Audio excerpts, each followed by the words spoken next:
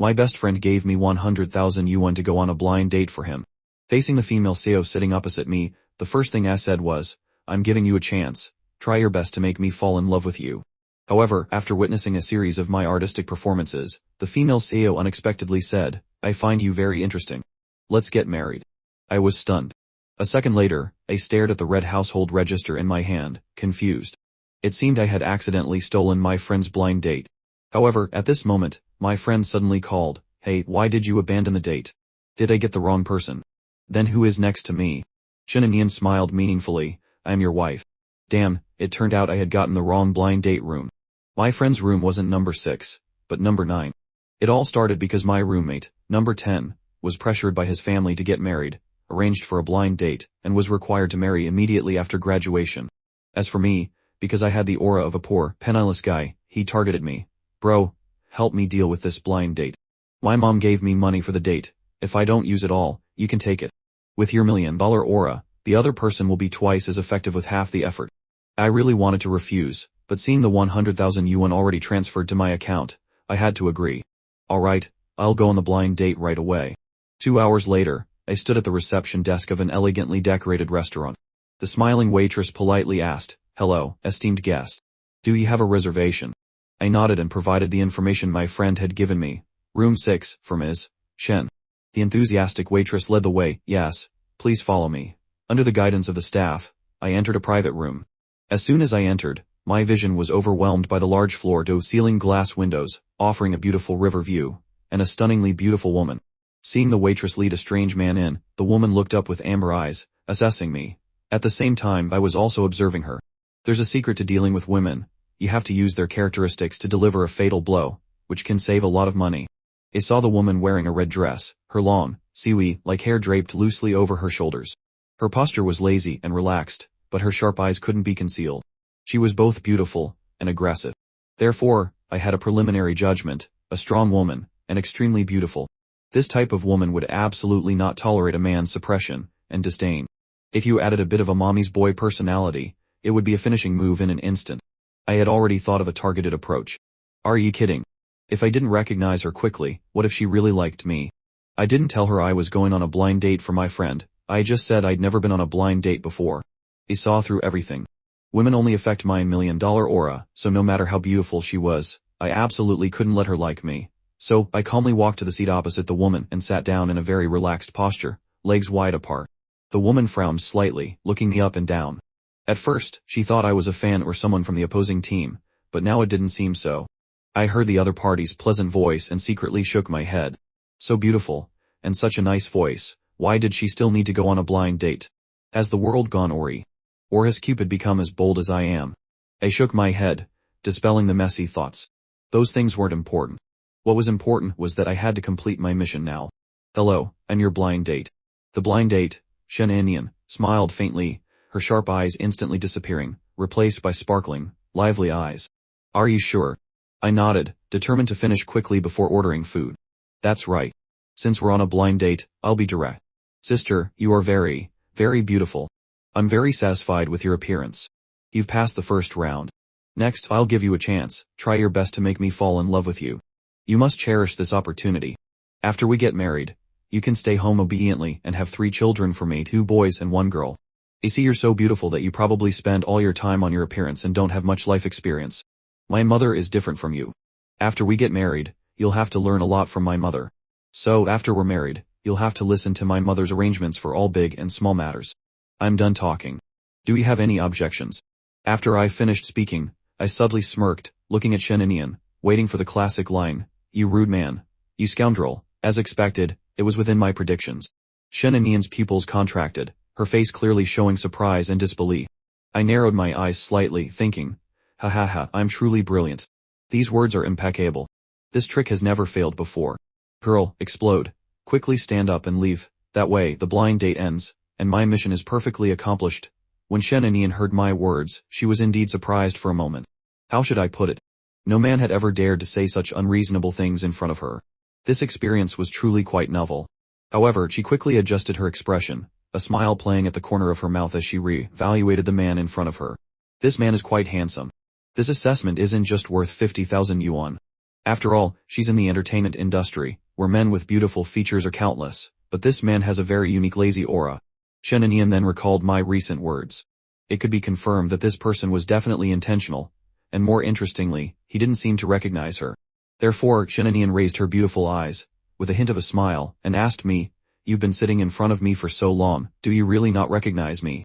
I was stunned, not understanding why the beautiful woman in front of me would ask such a question. Not only because I truly didn't recognize her, but even my own friend wouldn't recognize her, right? Otherwise, how would he dare to put on such a show? But in a flash, he understood. Beautiful and strong women often have higher self-esteem. Perhaps she's very famous in her circle, so she assumes others should recognize her. Therefore, I immediately realized this was still an opportunity to show off, and intentionally said, "Recognize what? We're on a blind date, don't be so confident, Miss Wine." I deliberately mispronounced her surname. This common and careless form of address would definitely make people extremely disgusted. Another fatal blow. I secretly smiled contentedly. Meanwhile, Shen and Ian couldn't help but chuckle after hearing this sentence. Her beautiful, foxy eyes sparkled with unusual vivacity. She began to seriously evaluate me, sitting in front of me. Interesting, very interesting. Such a showy display probably meant he didn't want to accept the blind date arranged by his family but couldn't refuse to come. This person is actually quite good, he knows how to pour dirty water on himself. Thinking of this, Shen and Ian developed an idea to tease me. I looked at the smile on Shen and Ian's lips, and for some reason, I felt a slight chill down my spine. So, I nervously tapped the table, leaning forward slightly, creating a rude posture. "I've sat in front of you long enough. Yes or no, just one word. My time is precious. Although I know I'm very handsome, you staring at me like this isn't suitable for a lady's dignity." Shen and Ian was inwardly overjoyed, but on her face, she deliberately showed hesitation. What if I say no? As soon as I heard that, I was overjoyed, but my expression remained unchanged. "You're so beautiful, I'll give you another chance. Seize it well. Come on, tell me, yes or no." Ha ha ha, Shen and Ian couldn't help but laugh out loud. Her laughter was like silver bells, making people forget everything. I looked at Shen and Ian laughing like that, and I felt a feather gently brush against my heart. Then Shen and Ian stopped laughing, her beautiful eyes slightly narrowed, and she gently nodded. "Actually, I think you're quite good." Yes. "What did you say?" I thought I misheard, and subconsciously asked again. Shen and Ian's eyes fluttered seductively, her body leaning slightly towards me, revealing her slender, fair neck. "Aren't you my blind date? I agree now." I was completely bewildered. Do beautiful women these days all like this type? No, this woman in front of me isn't following the script. I thought back to my previous performance. It wasn't wrong, all fatal blows. What on earth is going on? Countless question marks swirled in my head, leaving me in a daze. Then I quietly took out my phone and messaged my friend, "Something's wrong. My tactics don't seem to be working." The other party replied immediately, "I was just about to ask if you were stuck in traffic somewhere. The girl has been waiting impatiently." "I've been here all along," I typed while carefully observing Shen and Ian, a little confused. At this moment, my phone started vibrating continuously. "Damn, the room number I gave you was wrong, it's room 9. How embarrassing. So embarrassing. Right to her door. Didn't you check the message again?" You know, going on a blind date with the wrong person isn't scary. What's scary is having said a bunch of weird things to them. My toes in my shoes started curling up, not to mention my facial expression becoming richer. Meanwhile, Shen and Ian, with a perplexing smile, quietly watched me. "Ha ha ha, I'm sorry, there was a little misunderstanding just now."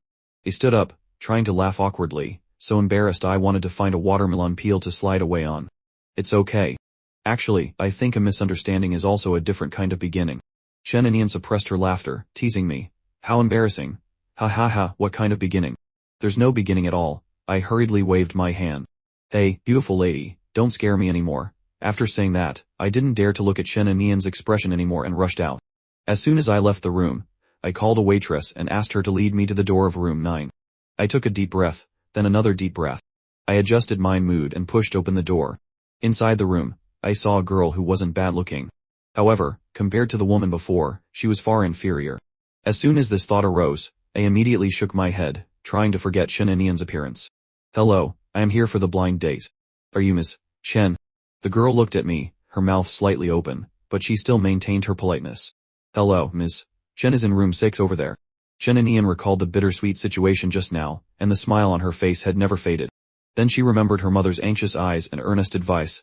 "And Ian, our family's assets are enough for you to live comfortably your whole life. Of course, if you don't want to inherit the family business, and want to be a star, I won't stop you." but a daughter still has to think about her future. You're already 26, Shenanian, sitting next to her mother, only felt a headache listening to these words and reluctantly said, Mom, don't worry, I'll pay attention. If I meet someone suitable, I'll make a decision right away.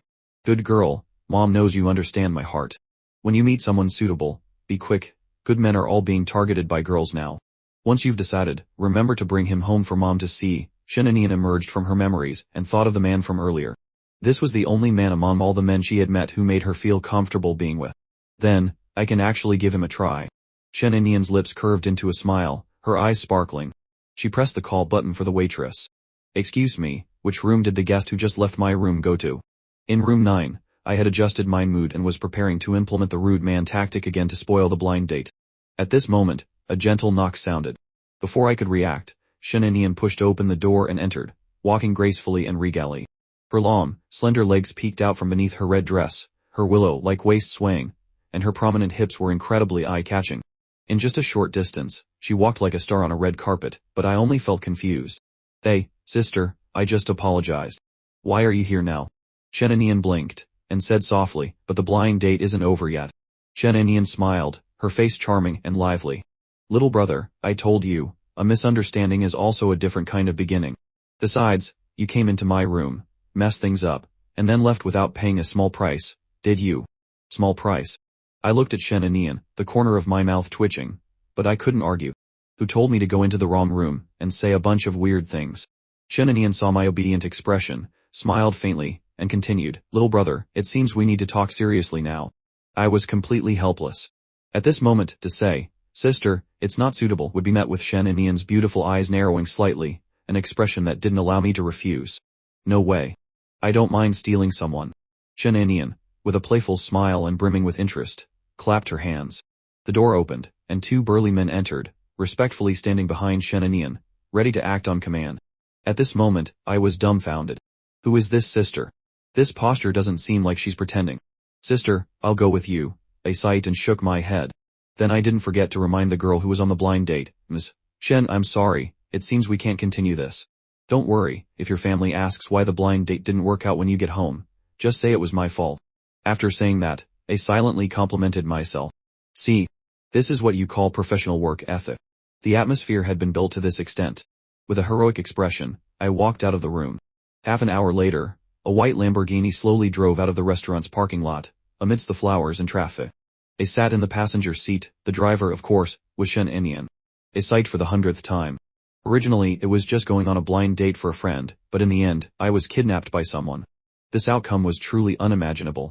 In the car, Shenanian steered the wheel with one hand and gently touched my head with the other. Don't sigh anymore. Think seriously about what I just said. You won't regret going with me. The corner of my mouth twitched, and I quickly brushed Shenanian's hand away. Sister, please respect yourself. Respect myself. Shenanian retracted her hand as if nothing had happened and chuckled. Hearing this meaningful laugh, I only felt a headache and quickly turned my face to look out the window, feigning deep thought. Just now, the bodyguards had escorted me into Shenanian's car. Then, as soon as she opened her mouth, she asked me to be her boyfriend. It was too abrupt. I knew Shenanian was a woman who didn't follow the usual rules. At this moment, I could only sincerely say, Sister, you're so beautiful, you must not lack suitors. Why cling to me? Drop me off by the side of the road. Let's go our separate ways from here. Break up. These words were long anticipated by Shenanian, so she calmly said, I can understand if you don't want to find a girlfriend, but will your parents understand? I'm sure your parents aren't open-minded enough to let you stay single forever. Otherwise, why would there be this blind date just now? Hearing that, I was stunned. I hadn't told Shenanian that I was going on a blind date for a friend, but the direction of her words was correct. I could be single and free, but my parents had already started urging me to get married. Although I could find countless ways to sabotage all blind dates, I couldn't keep going on blind dates and ruining them forever. Seeing a slight change in my expression, Shenanian knew she had hit a nerve, so she continued, Little brother, the reason I could say those words just now, I think you also know, is because you and I are in similar situations. So, why don't we pretend to be boyfriend and girlfriend? When we need to deal with our parents, we'll be together. At other times, we'll do our own thing, it won't affect anything. How's this proposal? I didn't answer immediately but fell into contemplation. A beautiful and outstanding person like Shenanian, I believe no parents would dislike. Bringing her home to deal with my parents would definitely be fine. So beautiful, it seems I can agree. Therefore, I nodded. Okay, I agree. As soon as I finished speaking, an electronic voice sounded in my head, detecting that the host has completed a major life event for the first time, having a girlfriend for the first time. The happy life system has been activated. After that, I couldn't be at peace. I decided not to argue with the system. I didn't even need to think, I knew the system was the golden key to my success in life. With the system, there were only 2 words, take off. But the reason for activating the system was that I had a girlfriend for the first time. What legitimate system would be activated in this way? In these years of transmigration, I had also dreamed that one day I would suddenly activate a system. I even imagined this system to be a lucky draw system or a sign system or a reputation system, but there was no response, so I had dismissed the matter from my mind.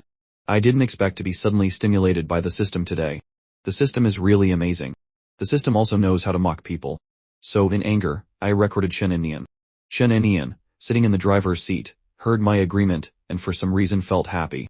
Afraid I would change my mind, she quickly said, so we have an agreement. From this moment on, we are in a boyfriend-girlfriend relationship. Little boyfriend, I'll take you to a wonderful place. After saying that, Shen Enian stepped on the gas, and the Lamborghini turned onto another road. I no longer had the energy to ask where we were going and just sat silently in the car, starting to examine the system panel. Very quickly, I understood that the system was a sign in system. By signing in at designated locations, I would earn accumulated points, and accumulated points could be exchanged for items in the system store. I was overjoyed, and opened the system store again. The system store had physical enhancement potions, charm enhancement potions, erectile dysfunction pills, delicious lollipops, American cooking skill books, financial investment skill books, magic skill books. The items in the system store seemed a bit strange. At this moment, Shen Enian was focused on driving, not looking at my expression or talking. So I felt at ease researching the system. System, open my personal information panel. As soon as the personal information panel opened, the first thing I saw was my physical fitness index. Then I thought, is this a mistake? The physical fitness of an average person is 50. My physical fitness is only 20, not even half of an average person's. What kind of physical fitness is 20 points? Too weak. I felt a little shocked, but there was nothing I could do. I could only quickly improve it. To improve it, I had to get physical enhancement potions in the store. In this moment, I thought a lot. In the silent atmosphere, the Lamborghini drove directly into the garage of a villa. Shen Enian looked at me with a charming smile and winked. Get out of the car, little brother. Why didn't you say anything in the car just now? Aren't you happy being my boyfriend? I raised an eyebrow and smiled. No, I was just thinking about something. Shen Enian smiled charmingly and nodded. I believe she has now entered the official acquaintance stage. My name is Chen Ziz, 25 years old. Shen Enian smiled faintly after hearing that. 25. So you're really a little brother. Call me sister. Sister is a bit old, I think we're not compatible. Little brother has a temper too. Shen Enian patted my shoulder. Before meeting me, you went on blind dates several times, right? Hearing that, the corner of my mouth twitched. With your expression like that, what do you think, sister? Shen Enian smiled even brighter. Alright, I won't argue with you. Don't do that again in the future. I was stunned. What's wrong with this woman? Is she already starting to get jealous? It can't be that bad, right? I felt insulted, so I chose not to say anything. Seeing that I wasn't speaking, Shen Enian wanted to tease me even more. She blinked her big eyes. Genziz, let me ask you a question. Have you ever been in love? Shen Enian looked at my self-absorbed expression and gave up on teasing me. It's okay, I'll let you experience it. I subtly pouted. I believe in ghosts, but not you. While talking, the two of us had already left the garage. I glanced around, admiring the villa Shen Enian had brought me to. Oh, quite large. It seems Shen Enian is also a wealthy woman. But if you can drive a Lamborghini, living in a villa is normal. Wait, why did you bring me here? I suddenly realized, with this woman's unconventional personality, she wasn't going to meet her parents, was she? Shen Enian understood my meaning, and rolled her eyes charmingly. What are you thinking, Chen Ziz?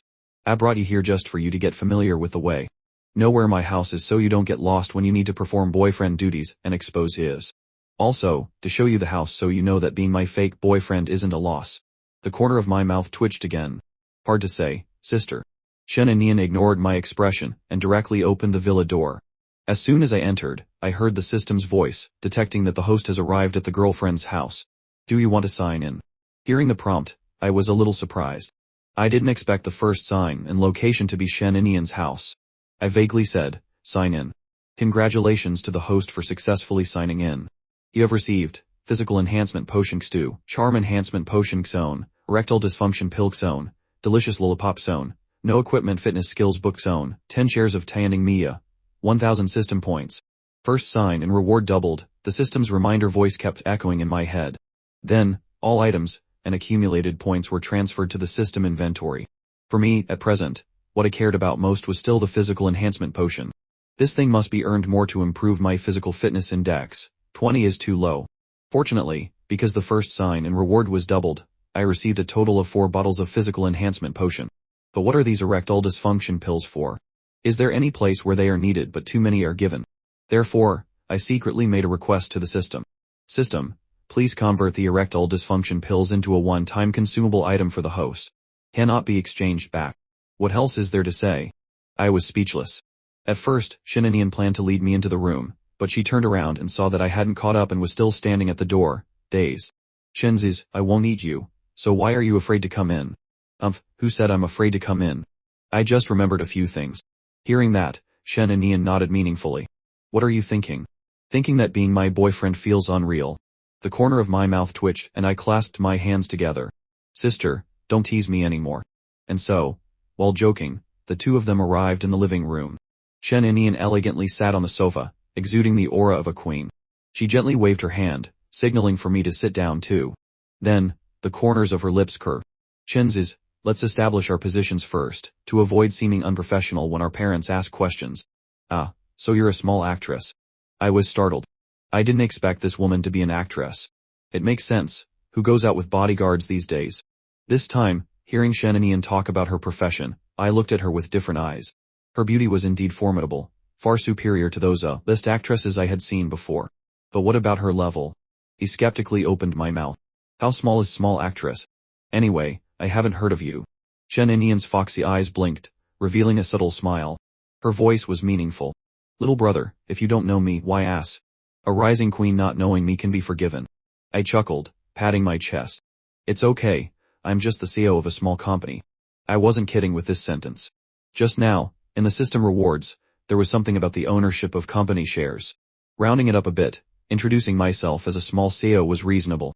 Shinanian laughed so hard that her entire body trembled, and the diamond earrings on her earlobes gently brushed against her cheeks. A faint fragrance wafted into my nose. Shinanian leaned towards me. Small CEO, I'm waiting for you to perform, little brother. I have high hopes for your potential. Shinanian said playfully. Sister, I also have high hopes for you.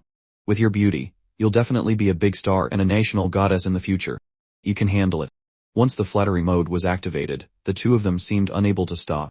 After a while of conversation, Shinanian and I had a general understanding of each other. Shinanian was a small actress, but not young, and was often urged by her family to get married. While eating in a private room at the hotel, she was mistaken by me as my blind date. The result was that she unexpectedly found me not bad, and developed a little interest. I was also like that. I originally didn't want to get married, but I also had to consider my parents at home. Plus, I was forcibly kidnapped by Shinanian. So, I might as well continue like this. Sister, it's late. I'm going home first, I said, looking at my watch and standing up to bid Shinanian farewell. Because Shinanian was extremely beautiful, had a good figure, and sitting next to me, her slender waist, long legs, and the scent constantly entering my nose, I just felt a certain unspeakable place getting a little hot. I have to say, women really affect a man's prone posture. Isn't this forcing my little brother to strive for success? But Shinanian underestimated her charm. Already want to leave? You haven't sat here long. Shinanian rarely met a man like me whom she didn't dislike, and with whom she had a very harmonious conversation. Now that I wanted to leave, she was a little reluctant. Coming from a good family, and then becoming an actress, people who could talk honestly with her were truly rare. But just now, while chatting with me, she naturally felt very comfortable. Everything is arranged. Do I really have to go? I took a deep breath, then another deep breath. I smiled and said, actually, I find talking to this actress sister quite comfortable. She doesn't have the arrogance of a star, and talks very naturally and comfortably. But if I don't go, I really can't hold it in anymore. Luckily, I wore loose pants today, so it's not too bad. Seeing my determination, Shinanian reluctantly stood up to see me off. Alright, I'll drive you home. No need, thank you, I hurriedly refused, then tried to suppress myself and quickly walked out of the villa door. Just as I thought I had escaped, wait, I was startled, standing still, not daring to move. What's wrong? Shinanian gracefully walked over.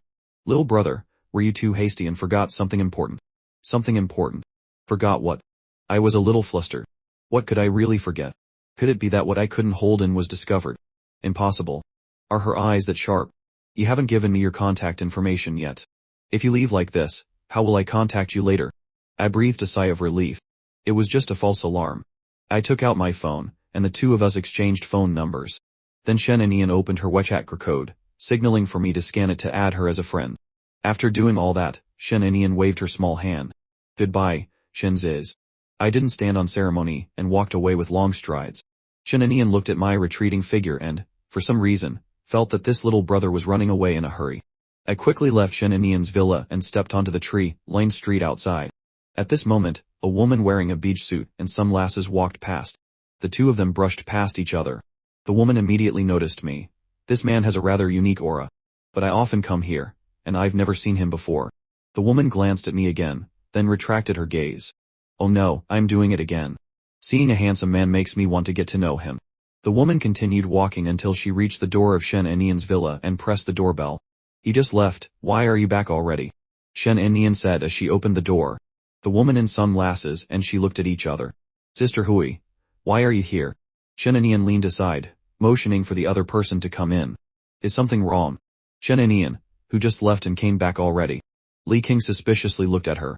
Sister, you misheard. I didn't say anything. Come in. Shen and Ian hurriedly pulled Li King into the villa, and closed the door. Li King no longer paid attention to that, as there was something more important. She crossed her arms and looked at Shen and Ian. What's going on? We had a meeting in the private room, and I didn't see you. I called you, and you didn't answer. Tell me, where did you go? Hearing Li King's question, Shen and Ian slapped her head. Oh no, I forgot. Sister, something urgent came up at home that I had to deal with. I was too busy and forgot. You know, my phone is always on silent, so I didn't get your call. Shen and Ian always kept her phone on silent so as not to disturb her filming, and it had gradually become a habit. Li King didn't suspect anything, just frowned slightly. This cooperation of ours is quite important. He left like that, wasn't it something serious? Do you need my help? Li King is Shen and Ian's manager, over 30 years old, a capable woman. She has outstanding ability, works efficiently and meticulously, and is a well-known manager in the entertainment industry. Shen and Ian's debut was thanks to her. Initially, Li King managed many artists, but after Shen and Ian became famous, she transferred the other artists and focused on managing Shen and Ian. Not only because Shen and Ian was beautiful and had good professional skills, but also because the two of them got along very well. Li King also wanted to reduce her workload and consider marriage. Currently, Li King only works as Shen and Ian's dedicated manager. Before, they had agreed to meet at the restaurant to meet the film crew, which was also a small interview. As a result, the entire crew arrived, but Shen and Ian was nowhere to be seen. Li King worried that something had happened to Shen and Ian and hurriedly called to contact her, but no one answered. She rushed to her house. Hearing Shen and Ian's explanation, she didn't care about personal matters anymore and hurriedly asked. Shen and Ian knew she couldn't hide it from Li King's eyes. She gently shook her head, not because she didn't trust Li King, but because she didn't know how to start. After much thought, Shen and Ian decided, I won't tell Sister King about my situation for now, to avoid her worrying too much about the fake boyfriend story. Sister King, it's a bit inconvenient to talk about family matters, but don't worry, it's resolved. You rushed here, so you must not have eaten, right? Let's go eat, I'll treat. Shen and Ian hooked her arm around Li King's, a little playfully, like a small cat, completely devoid of the fierce look she had when facing me. Li King glanced at her, and seeing Shen and Ian's expression, she knew it was truly nothing serious, so she breathed a sigh of relief. It's good that it's resolved. Luckily, you still have some conscience. I returned home, and the first thing I did was go into my bedroom to study the system rewards. That physical enhancement potion was exactly what I needed right now. I didn't know how effective it would be, but I had to try it anyway. I changed my shoes and happily prepared to go back to my room. At this moment I found a tiger blocking the way in the middle of the living room. It was a beautiful woman. The tea was on in the living room, but it had become background noise. The woman glared at me. In this world, the only person who dared to stare at me without blinking was my mother. Mom, are you watching tea? Haha, I felt the situation was a bit off, laughed awkwardly, and then tried to run back to my room. Wait, Li Fang waved her hand, calling me. Xiaozis, come here and sit. I obediently sat next to my mother. As expected, before I could sit still, I felt a sharp pain in my ear. In my heart, I cried out, I've been grabbed by my mother's fate. However, Li Fang naturally didn't bear to squeeze hard, it was just a gentle tug. Her words were the most important. Look at you, it's been several years since you graduated, why haven't you found a girlfriend yet? Aunt Lei is already holding her grandchild, Mom is so envious. I was stunned. Who is Ante Lai? What's wrong with holding a grandchild? My mother was agitated. But Chen Anian was right. My mother would absolutely not allow me to stay single forever. Fortunately, this matter was resolved. Mom, speaking of this, I was just about to talk to you about it, I said without hesitation, patting my chest. I recently liked a girl and just managed to pursue her. Now I have a girlfriend. This kid even dares to lie to his mother. In this world, how can there be such a coincidence? So her hand that was pinching my ear exerted a little force. Are you getting spoiled? Lying to Mom. Do you think girlfriends are issued by the state? That they appear when due? Mom is worried, but not to the point of losing her mind. How can I believe such nonsense? I don't care. The Manhwa Shen and Ran didn't go to rest immediately but took out her phone to open her contacts. Chuntrich Shenzech finished eating and returned to his room, looking in the mirror for a moment, very satisfied with today's harvest. With such a good physique, it would be a waste not to play games. Chuntrich felt full of energy, so he opened his beloved computer to see if his hand speed had improved significantly.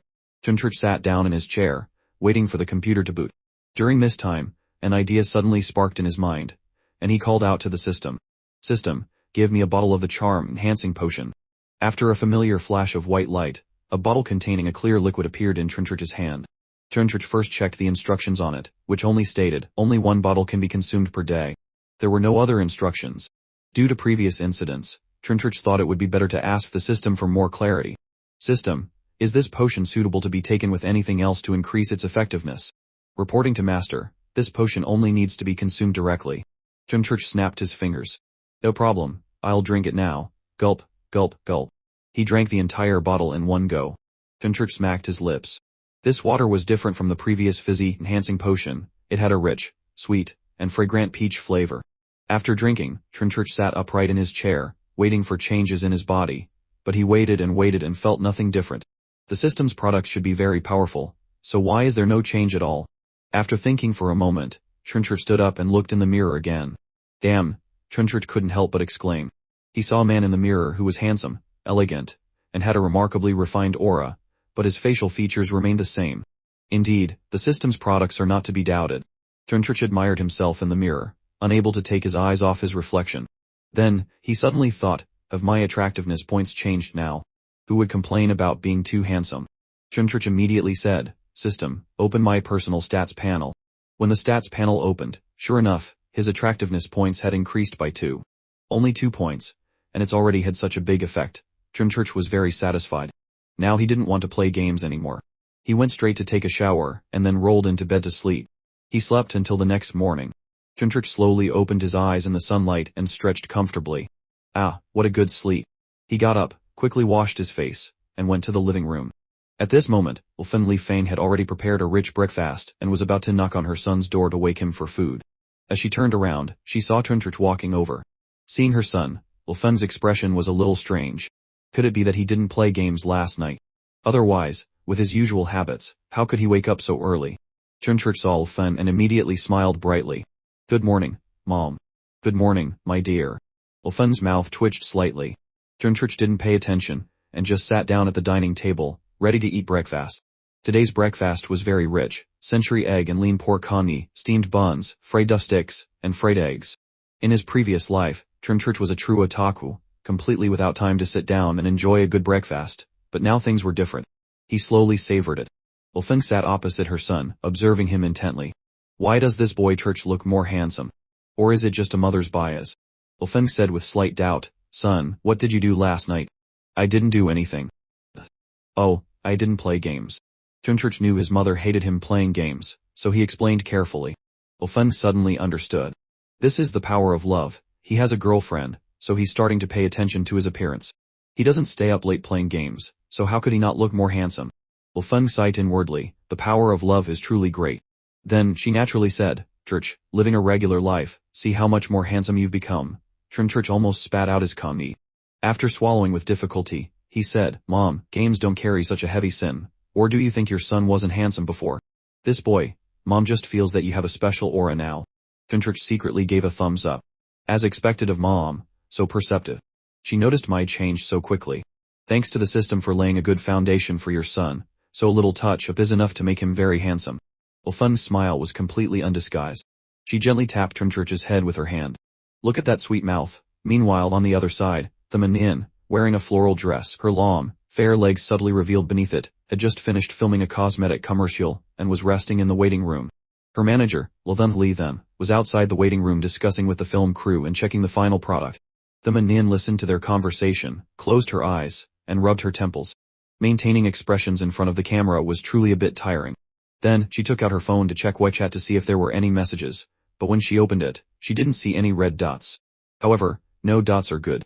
The Manhwa has obsessive-compulsive disorder. If she sees a red dot, she has to tap it immediately, otherwise she feels uncomfortable. Scrolling, she reached the chat interface with Trinchurch, which she had just added yesterday. There were no messages. The Manhwa's beautiful fox-like eyes narrowed slightly. Little brother Trinchurch, you've added a star sister, but you're not actively contacting me. What's going on? Am I not pretty enough or not charming enough? At this moment, Trinchurch was playing a game in front of his computer. Don't go into the bush, there's someone there. Alright, prepare the ultimate. It must be said that after his physical enhancement, it was truly enjoyable to play games, and he was much more agile than before. Just as the match was intense, Trinchurch's phone on the desk rang with a message notification. Trinchurch casually tapped to open it. The Manhwa, Trinchurch, I heard you really like anime. Trinchurch was slightly stunned, quickly picked up his phone, and replied, where did you hear that rumor, sister? That's not true.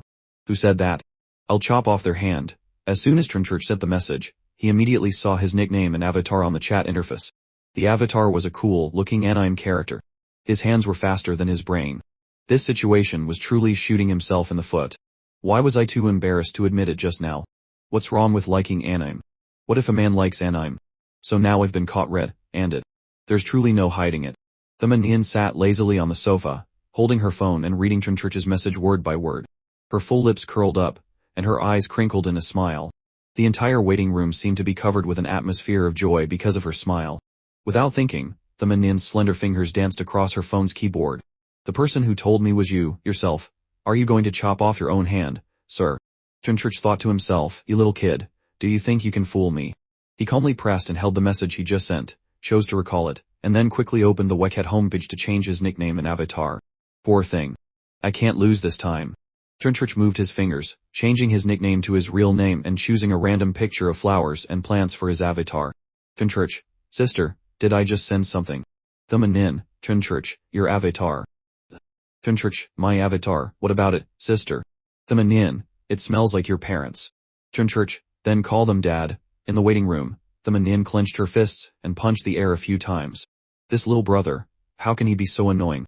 Then, her beautiful eyes gleamed as an idea sparked in her mind. The Manhwa hummed. Don't think recalling a message will make everything alright. I already know you like anime. Trinchurch, sister, I was wrong. Honestly, what's wrong with liking anime? Why are you suddenly looking for me? I almost forgot. I am indeed looking for you for something. Mom knows you're my boyfriend and is very interested in you, she wants to meet you. In fact, the reason the Manhwa was looking for Trinchurch at this moment was also because her mother had said today that she wanted to meet Trinchurch. She had refused, citing work commitments, but Trinchlan Jongjalan was not reassured and suggested meeting via video call. So it couldn't be avoided. Trinchurch heard this news, his fingers tapping on the keyboard. We just confirmed our relationship yesterday. Is your family in such a hurry? What should I do on my end? Don't worry, you don't have to meet in person now. Just come to my house and we'll have a video call. Seeing this, Trinchurch felt relieved. With the current relationship between him and the Manhwa, if they met in person, he would still be nervous. But if it was just a video call, the feeling was completely different. Therefore, he slowly typed, okay, sister. When is the most convenient time for me to come to your house? After 5 p.m, you're free. You decide the time, and the location is my house. Okay, no problem. Leave it to your little brother. On this side, the two ended their conversation. The smile on the Manhwa's lips hadn't faded yet when she was caught. Manhwa, who are you talking to? You're smiling like a cat who stole cream. Then pushed open the door of the waiting room, walked in, and patted the Manhwa's shoulder. The Manhwa was startled, quickly turned off her phone screen and put it in her bag. Sister then, nothing. Then, she changed the subject. You scared me. Why didn't I hear you coming? Thun looked down at her 5 high heels. Walking like this, and you still didn't hear me. She stamped her feet a few times, and the heels clacked clearly on the tiled floor. Therefore, she looked at the Manhwa suspiciously. Manhwa, I think you were too engrossed in talking. Tell me, who were you talking to? What's going on? Not talking to anyone, nothing. The Manhwa's expression remained unchanged, calmly looking at Thun. It's just my little cousin who wanted to play with me. We were just talking about some fun things. Is that so? Ulthen thought for a moment. It was common for girlfriends to chat, so she didn't ask further and said, "Alright, there's an urgent matter I need to tell you about now. Listen up." When this was mentioned, the Manhwa's expression immediately became serious, and she looked intently at Ulthen. "Our cooperation with Manhwa Film and Television has a problem. They suddenly suspended our contract." The Manhwa frowned, asking, "Why?" Ulthen sighed. "They didn't give a reason, just informed me. After I argued, they said they wanted us to meet in person to discuss." The Manhwa closed her eyes, her slender jade fingers gently rubbing her temples. "It seems like the other party is not coming with good intentions. We cannot tolerate this. They want to crush us, so we must make them taste defeat. Don't go to meet them when their momentum is at its peak." Ulthen nodded. Time passed quickly. Turnchurch played games to his heart's content, then looked at the clock. It was just the right time. Then, he opened his system bag and took out another bottle of physique-enhancing potion. After drinking the potion and doing some push-ups and sit-ups, Turnchurch's abs, which were previously vaguely 2 back, had become a clear 4 back. His arm muscles had also become more prominent. He moved his body on the spot, feeling full of power. This feeling made him very satisfied. The urgent problem from before had been solved. Now, his physique could be said to be far beyond normal. Turnchurch opened his wardrobe, casually picked out a set of clothes, and walked out of the room. "It's time to go to the Manhwa's. Mom, I'm going out for a bit. Don't wait for me for dinner." Ulthen, busy in the kitchen, heard her son say he was going out and poked her head out in surprise. "Zek, are you going out at this hour?" "Don't worry, Mom.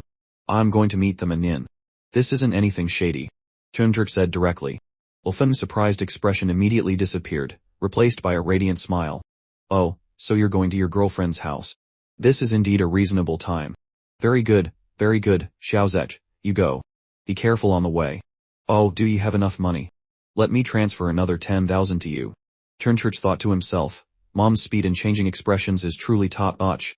A moment ago, she was full of suspicion, but as soon as I mentioned the Manhwa, she immediately smiled like a blooming flower. "Is it really necessary?" Turnchurch shook his head, left the house, hailed a taxi, and told the driver the Manhwa's home address. Today's journey was very smooth. He didn't encounter a single red light the entire way. In less than 40 minutes, Turnchurch arrived at the Manhwa's doorstep. He pressed the doorbell. The Manhwa was sitting on the sofa, contemplating the Manhwa Film and Television contract cancellation. Hearing the doorbell, she looked at the surveillance screen, saw Turnchurch, and quickly stood up, taking small steps to open the door. "Little brother Turnchurch, you're late. Sister waited for you." The rest of her words caught in her throat as she clearly saw Turnchurch. In the Manhwa's eyes, an expression of surprise appeared. In just one night, Turnchurch seemed to have become more handsome, and even his physique had improved significantly.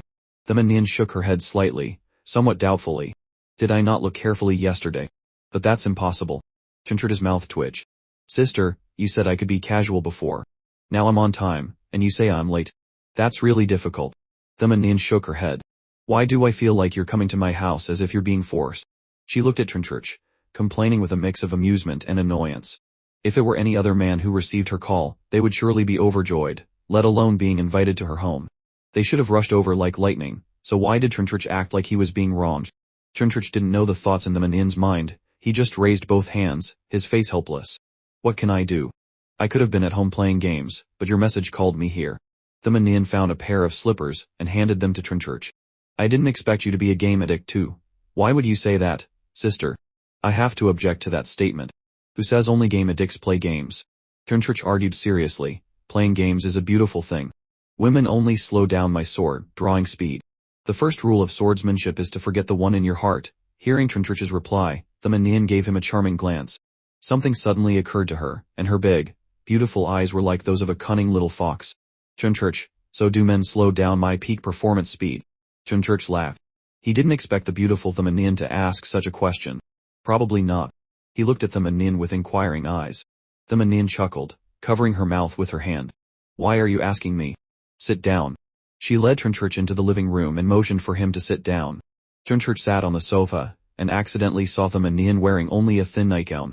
Although it was loose clothing, it still couldn't hide her hot figure, plump breasts, slender waist, and firm buttocks. He swallowed, trying to control himself from looking at her chest and neck. Be persistent, no improper thoughts. "Sister, when will auntie call?" "We'll have dinner at 7 p.m. and then we'll video call at 7 p.m. The Manhwa replied leisurely. Turnchurch knew the specific time, so he wasn't in a hurry. He would just wait until 7 p.m., and after the call, he would quickly go home. The two sat on the sofa. The Manhwa held her phone, opened Weibo, and read all kinds of news. This had become her daily habit. Being a celebrity was like that. There was a ton of news all day. Even if she didn't reply, she still occasionally checked it. As soon as she opened Weibo, a flood of comments appeared. The Manhwa, I love you, I want to have children with you, the person above, how can you give birth? Get lost, let me give birth. You're a girl, and let's have children together. Girls can't have children with girls either. She continued to scroll through the comments. Stinky female warrior, fake queen, not enough strength but big face. That's right, I admit the Manhwa is beautiful, but it can't hide the fact that she's just a pretty face. Compared to our Hanyan Hong Yan, she's far inferior. Reading this, the Manhwa's beautiful eyebrows furrowed slightly. She had never participated in such arguments and only wanted to do her job and deliver good works. She didn't expect such things to happen. The Manhwa's stomach suddenly rumbled, breaking the silence in the living room. The atmosphere seemed a little awkward. Chunchurch, who was scrolling on his phone, looked up in surprise at the Manhwa. So, even a fairy gets hungry. The Manhwa's cheeks immediately flushed red like the setting sun. How embarrassing, how can a girl make such a sound? She glared at Chunchurch. What are you looking at? Isn't being hungry a normal thing? At this moment, the Manhwa couldn't maintain her noble demeanor. Meeting a boy, she just wanted to find a hole to crawl into. Being hungry is indeed a normal thing. I just didn't expect a goddess to get hungry too. A goddess isn't allowed to get hungry, the Manhwa said indignantly.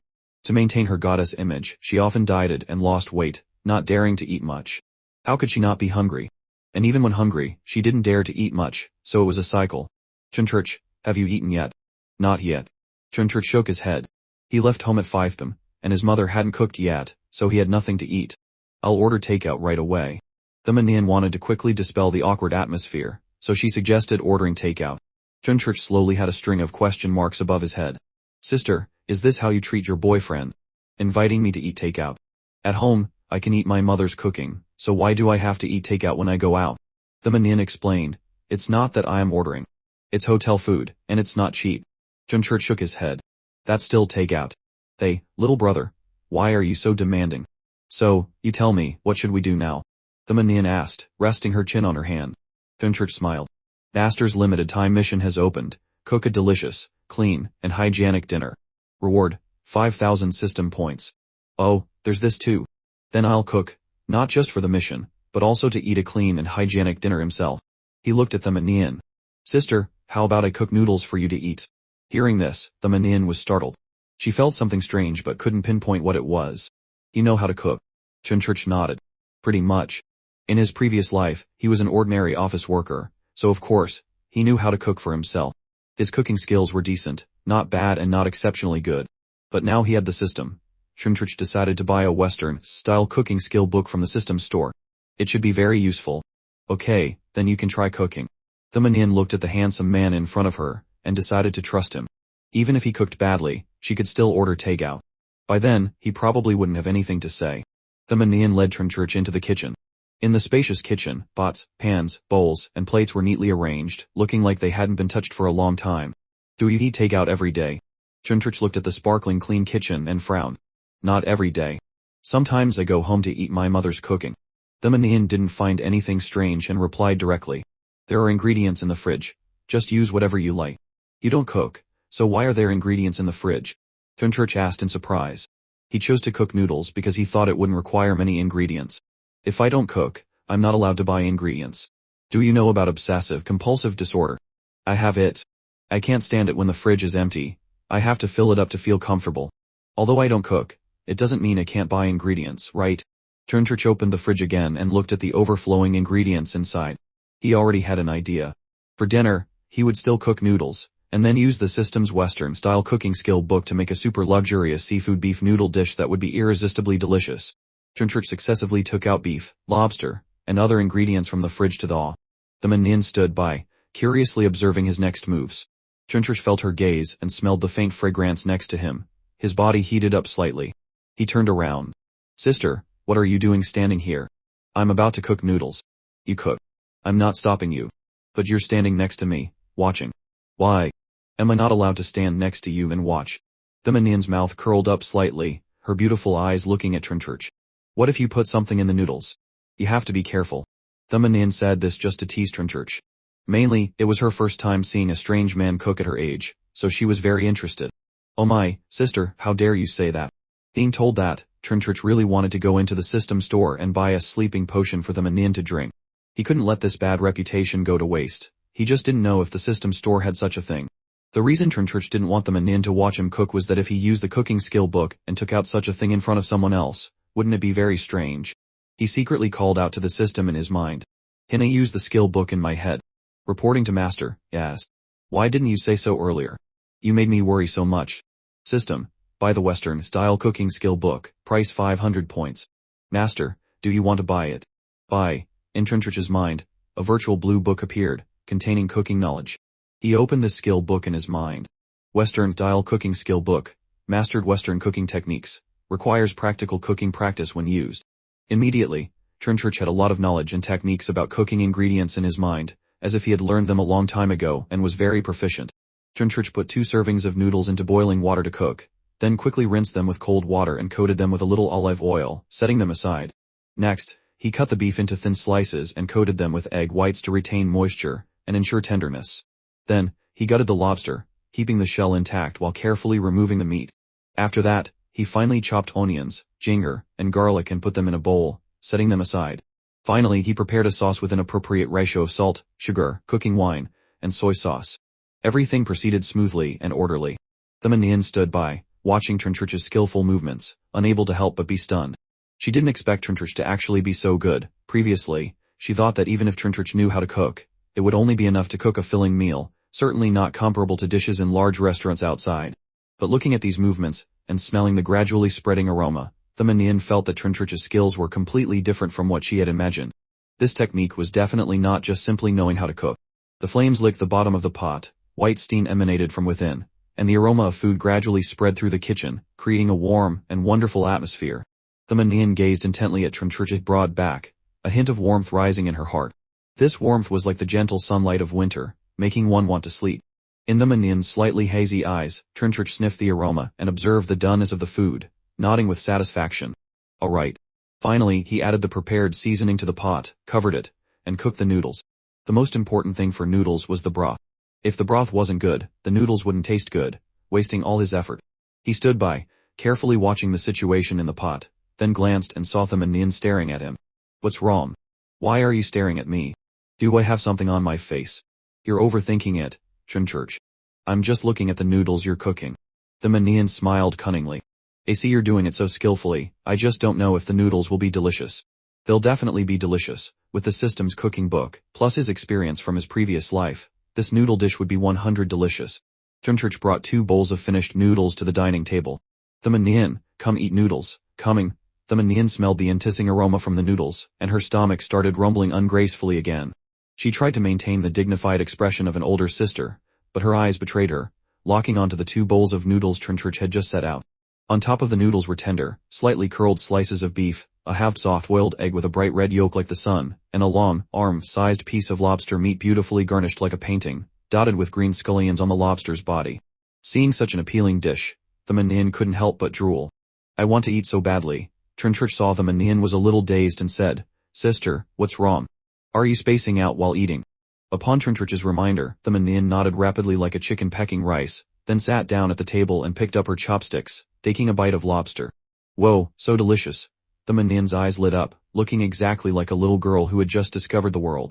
This noodle dish is so good. Her big, beautiful eyes sparkled with countless small stars. As a big star, the Manhwa had eaten countless delicious dishes, but she had never eaten anything as good as Trintrich's noodles.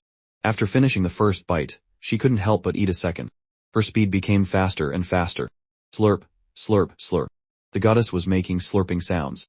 Suddenly, she stopped eating, reaching out to gently pinch her waist. It seems I can't eat anymore. If I eat more, I'll get fat. How can I look good on camera if I'm fat? But looking at the half-eaten bowl of noodles and beef, the Manhwa frowned, very reluctant. Or just this once. I'll break my diet for one meal today, it's fine. I've been dieting for so many years, enjoying myself a little won't hurt, right? Trintrich looked up and saw the Manhwa staring intently at the half-eaten bowl of noodles in front of her. Just break the rule once, it's fine, right?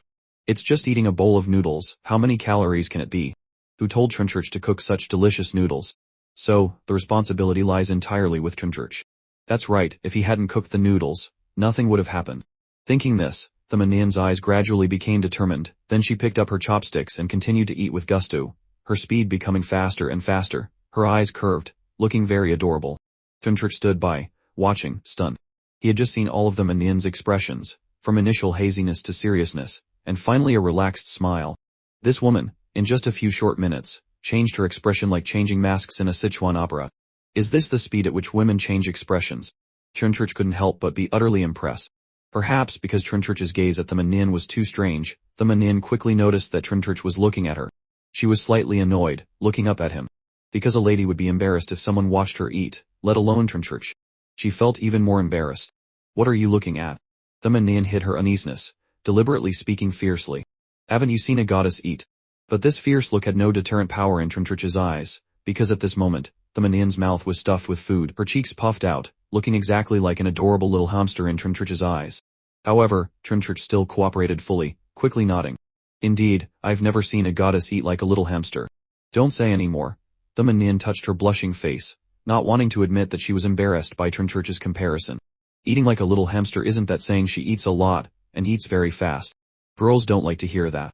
But you're not allowed to look anymore. The manhwa took out her authoritative demeanor, and ordered Chunchurch. Chunchurch quickly lowered his head, hiding his smile. Okay, I won't look anymore, I won't look anymore. That's more like it. The manhwa was satisfied, and in her heart, she started eating again. So delicious, so good. If only Chunchurch could cook for me every day from now on, that would be great. But it seemed there was no reason to make him do that. The manhwa's beautiful eyebrows furrowed. After a while, Chunchurch and the manhwa both finished eating. After briefly clearing the table, they both sat on the sofa in the living room to rest, especially the manhwa. Today, she had eaten her fill, her little belly round and full, leaning against the soft sofa with a look of enjoyment. Oh, so full, it's been so long since I've eaten this much. The manhwa looked at Chunchurch, and asked curiously, how long have you been practicing your cooking skills? You didn't happen to take a cooking class, did you? How could he talk about the system? Chunchurch smiled and shook his head. Sister, you're so smart. How about you guess? Wait a minute, don't tell me you learned to cook for a certain girl. These words fell into Chunchurch's ears, and he felt something was off. What are you thinking, sister? Can't I be talented? The manhwa smiled, rubbing her belly. But what excuse can I use to entice Chunchurch to cook again next time? But immediately after, she suddenly remembered a terrifying fact. Actresses have to maintain their figure. The manhwa immediately became sad. She secretly told herself, there won't be a next time. I have to maintain my figure. This was truly the first time since she started her career that she had eaten so much. Before becoming a star, although the manhwa paid attention to her figure, it wasn't to this extent. She still occasionally ate quite a lot. After becoming a star, she paid more and more attention to managing her figure, rarely eating as much as she did today. Chunchurch saw the manhwa looking like she was struggling with her thoughts again and had many question marks in his head. Then, he couldn't help but say, looking at your appearance, your family conditions must be pretty good, right? Why would a meal make you like this? Hearing this, the manhwa rolled her eyes. Idiot, you don't understand anything. It's not that I don't have food to eat, it's that I have to maintain my figure. Chunchurch's mouth twitched. Even a small actress has to control her figure. The manhwa was furious after hearing this.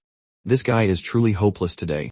But Chunchurch didn't understand the manhwa's choice. He only cared to say, dieting like that isn't good for your health.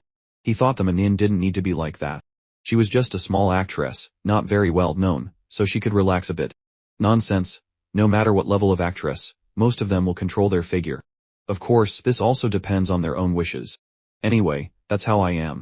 The manhwa winked cunningly. But thank you for your concern. I'll pay attention.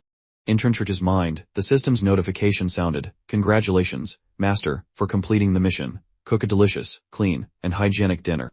Reward, 1,000 system points, financial investment skill book. At 7 p.m., the manhwa opened her tablet and video called her mother, Tring Chlan. Into the bathroom and then out to the dining room to have breakfast with mom. Xiao Jai, you don't have anything to do today, do you? Yes, nothing to do. Why? Mom, do you need my help with something? Shen Jai asked, taking a sip of porridge. My boy, what do I need your help with? I mean, if you're free today, you could go on a date with your girlfriend, hold hands, go for a walk, and stuff like that. Shen Jai's mouth twitched. His mother was this concerned. She was really pushing him. However, going out to play was impossible. He still had to stay home and play games. His physical fitness had improved to this level, it would be a waste not to use it for gaming. Yes, I know, Mom. Shen Jai agreed to his mother's request, but whether he went or not was another matter. Smart boy, my son. So obedient. Li Fang smiled and nodded. Chen Jai finished eating and went back to his room. He took out the remaining bottle of physical enhancement medicine, drank it in one gulp, and then expertly lay down on the floor to do push-ups. Meanwhile, Shen and Ran and manager Lethan drove to the Finho Entertainment building. Shen and Ran and Lethan walked side by side, their expressions slightly serious. Shen and Ran's beautiful willow-like eyebrows were furrowed. She couldn't understand what could make the company cooperate with them, regardless of the risk of breach of contract, and still want to terminate the cooperation. And Ran, don't lose your temper later. Let me ask them, Lethan said beside her. Shen and Ran smiled wryly. Sister then, I should be saying that to you. Let's talk nicely later. Lethan was famous for her hot temper among managers. If anyone dared to bully her artists, she would directly transform into a witch and fight the opponent, let alone Shen and Ran, her most beloved artist, being bullied. And Ran, do you think I am that kind of person? Clearly, what I'm best at is reasoning. Yes. Shen and Ran smiled and nodded. The two walked into the Finho Entertainment building. In the entertainment industry, there were three major media giants, Thin Media, Finho Entertainment, and Dunmo Entertainment. These three giants occupied half of the entertainment industry's resources and held a very important position. Thin Media, needless to say, was the leader among the three giants, with many A-list stars and superstars under its wing. Everyone took pride in cooperating with Thin Media. However, to cooperate with them, one had to have a sufficiently high status. Shen and Ran and Lethan walked into the Finho Entertainment building. For them, this place was very familiar. They went straight to the meeting room in the office building. Everyone in the meeting had already arrived. Jun Hongyan glanced at Shen and Ran as she walked in, her eyes filled with extreme jealousy and a hint of malice. Shen and Ran, you're finally here. I've been waiting for you for a long time, just waiting for you to come and eat cake. Shen and Ran walked into the meeting room but saw Jun Hongyan sitting there. She was slightly surprised, only furrowing her brows a little but saying nothing. Seriously, Shen and Ran was not afraid of Jun Hongyan, but she could feel the other party's hostility towards her. However, she didn't care. If a dog bites you, can you bite back? Everyone has arrived, let's start the meeting. The middle-aged man in the chairman's seat spoke. Lethan pulled Shen and Ran down to sit. The middle-aged man spoke expressionlessly. Our company, after an internal meeting, has unanimously decided to terminate the cooperation with Ms. Shen and Ran. Lethan immediately became furious, slamming the table and yelling, what internal meeting? Why didn't we know? Are you trying to treat us like monkeys? These resources are currently very important to Ran. You just say stop, and we stop. She was already dissatisfied with this matter, and now the other party's attitude made her even angrier. Once she got angry, she would explode. What internal meeting? It was completely nonsense. It was clearly a unilateral decision by Finho Entertainment, too much. Facing the furious Lethan, the middle-aged man in the chairman's seat remained expressionless. Lee, please mind your words. This is a meeting room. Damn it. Lethan slammed the table, stood up, and rolled up her sleeves, ready for a fight. Sister them, calm down. Shen and Ran next to her tugged at Lethan's sleeve, signaling her not to lose her temper. Being so aggressive on someone else's turf, she truly lived up to her name, Lethan. Lethan was still angry, but because Shen and Ran had spoken, she also restrained herself and sat down with an angry expression. Shen and Ran looked at the middle-aged man. I don't know the content of the previous meeting. Can you tell me the reason for terminating the cooperation? Hearing this question, the heavily made-up face of Jun Hongyan next to her revealed a smug expression. Still need to ask for a reason. Of course, it's all arranged by me. But Shen and Ran, you won't know. The middle-aged man looked up at Shen and Ran. Shen and Ran, I personally believe that your professional ability is not up to par, so we are terminating the cooperation with you. He knew that Shen and Ran's ability was very good, but there was no other way. This was a decision from above. He was just here to announce the result. Are you kidding? Our and Ran's professional ability is not up to par. Then who is? That Jun Hongyan. Lee sitting in her seat mocked. Jun Hongyan heard this, and her anger immediately reached its peak. She came here to see Shen and Ran embarrassed, not to be ridiculed by this Lee person. Lethan, then how do you explain your artist Shen and Ran altering the contract? Jun Hongyan said coldly. Even a fool knows and Ran was framed, Lethan retorted. Shen and Ran stood up, her expression unchanged. I understand. Sister then, let's go. Shen and Ran knew that nothing could be found out from this matter. Since that was the case, let's go. Could they really fight with these people? Lethan and Shen and Ran left the meeting room. Jun Hongyan sneered in her heart. No rolls, let's see what you can do. The two returned to the car. Lethan patted Shen and Ran's shoulder. Don't worry, and Ran. If not this place, there will be other places.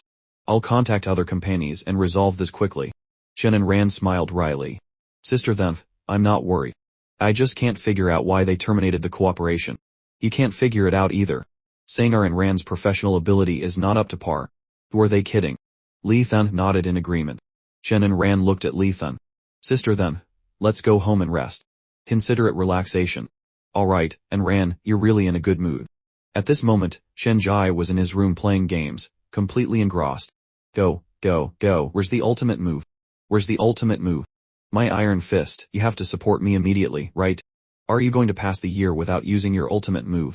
If I could start over, would I still love you?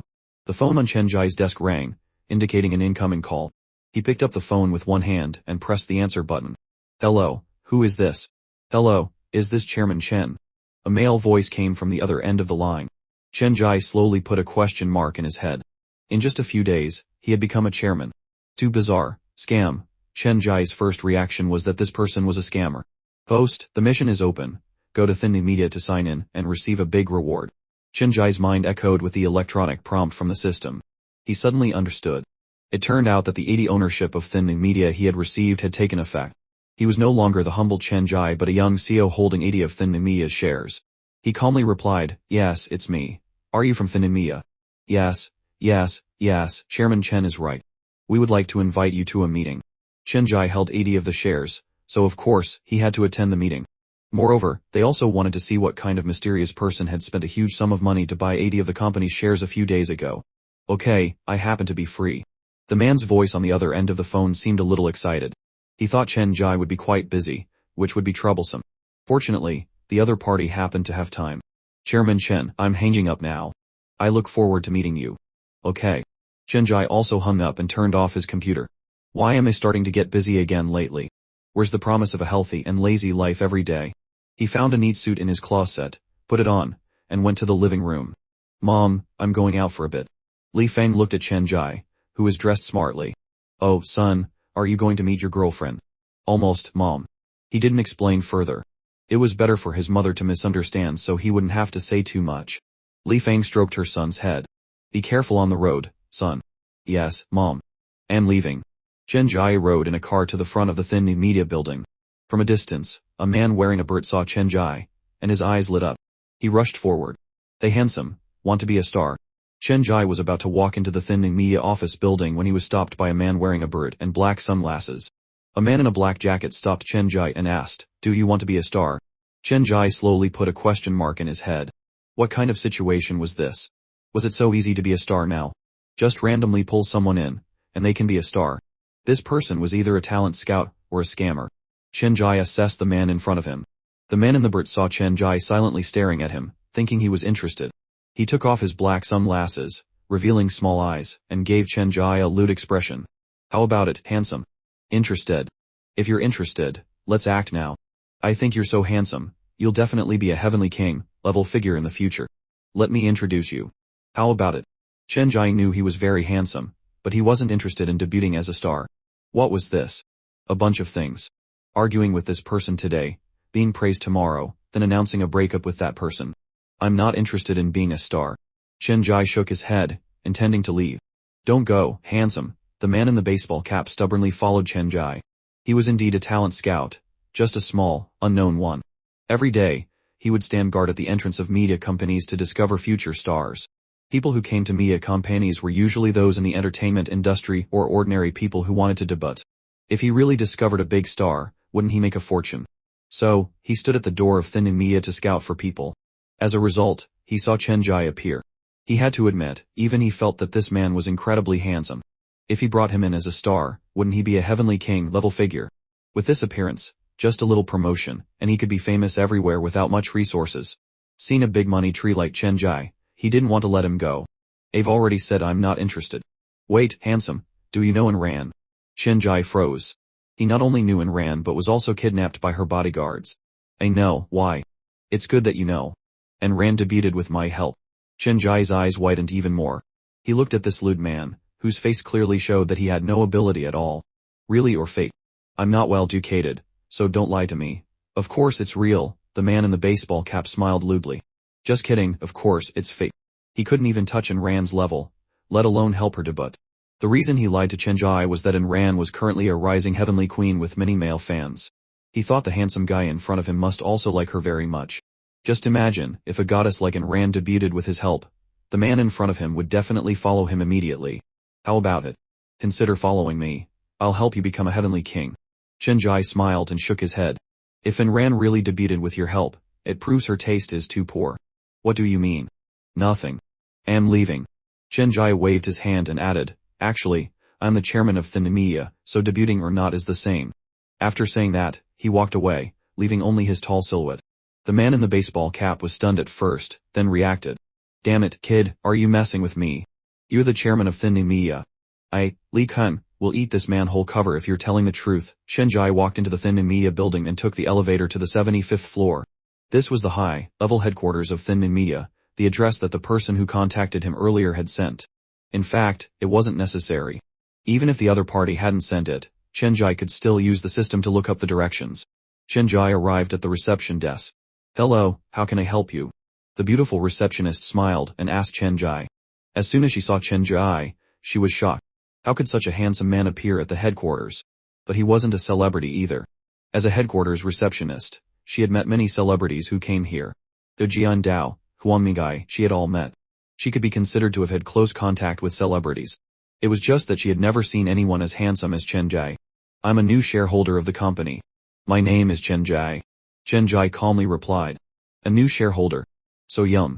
The receptionist was surprised in her heart, but her expression remained unchanged. Yes, sir. I will go and inform the headquarters. Please wait a moment. A moment later, a middle-aged man wearing glasses walked over. He glanced at Chenjai, confirming that he was the person in the shareholder document because Chenjai's handsome face was very easy to remember, and he was also very young. This surprised him quite a bit. The system had sent Chenjai's shareholder document to the high-level center of Thinamiya. All the high-level people recognized Chenjai. Chairman Chen, you arrived so quickly. Welcome, welcome. After saying that, he extended his hand to shake Chenjai's hand. Chenjai also politely shook his hand. Thinamiya is such a big company, of course, I wouldn't dare to be late. Chairman Chen is really humorous. My surname is Wu, and I'm the company director. You can just call me Xiao Wu. I'll take you to the meeting room. Director Wu. Director Wu was clearly decades older than Chenjai. He didn't dare to call him that casually. The man led Chenjai into the high-level meeting room of Thinamiya. As Chenjai entered the meeting room, the system's electronic prompt echoed in his mind. Host has arrived at the Thinamiya conference center. Would you like to sign in? Chenjai thought, sign in. Congratulations, host, for successfully signing in. You have received 1,000 system points, 5 ownership of Thinamiya shares, and a delicious lollipop. Hearing these rewards, Chenjai furrowed his brows. What the hell? What's a delicious lollipop? I'm not a child anymore. What's this for? Director Wu led Chenjai into the meeting room. Chairman Chen, I'll excuse myself first. As a director, I'm not qualified to attend a high-level meeting like this. Thank you, Director Wu. Chenjai nodded and looked into the meeting room. There were 4 middle-aged men sitting in the meeting room. The man in the chairman's seat spoke. Chairman Chen has arrived, so let's start the meeting. Chenjai sat at the meeting table, listening to the 4 middle-aged men exchange ideas. He didn't say anything, just listen. In fact, he had nothing to say. He only half understood these things and had no opinions to express. Chairman Chen, do you have any opinions on the company's development? Suddenly, the entire meeting room fell silent. The man in the chairman's seat looked at Chenjai. In Chenjai's mind, countless financial and investment knowledge flashed, as if he had been in this industry for decades. In the meeting room, everyone saw Chenjai's silence. When everyone thought Chenjai wouldn't say anything, he calmly spoke. Chairman Zhao, I think the company's current development should not be too extreme because our company's market share is not high, and there are Finho Entertainment and Dunmo Entertainment, 2 highly competitive companies. The 3 of us each have our own advantages and disadvantages. In this situation, rushing is a big taboo. I believe that one movement is not as good as one stillness. Currently, we only need to maintain our advantages, build a good reputation, sign high-quality artists, and form a good cycle. Chairman Zhao listened to Chenjai's analysis and nodded. This young man is very good. He initially thought he had a powerful father, but now it seems that this is his own strength. Chairman Chen's analysis is very good. We will follow this plan. The other 3 also looked at Chenjai with admiring eyes. The meeting continued. Chenjai sat on the side, wanting to sleep. Chairman Chen, what's wrong? Do you have any suggestions for high-quality artists? The company is developing a series of new high-quality artists. Someone at Chairman Chen's level must have many high-quality artists around him that he can introduce, right? Chen Jai was slightly stunned. He was someone who knew no celebrities at all. He had just transmigrated to this parallel world. His philosophy of life was just to sunbathe a lot, be happy and healthy, and watch anime in his free time. He didn't have time to chase any celebrities, so now facing the staff's question, Chen Jai was helpless. He didn't know any celebrities to introduce. The only celebrity he knew was Enran, the one who kidnapped him. That's right, introduce Enran, wouldn't that work? He only knew this one celebrity. Although her level wasn't very high, it shouldn't be a problem. Chen Jai said with a serious expression, I think there's a very good celebrity. Who? Enran, I think she's very good. Enran. Chairman Zhao fell into deep thought. This young man, Chen Jai, also had an idea. Enran really didn't have any negative aspects, but her level wasn't high enough, far from meeting the requirements of thin media.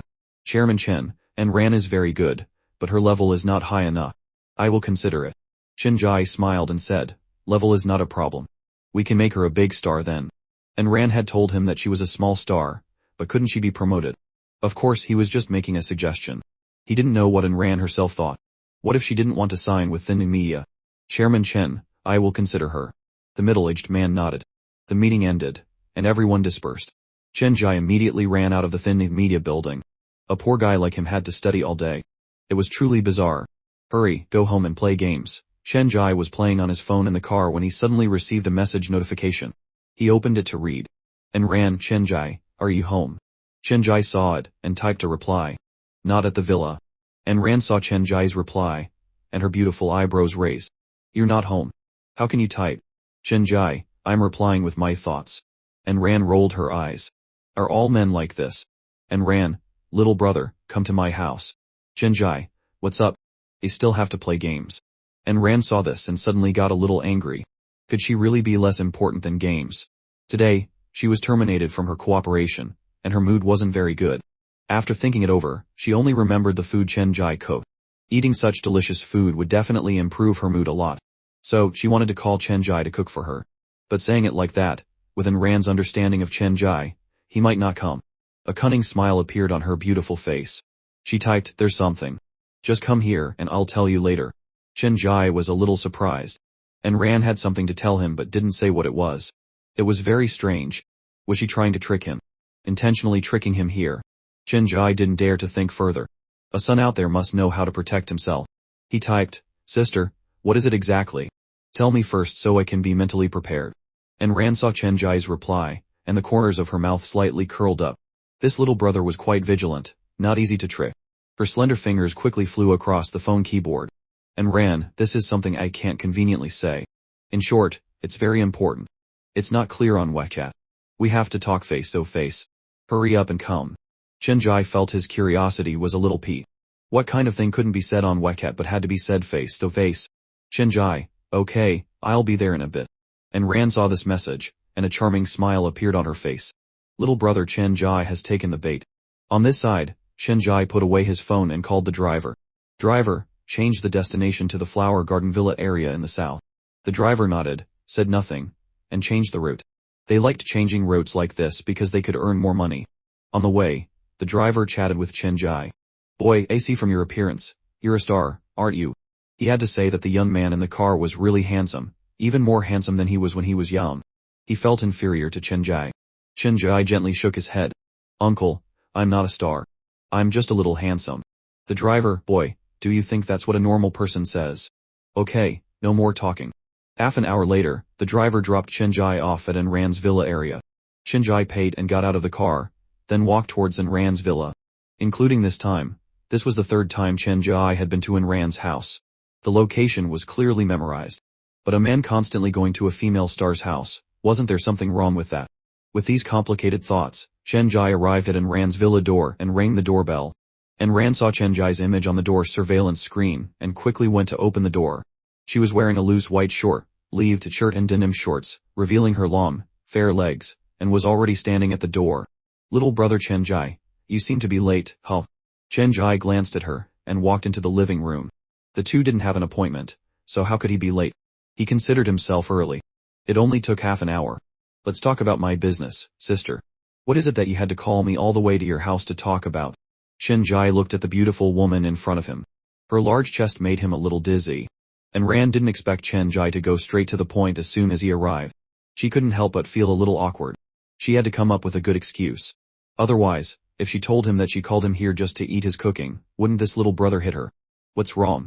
Chenjai raised his eyebrows and looked at Enran. She seemed to want to speak but hesitated. It's not some weird thing, is it? Chenjai, sit down first. Enran patted Chenjai's shoulder and pushed him to the sofa.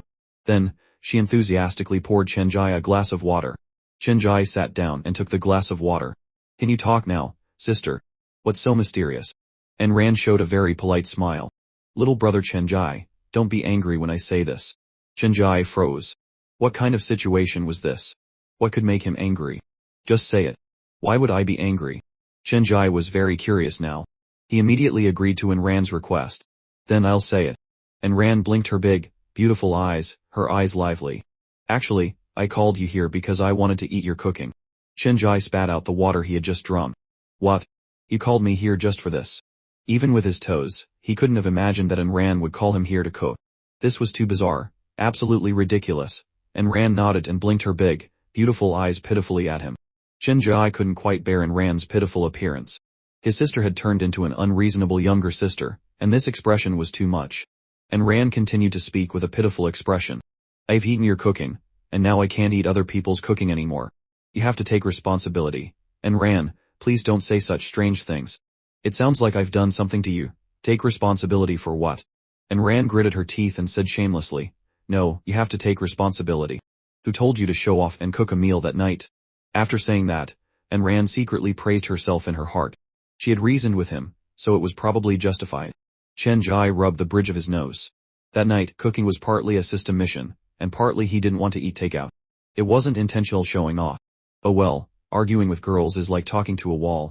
Since I am here, I'll cook a meal for her. Look at how happy she is, all her nutrition has gone to her chest. Alright, I'll cook now. Chenjai agreed to cook dinner.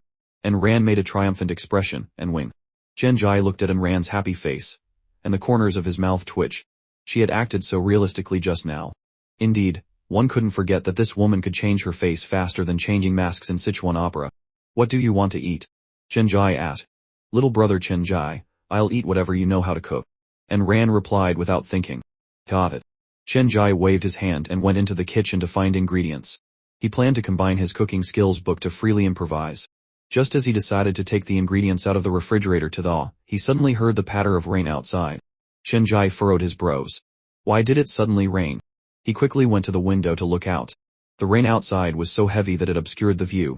The sound of rain hitting the windowsill was especially clear. The scale of this rain was clearly very large. Chenjai looked at the pouring rain and thought to himself, it will be troublesome to go home later. Even with an umbrella, he would be soaked. Enran came over in slippers. Little brother Chenjai, what are you doing? Cooking but spacing out. Chenjai pointed to the window outside. It's raining outside. Little brother, it's just rain. What's so special about rain that you're spacing out? Chenjai held the thawed meat in his hand, sliced it thinly, and continued, it's raining. It will be troublesome for me to go home. With such heavy rain, even with an umbrella, I'll still be half, though. Enran looked at the heavy rain outside. This rain is indeed quite heavy. It's okay. We'll wait until the rain gets lighter. By the time we finish eating, it should be fine. This heavy rain will only last for a while at most. Chenjai nodded. He also thought so. This rain would probably only last for a while. In the kitchen, Chenjai was completely unaffected by the girl's presence, focusing on cooking carefully. Enran stood beside him, watching his serious cooking. She felt that Chenjai, when cooking seriously, had an indescribable charm. Perhaps it was an illusion. It could be that she wanted to eat delicious food, so she had an illusion. When you eat someone's food, you have to admire them. It was normal to find him handsome when eating Chenjai's cooking. An hour later, Chenjai brought all 4 dishes and 1 soup to the table: steamed sea bass, tomato sauce meatballs, stir-fried pork with chili, sweet and sour shredded pork, and bird's nest shark fin soup. Time to eat. Enran looked at the 4 dishes and 1 soup on the table, drooling. It smells so good. Little brother Chenjai, you cooked so much, we probably can't finish it all. Chenjai looked at the pile of food and shook his head, smiling. If we can't finish it, we'll eat it tomorrow. It won't go bad in the refrigerator. Chenjai naturally scooped a bowl of rice for Enran, and handed it to her. Thank you. Enran took the bowl of rice and picked up some food to taste. Whoa, it's so delicious. Her chopsticks moved quickly. Enran felt that eating takeout from hotels for so many years was truly a torment to herself. When she was free, she would occasionally go home to eat her mother's cooking, which was a little better. She didn't expect Chen Jai's cooking to be much more delicious than her mother's. If only she had known Chen Jai sooner, she would have kidnapped him earlier to cook for her exclusively. Of course, he wouldn't be working for free. She would pay him a high salary. If money wasn't enough, she would add more until he was satisfied. And Ran ate while imagining endlessly. She had to believe in the power of superpowers. Little brother. A strange smile appeared on Ran's mouth. Chen Jai didn't know what Ran was thinking, only that her cheeks were puffed up like a hamster eating, accompanied by a strange smile. So he froze for a moment and shook his head, smiling. Hey, Sister Shen, eat slowly. No one is fighting with you. Hearing this, Ran's beautiful face blushed slightly. I'm mainly just hungry, don't misunderstand. I don't usually eat like this. In fact, how one eats still depends on how delicious the food is. The more delicious the food, the more ungraceful one eats. Chen Jai had no feeling about this. He even found Ran's eating style very cute, not ugly at all. Perhaps it was related to her appearance. After the two finished dinner, a table of food was swept clean by them. In fact, most of the food went into Ran's stomach. At this moment, Ran was leaning against the chair next to the dining table with a happy expression. Her fair hands embraced her slightly bulging belly. So full, Chen Jai looked at the empty dining table next to him, his eyelids twitching. This sister is too amazing. She said they couldn't finish it, and what to do? In the blink of an eye, she had swept all the food off the table. He even said that if they couldn't finish it, they could put it in the refrigerator. Clearly, he thought too much. Who would have thought that girls could eat so much? And Ran, with such a perfect figure, could eat so much. Sister, didn't you say you had to manage your figure? Is it okay to eat so much? Chen Jai asked. And Ran heard this, and her beautiful eyebrows furrowed. Her small face stiffened. Little brother, don't talk about this in front of me. And Ran indulged in eating without restraint for 3 reasons. First, she was terminated by Finho Entertainment, so her mood was not good. She ate a little to relieve stress. Second, Chen Jai's cooking was too delicious, and she couldn't control herself a little. Third, she currently had no resources, so she didn't plan to manage her figure anymore. She simply let herself go. She had worked hard to forget about work and eat comfortably, but she was reminded by Chen Jai. Chen Jai laughed and nodded. All right, no more talk about this. After dinner, the heavy rain outside the window still showed no sign of letting up. It even showed a tendency to get heavier. And Ran sat on the sofa watching TV. Chen Jai sat beside her, occasionally looking out the window. Little brother Chen Jai, just wait a moment. This rain won't last long. And Ran said confidently. Chen Jai nodded. I hope so. 2 hours later, at 9 p.m., the rain showed no sign of decreasing. It even showed a tendency to get heavier. At this moment, Ran realized it was already 9 p.m. Chen Jai was still sitting beside her. She even felt that Chen Jai sitting next to her gave her a sense of comfort. In fact, it wasn't impossible to invite Chen Jai to stay. And Ran glanced at Chen Jai's handsome face, and a bold idea popped into her head. Little brother Chen Jai, it's raining so heavily, it's inconvenient for you to go home. How about staying here for the night? Chen Jai was wondering how to open the topic, and this sister actually said it directly. Too bold, he was a man, but since the woman had said so, he wouldn't be polite. It was indeed impossible to go home in the middle of the night. Sister, if you say so, I'll really stay, okay. And Ran chuckled. What are you talking about? What's wrong with staying at my house? Chen Jai heard this, and felt a little familiar. After a while, Ran stood up from the sofa. Little brother Chen Jai, I'm going to take a bath. Don't do anything strange, okay? Chen Jai's mouth twitched. What are you talking about? Just go take a bath. What strange thing can I do? Am I that kind of person? Clearly not. I'm a decent person. Chen Jai said calmly, don't worry, sister. Just go take a bath. I'll sit here and not make any moves, okay? And Ran heard Chen Jai say that, and her expression became strange. She was a little angry. Chen Jai's words weren't implying that she had no charm. She, a dignified rising heavenly queen, was looked down upon by a little brother. Even though it seemed like the heavenly queen had been banned, with her beauty, she surely wasn't so unattractive, right? Women cared a lot about these things. And Ran stomped her foot, her slender waist swaying gracefully as she walked into the bathroom. Chen Jai watched her graceful figure, his lower abdomen feeling a little warm. When people come to stay, it's convenient not to bring clothes. Tran Trashes entered the bathroom and started to shower.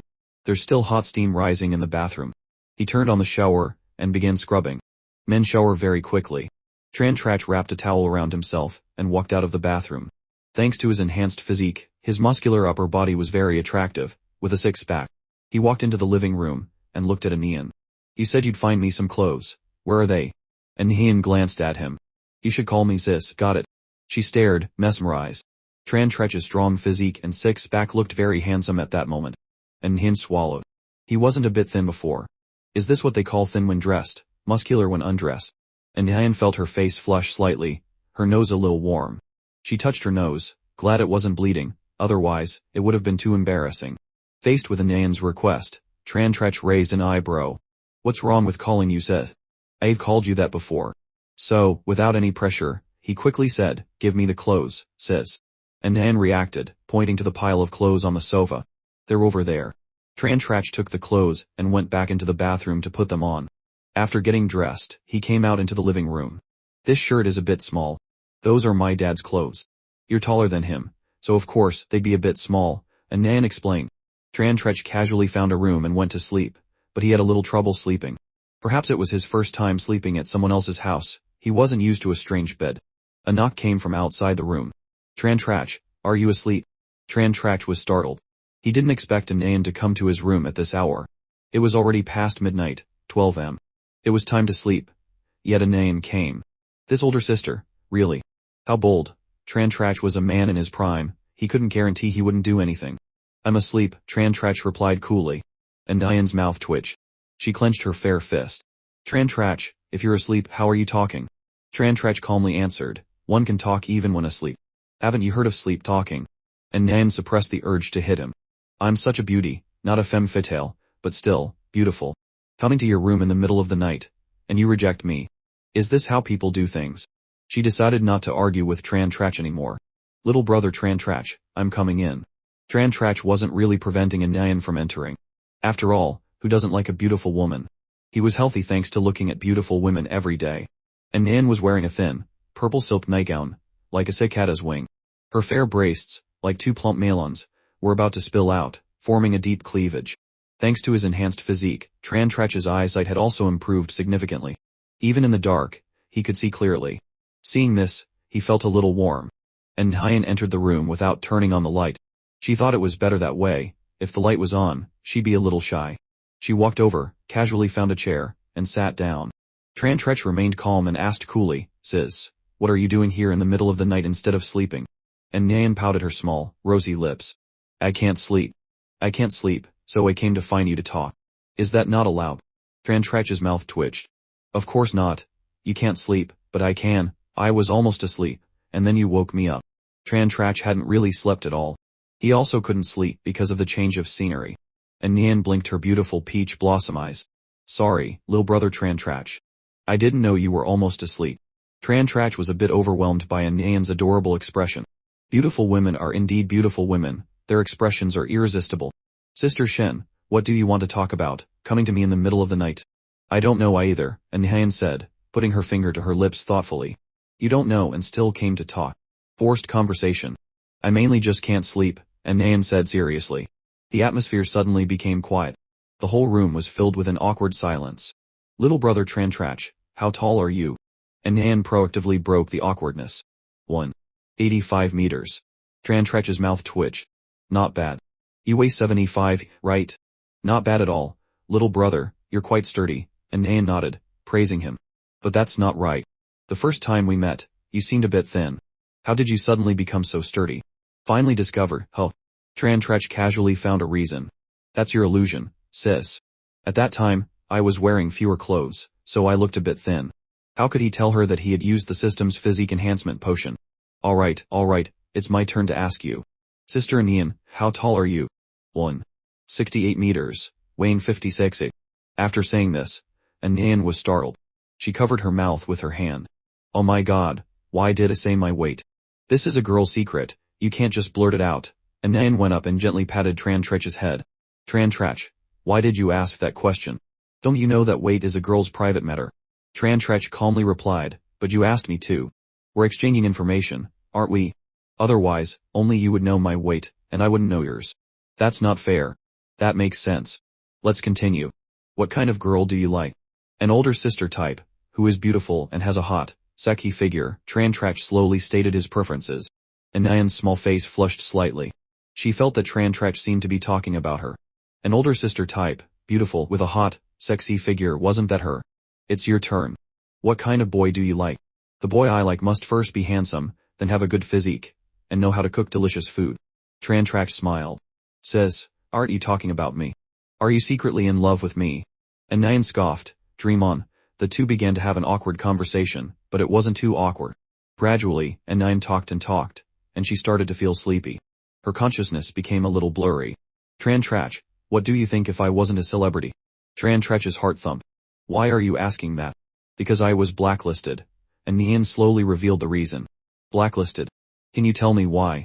No, Trantrach didn't understand why he wanted to ask Nyan the reason. His heart pounded. And Nyan nodded. Okay. There's nothing that can't be said. Consider it confiding in you. It's too hard to keep it all inside. Yeah, it's really hard. And Nyan recounted the entire process of being blacklisted. Trantrach listened silently.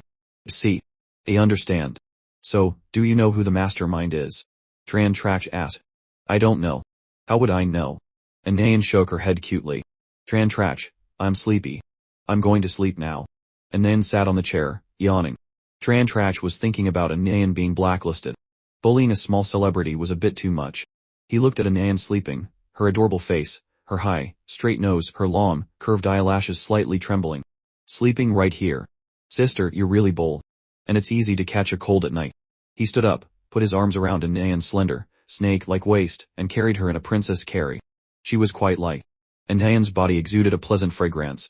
Trantrach held her slender waist and walked towards her room. This waist was so soft and small. The view of her chest, Trantrach could clearly see. He carried Nyan to her room, gently placed her on the bed, and carefully tucked her in. Trantrach, don't eat seafood noodles, Nyan mumbled in her sleep. Trantrach was startled. Damn, she's still thinking about seafood noodles even in her sleep. Only her. He walked out of the room, carefully closed the door, and returned to his own room. Early in the morning, the heavy rain outside the window had stopped. Trantrach woke up. He found his phone and made a call.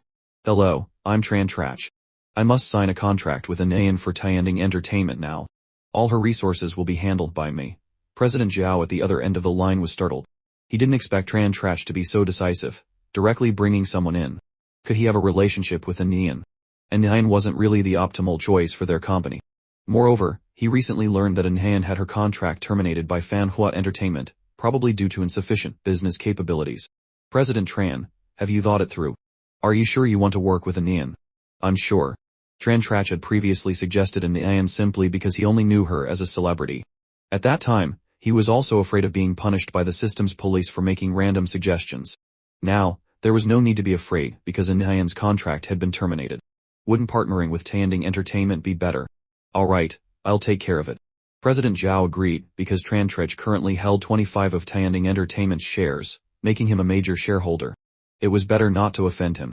If he wanted to work with Nyan, just agree, it wouldn't have a major impact. Moreover, he said Nyan's resources would be handled by him. So President Zhao and Trantrach hung up. On the other side, Nyan slowly opened her blurry eyes and found herself sleeping in her own bed. She immediately sat up. Last night, wasn't I sleeping in Trantrach's room? How did I get back to my room? And Nyan carefully recalled last night's situation. It seemed like Trantrach had carried her back to her room. Thinking of this, her small, rosy face flushed slightly. This was the first time in her life she had been carried in a princess carry by a man. And Nyan hurriedly got up, got dressed, and went to the living room. Trantrach wasn't there, but the kitchen was filled with the aroma of food. She walked over. Trantrach was standing by the stove, cooking breakfast. Little brother Trantrach, you're up so early.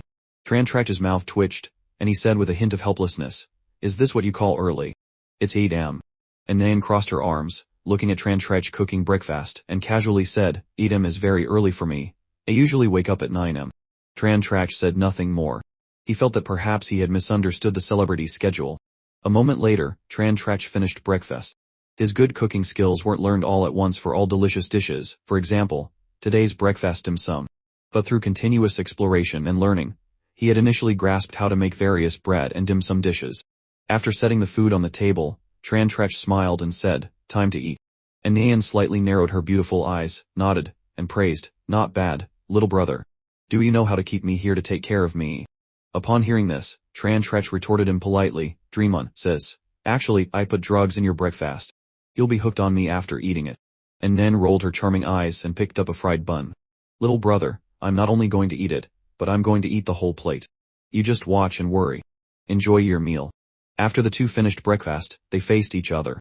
And Nyan changed into a new outfit, put on sunglasses, and went out with Trantrach.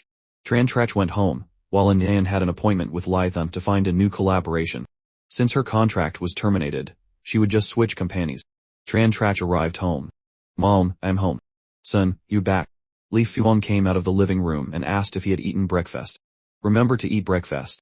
If you don't, your stomach won't be able to handle it." Trantrach nodded. "Eat. You eat. That's good. The rain last night was heavy." "Trach, how were you and Nyan last night?" Li Fuan winked at Trantrach. Trantrach was startled. "Mom, you're very knowledgeable, aren't you?" "It was just normal," Trantrach replied calmly. "It was indeed normal. Isn't it good to have a beautiful sister by your side?" "I understand." Li Fuan gave Trantrach a knowing look, then returned to the kitchen. Trantrach's forehead twitched. It seemed his mother had misunderstood something. And Nyan and Lytham walked on the street. Their destination was Dun Mao Entertainment, a company one level below Manhwa Entertainment. This time, choosing to collaborate with this company should be fine. Dun Mao Entertainment ranked third among the three major giants. And Nyan had confidence. Only Taending Entertainment was out of reach. And Nyan knew her level wasn't high enough to collaborate with Taending Entertainment. Soon the two entered the Dun Mao Entertainment building. A middle-aged woman greeted them. "Excuse me, Ms. Nyan. I don't think we can collaborate." "Why?" Lytham quickly asked. Dun Mao Entertainment should have been a good fit. Why did they refuse? The middle-aged woman said nothing, shaking her head. Actually, she quite liked Nyan. Her beauty and talent would soon make her famous. But unfortunately, the higher ups had ordered them not to collaborate with Nyan. "Please leave."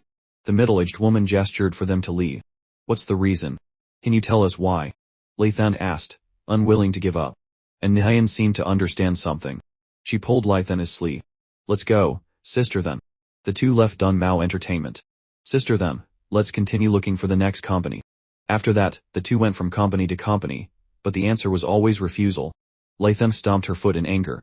They even went to small, newly established companies, but they were all rejected. Even such a small company dares to be arrogant with you. "Sister then, let's just go home and rest," and Nyan said, her expression quite good. On the other side, at the Shen family villa, is sister and Nyan home.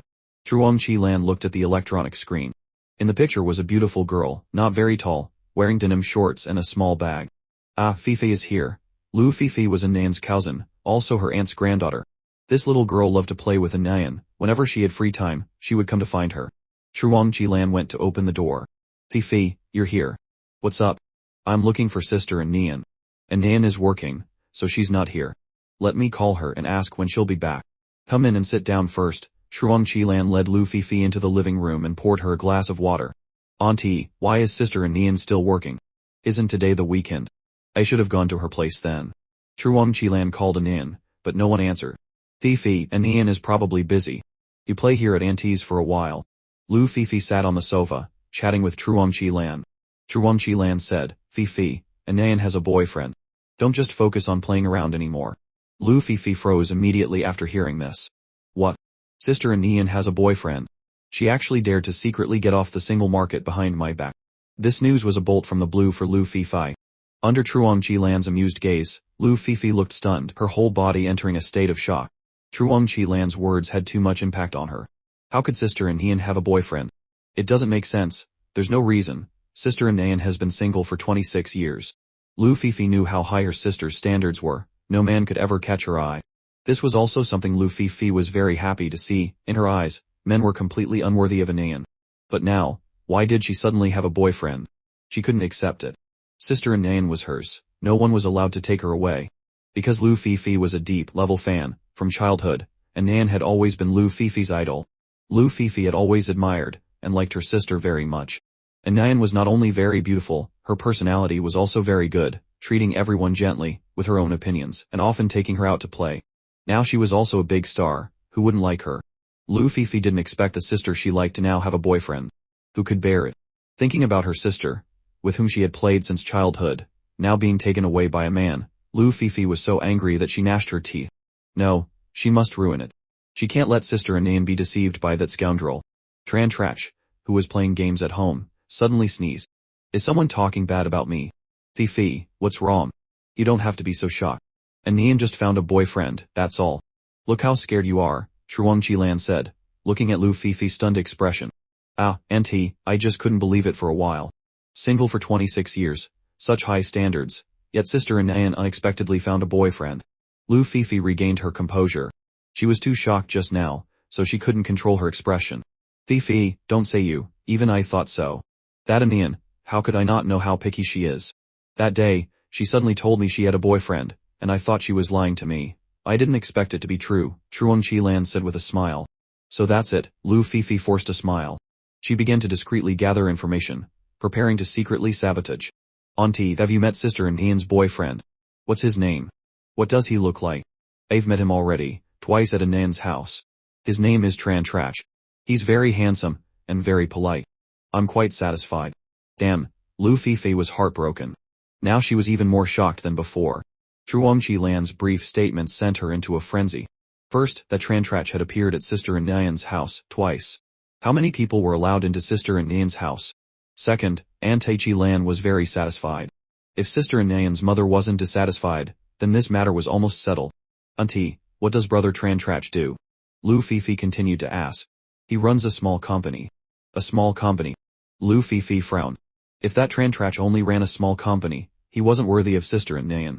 Their family, disregarding Sister Anayan's celebrity status, her father also ran a large company. Even if Sister Anayan didn't want to be a celebrity anymore, she could directly inherit billions of assets. Oh, Fifi, that's not the point. As long as he's a good person and Anayan likes him, that's what matters. Our family doesn't lack money. Lu Fifi had finally found a loophole, only to be completely defeated. Is it that my aunt hasn't seen Sister Anayan for a long time, so she agrees to anyone she finds as a boyfriend? No, she can't give up easily. Auntie, I don't think we should rush things. We should observe for a while longer. There's a trial period, you know. Truong Chi-lan nodded. Fifi, I think so too. A trial period is definitely necessary. I understand. Lu Fifi sat at Truong Chi-lan's house for a while. Truong Chi-lan called Anayan again, but still no one answered. Lu Fifi decided to leave. She planned to go to Anayan's house and ask about the situation. Maybe she could even meet the Tran Trach. Tran Trach had appeared at Sister Anayan's house twice. If there was a second time, there would be a third. At that time, she would catch him in the act and interrogate him thoroughly. Lu Fifi stood up from the sofa. Auntie, I'm going home now. I'll come another day. Fifi, when Anayan is free, I'll call you. Lu Fifi left Truong Chi-lan's villa. On the other side, Anayan had arrived home. She kicked off her shoes and slumped onto the sofa. Today was so tiring. I went to so many places, but no one was willing to collaborate. Her little stomach rumbled. So hungry. Anayan took out her phone, intending to order food from a hotel. Actually, she wanted to eat Tran Trach's cooking, but it wasn't convenient to bother him again. After eating Tran Trach's food, she felt like she couldn't live without it. She opened her phone and saw many missed calls, 2 from her mother, 3 from Fifi. Anayan usually kept her phone on silent when she went out for work. Today was also considered going out, so she kept it on silent as usual. She called her mother back first. Hello, Mom, what did you call me for? Anayan, Truong Chi-lan's voice echoed from the other end of the line. Nothing. It wasn't me looking for you, it was Fifi looking for you. Fifi came to my house to play with you. I called you, but you didn't answer. It was Fifi looking for me. No wonder she had missed calls too. Mom, I'm hanging up now. Anayan hung up and called Lu Fifi. Fifi, I was a bit busy just now, so I didn't see your call. What's up? Sister Anayan, I heard you found a boyfriend, is that true? Lu Fifi went straight to the point. But yes. Why? Fifi. Anayan didn't react at first but still nodded, confirming her relationship with Tran Trach. Moreover, where did Fifi hear about this? It must have been Mom who told her. Sister Anayan, do you really have a boyfriend? Lu Fifi immediately fell into despair, because she had heard Anayan confirm it herself. This girl, is she real or fake? Why would I lie to you?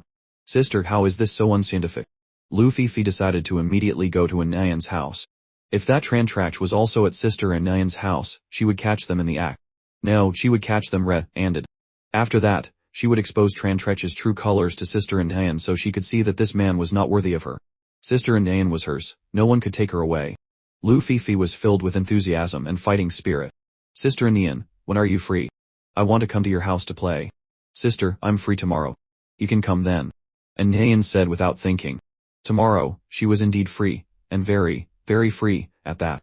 Because she had been blacklisted, and today she had gone everywhere looking for contracts but couldn't find any. She decided to rest for a while with Lai Thun. Sister Anayan, I'll come to your house to play tomorrow. Oh, by the way, can you call brother-in-law to come too? Lu Fifi, as a precaution, specifically asked Nayan to call Tran Trach as well. She was afraid that if she came tomorrow and Tran Trach wasn't there, it would be a wasted trip. This brother-in-law, she called with tears in her heart. It hurts so much, so much. Who can understand this bitterness? And Nayan heard Lu Fifi call him brother-in-law and felt a strange sensation. Calling Tran Trach wasn't impossible. Let me think. Your brother-in-law is usually quite busy. Tran Trach was indeed very busy, so busy that he couldn't even finish playing games. Alright, sister and Nayan, let's decide that then. I'm hanging up now. Goodbye. Goodbye, Fifi. The two hung up, and Nayan took out her phone to order food. She was so hungry she couldn't stand it anymore. She scrolled through the screen for a long time, and the more she scrolled, the more she wanted to eat Tran Trach's cooking. Annoying Tran Trach. Why does he cook so well? It makes it impossible to eat takeout anymore. In a fit of anger, Nayan irritably closed the food delivery app, then opened WeChat and found her chat with Tran Trach. Nayan, little brother Tran Trach, are you there? At this moment, Tran Trach was playing a game. Nayan's WeChat message popped up, covering his screen. Damn it, affecting my operation. Tran Trach's screen turned gray. He opened WeChat. Tran Trach, I'm not there. Nayan, what's wrong? Who made our little brother Tran Trach angry? Tran Trach rolled his eyes. You're still asking. Besides you, who else? Nayan, I didn't do anything. Tran Trach, I was playing a game. He sent a message that covered my screen. Nayan, sorry.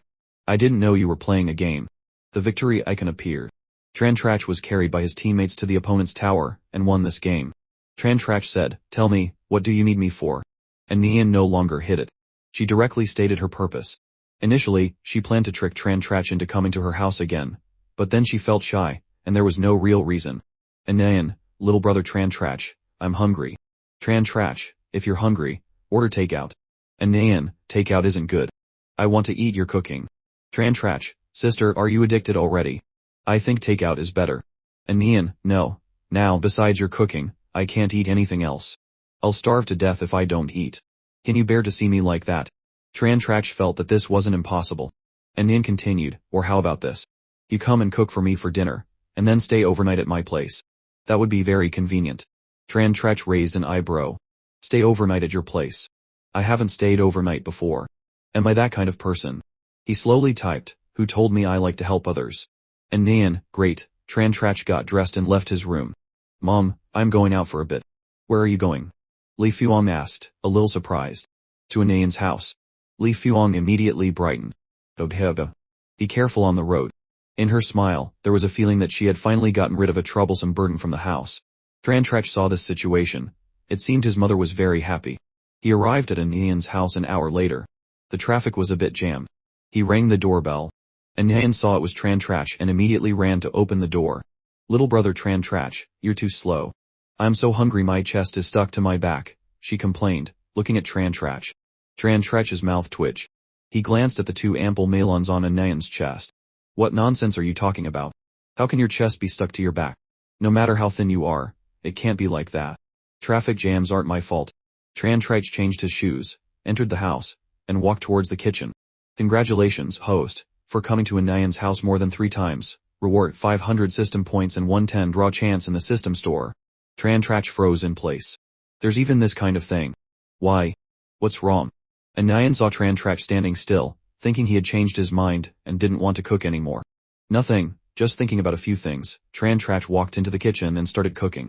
Since he was already here for this, he might as well finish the job first. Nayan looked at Tran Trach's back, her eyes shining. Great, finally food, little brother, you're too good. A moment later, Tran Trach finished dinner. Nayan sat at the dining table and began to eat. Nayan picked up her chopsticks and ate ravenously, completely disregarding her eating posture. After all, there was no one else here, and Tran Trach had already seen everything. So delicious, little brother Tran Trach, calling you here was definitely the right decision. Tran Trach looked at Nayan's adorable expression and couldn't help but smile. Actually, you didn't have to call me. The two finished dinner, it was already 7 p.m. Nayan rubbed her round belly and sat on the sofa to rest. She felt like she might have gained weight, but it didn't matter. Now that she was blacklisted, there was no need to manage her figure anymore, and no need to go on to anymore. She couldn't disappoint such delicious food. Tran Trach, stay overnight tonight. It's so late, going home would be troublesome with the traffic, Nayan said. Tran Trach thought for a moment. He found traffic jams really annoying. He looked at Nayan, teasing, there's only one truth. You want me to cook breakfast tomorrow, don't you? How did you find out? And Nian blinked her big, beautiful eyes. She really did have that intention. Tran Trach took out his phone and called Lai Fuan. Not going home, of course, he had to tell his mother. Hello, Mom, I'm not coming home tonight. I just wanted to let you know. To you Trach, are you staying overnight at Nian's house? Yes, Mom. That's good then. It's okay not to come home. The roads are crowded, and there are traffic jams. Tran Trach seemed to hear his mother's joyful tone. That night, the two sat on the sofa watching tea. And Nian suddenly remembered something. Tran Trach, my cousin will be coming tomorrow. I'm telling you so you can be mentally prepared. Tran Trach immediately froze when he heard Nian say that. Sister Shen, what did you say?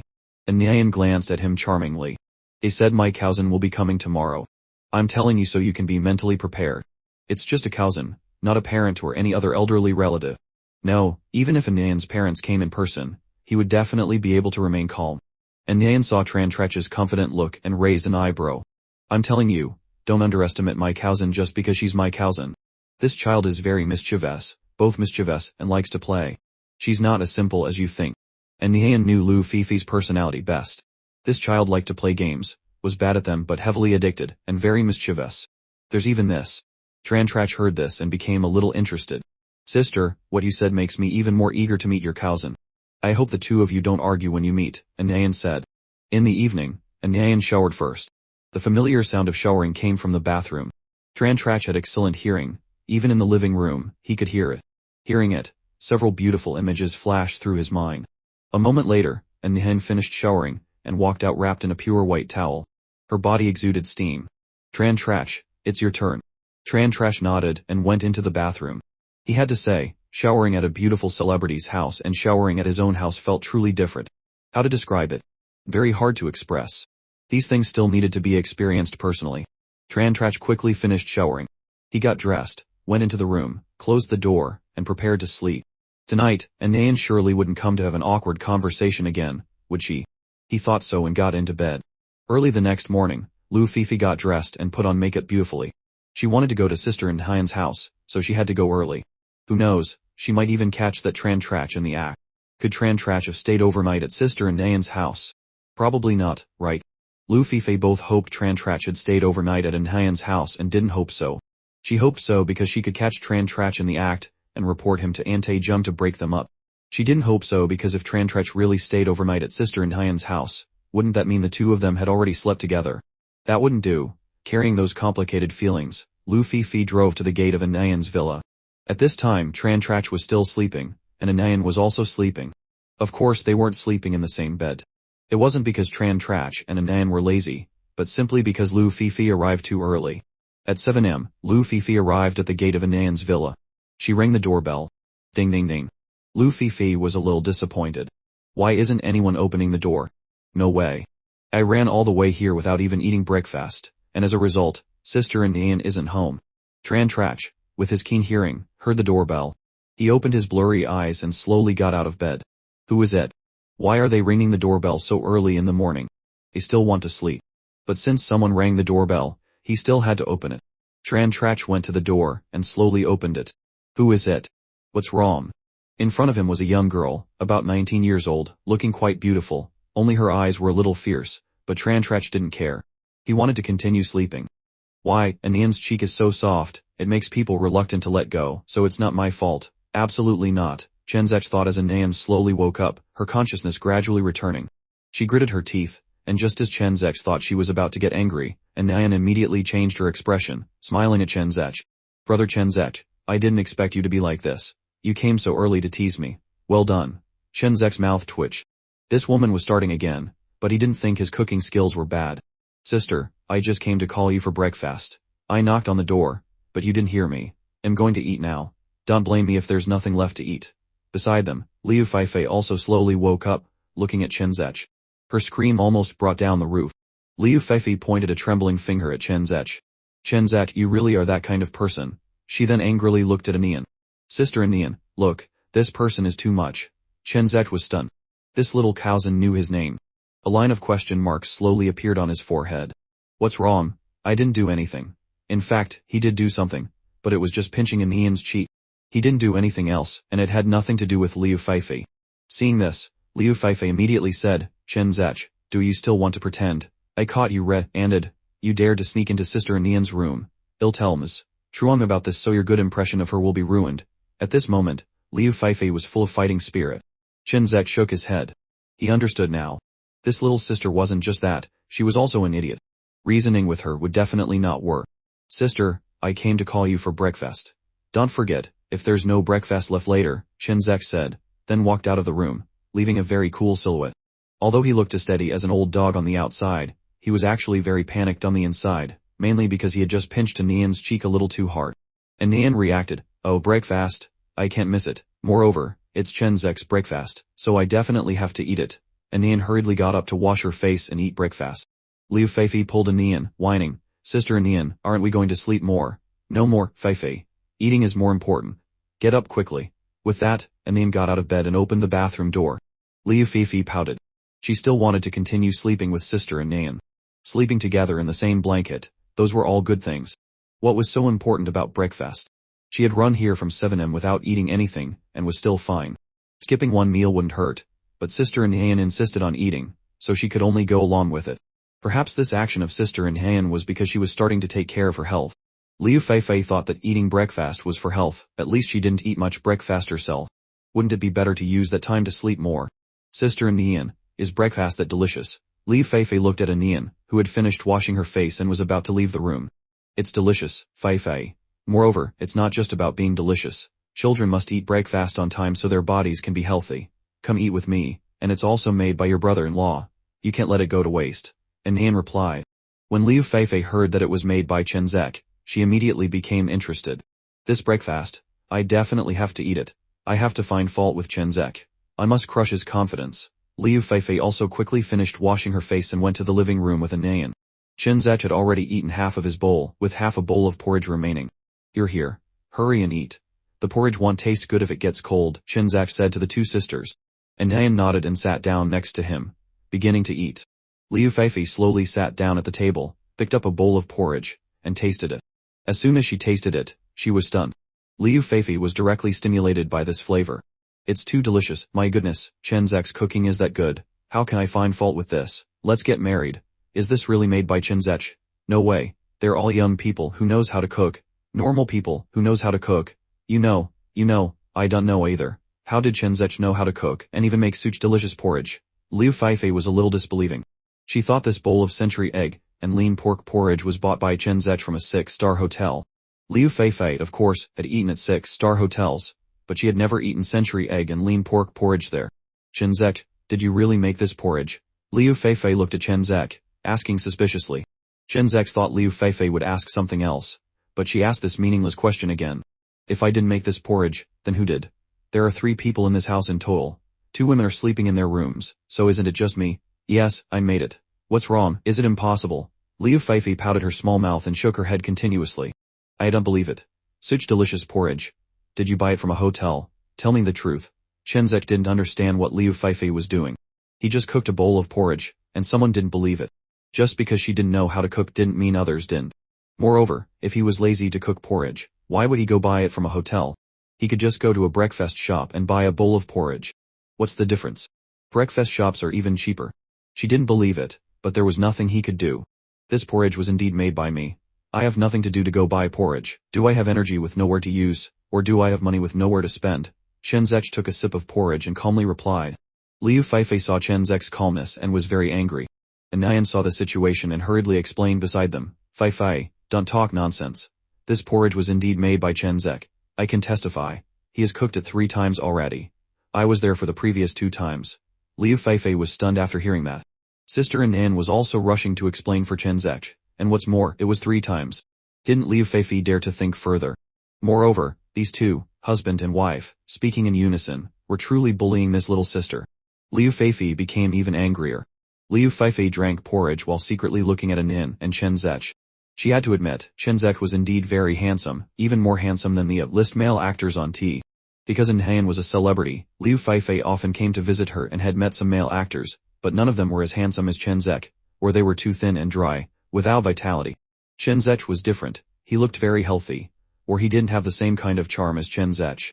Liu Feifei had to admit, Chen Zech had an indescribable charm. Chinzek didn't know about Liu Feifei's wild thoughts. If he knew Liu Feifei's thoughts, he would definitely have to thank the charm, boosting potion that the system gave him.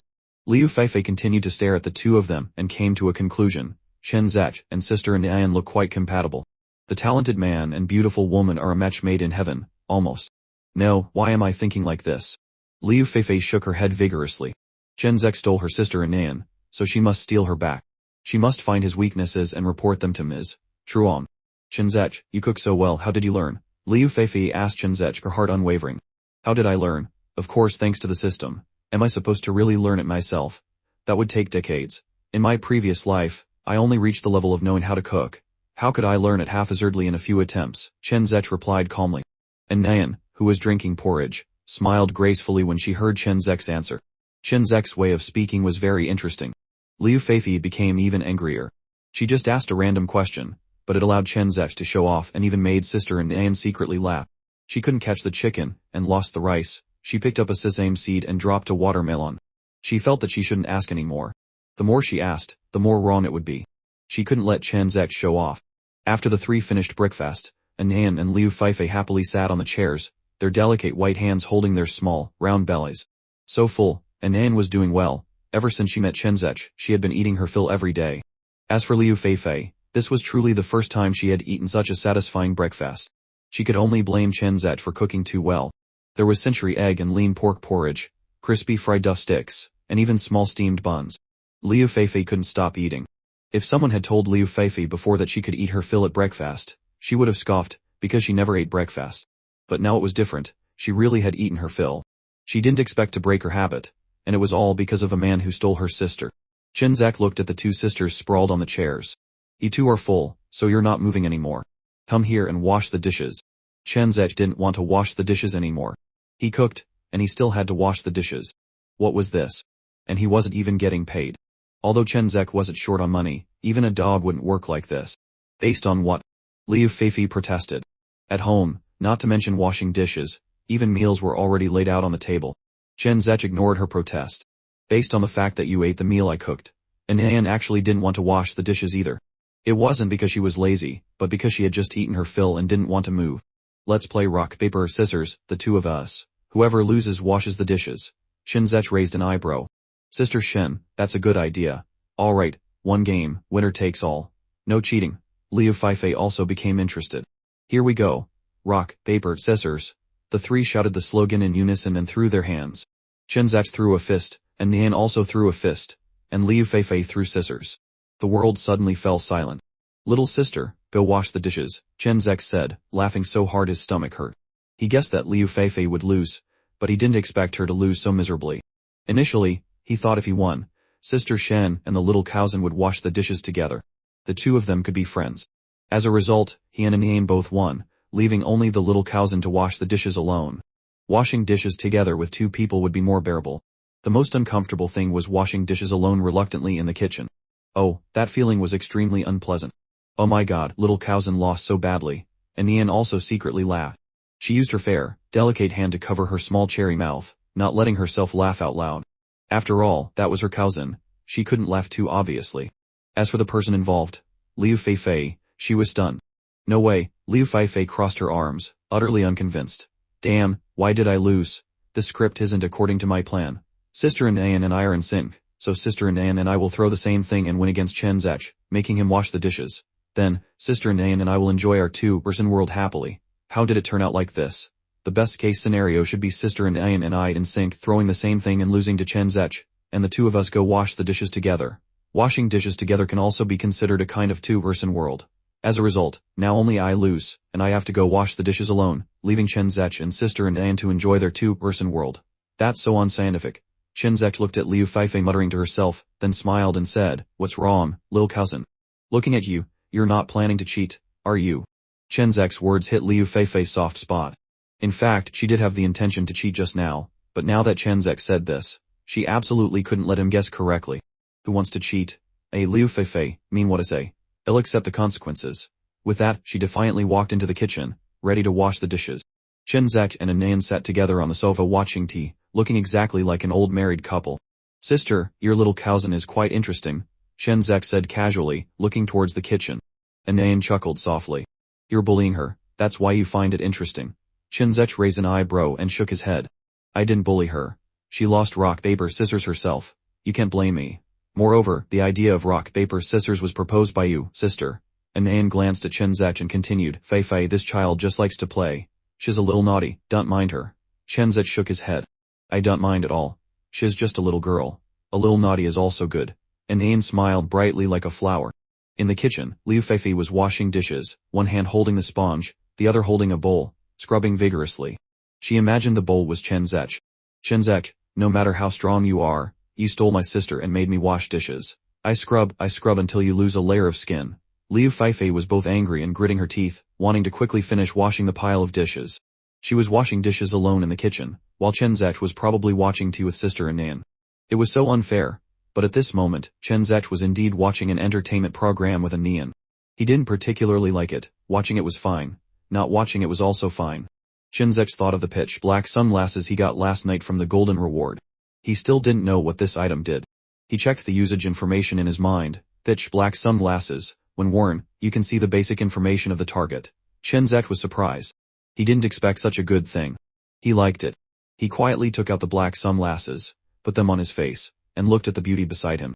A Nian's information panel appeared before his eyes. Name, a Nian height, 168 weight, 56 beauty, 95 bust, 96 occupation, rising queen to list celebrity favorite foods ice cream, beef, seafood noodles cooked by Chenzach hotties, eating delicious food, watching movies, going out. Chenzach looked at a Nian, who was watching an entertainment program.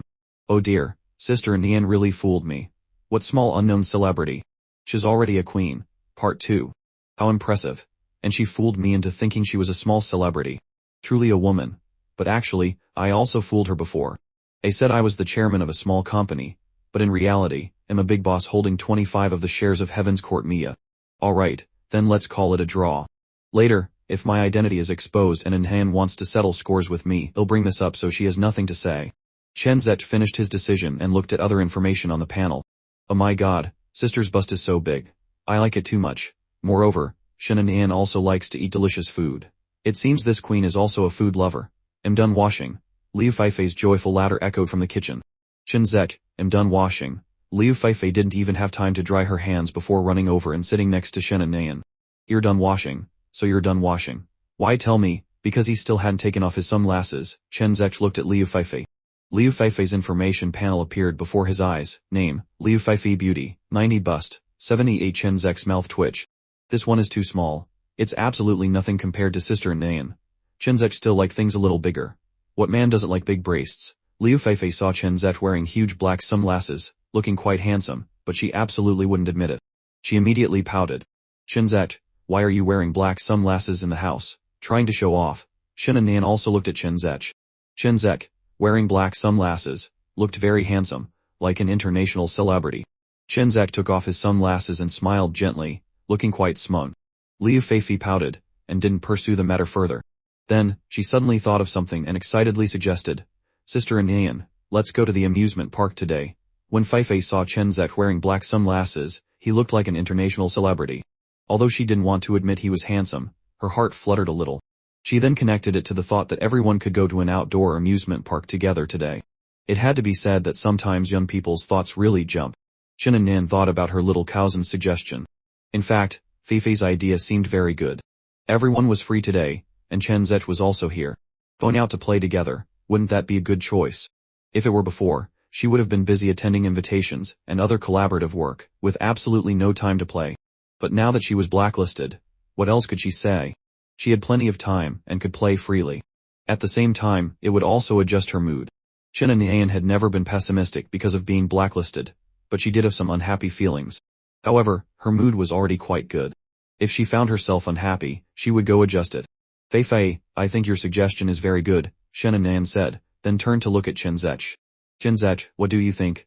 Shenzek raised an eyebrow. He actually had no opinion. Going out or staying home was fine. Now, the little cousin's suggestion was to go out to play with two beauties. It seemed unnecessary to refuse. Sister Anian, I have no opinion. If you want to go, let's go. Shenzek looked at Shen and Nan, expressing his agreement. Shen and Nan nodded. Good. Then let's prepare a little and go. I'll be in my room for a moment. With that, Shen and Nan went into her room to get ready. Liu Feifei saw Shen and Nian accept her suggestion and excitedly waved her small fist. Awesome. I can play with sister and Nian now. Then she also followed Shen and Nian into the room. Shinzek saw the two girls' reactions and his mouth twitched. Going out to play and still needing to prepare. What kind of logic is this? Can't they just say let's go and actually go? He could only say that women were truly troublesome. They had to prepare a lot of things when going out, truly a waste of time. Shen and Nian went back to her room, did some light makeup at her dressing table, then went to the wardrobe and chose a comfortable outfit to wear. It was a loose white shirt, but her two enormous breasts still seemed to want to burst out. Liu Feifei stood beside her, watching Shen and Nian change clothes, her eyes unblinking. Seeing Shen and Nian's long dress wrapped around her fair, slender legs, Liu Feifei couldn't help but drool. Sister Nian is so beautiful. She said she was preparing, but in reality, there was nothing to prepare. She had already prepared everything when she came here. This was Sister Nian's house. She couldn't change into her sister's clothes, and even if she did, it wouldn't fit. Shen and Nian raised her delicate white hand, and gently tapped Liu Feifei's head, who was openly peeking beside her. Feifei, what are you doing? You're so silly. We should depart now. Shenzek must be anxiously waiting. Half an hour later, Shen and Nian and Liu Feifei came out of the room.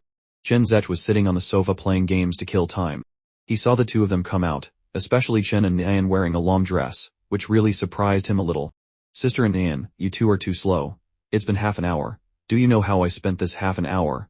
Although he said that, he actually spent this half an hour quite comfortably, sprawled on the sofa playing games at Shen and Nian's house, which was quite enjoyable. Liu Feifei disdainfully glanced at him. Shenzek, you have no patience at all. I think you should just give up. Girls preparing to go out can sometimes take up to 2 hours. Sister Nian and I are already considered fast. Shenzek was stunned. Damn, there's such a thing. The creature called woman is truly terrifying. Sorry. I just put on a little makeup. After all, we're going out. Shen and Nian blinked her big, beautiful eyes at Shenzek. Sister Nian, you're so beautiful, you don't need makeup. You can go out barefaced, Shenzek said softly. When Shen and Nian heard Shenzek compliment her, even though it was a simple remark, her cheeks flushed slightly. Shenzek, you're such a smooth talker. Let's go, we're off. The three left the villa and went to the garage. Liu Feifei looked at Shen and Nian's white Porsche.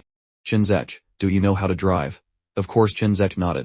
He naturally knew how to drive in every sense of the word, but people still said on Mount Akina, people say they don't see a fake steering wheel. In the past, Shenzek was an experienced driver, an old hand, so to speak. Liu Feifei didn't understand what Shenzek was saying, but seeing his confidence, she pointed to the Porsche. Alright, Shenzek, you'll be the driver today. No problem, Shenzek made an gesture. In his previous life, he knew how to drive, and his skills were quite good. Although the original owner was an otaku, he also knew how to drive and had a driver's license. His driver's license was still with him. Moreover, he wasn't at ease letting these two girls drive. Sister Nian, where are the car keys? Give them to me. Shenzek, you must drive carefully. Shen and Nian handed him the car keys.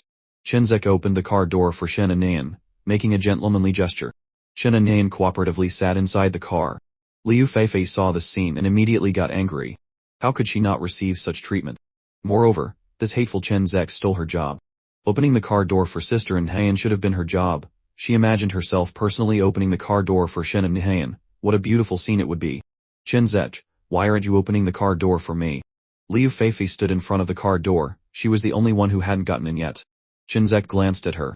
The two of them were not the same. One was an adult, one was a child, completely not on the same level. Liu Feifei angrily stomped her foot. What's the difference? But in the end, she still got into the car herself. The white Porsche slowly left the villa area. After a while, Shenzek drove to the amusement park. A huge Ferris wheel could be seen from afar, welcoming them. There were also giant swings, drop towers, roller coasters, pirate ships, and so on. The three got out of the car, bought tickets, and entered the amusement park. Oh, the screams of tourists on the giant swing echoed. Shenzek looked at the screaming crowd, his face slightly pale, and swallowed hard. He wondered if he could handle it. These rides were a bit too stimulating. Shenzek was a little afraid of heights. Shenzek, what are you spacing out for? Shen and Nian reached out her small hand, pulling Shenzek and Liu Feifei decisively towards the giant swing. She didn't notice that in the dark, a man in a hat holding a camera quickly pressed the shutter button. Shenzek was pulled by Shen and Nian to the bottom of the giant swing. Looking at Shen and Nian and Liu Feifei's beautiful faces, which showed excitement, his face was a little pale. No way, Sister and Nian, we just arrived and we're already playing such a stimulating game. Shen and Nian's big, beautiful eyes, wearing a mask, blinked at Shenzek.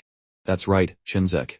I've wanted to ride the giant swing for a long time, but I never had the time. I've only ridden it a few times. Chinzek's mouth twitched. Only a few times. I've never ridden it once. In his previous life, Chinzek had never ridden such a stimulating giant swing. Not to mention after transmigrating, his motto in life was to absolutely not make things difficult for himself, and even less to play such games. Liu Feifei, beside him, seemed to have heard Chinzek's meaning. She showed a cunning smile. Hey, little brother, aren't you afraid to ride the giant swing? It's okay, we won't force you. You can just wait for us below. I understand. Shenanian looked at Chinzek. In fact, she didn't know why, but she really wanted to ride the giant swing with Chinzek, and ride the roller coaster together. But if Chinzek wasn't feeling well, she wouldn't force him. Chinzek couldn't stand it when he heard that. Why was this Liu Feifei being so sarcastic? But he was indeed a little scared. However, in front of Sister and Ian, Chinzek didn't know why, but he didn't want to say that men couldn't say no. Therefore, he smiled gently and calmly said, no way, no way. Is there really anyone who thinks I don't dare?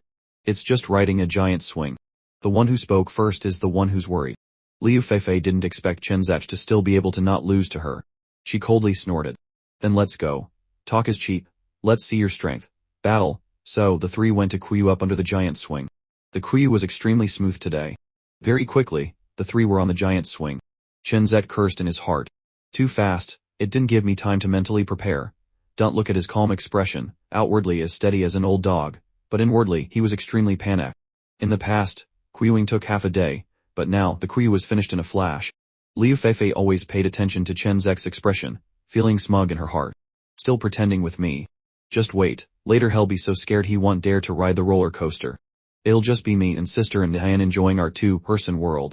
At this moment, it was Chinzek's turn, and the other two to get on the ride.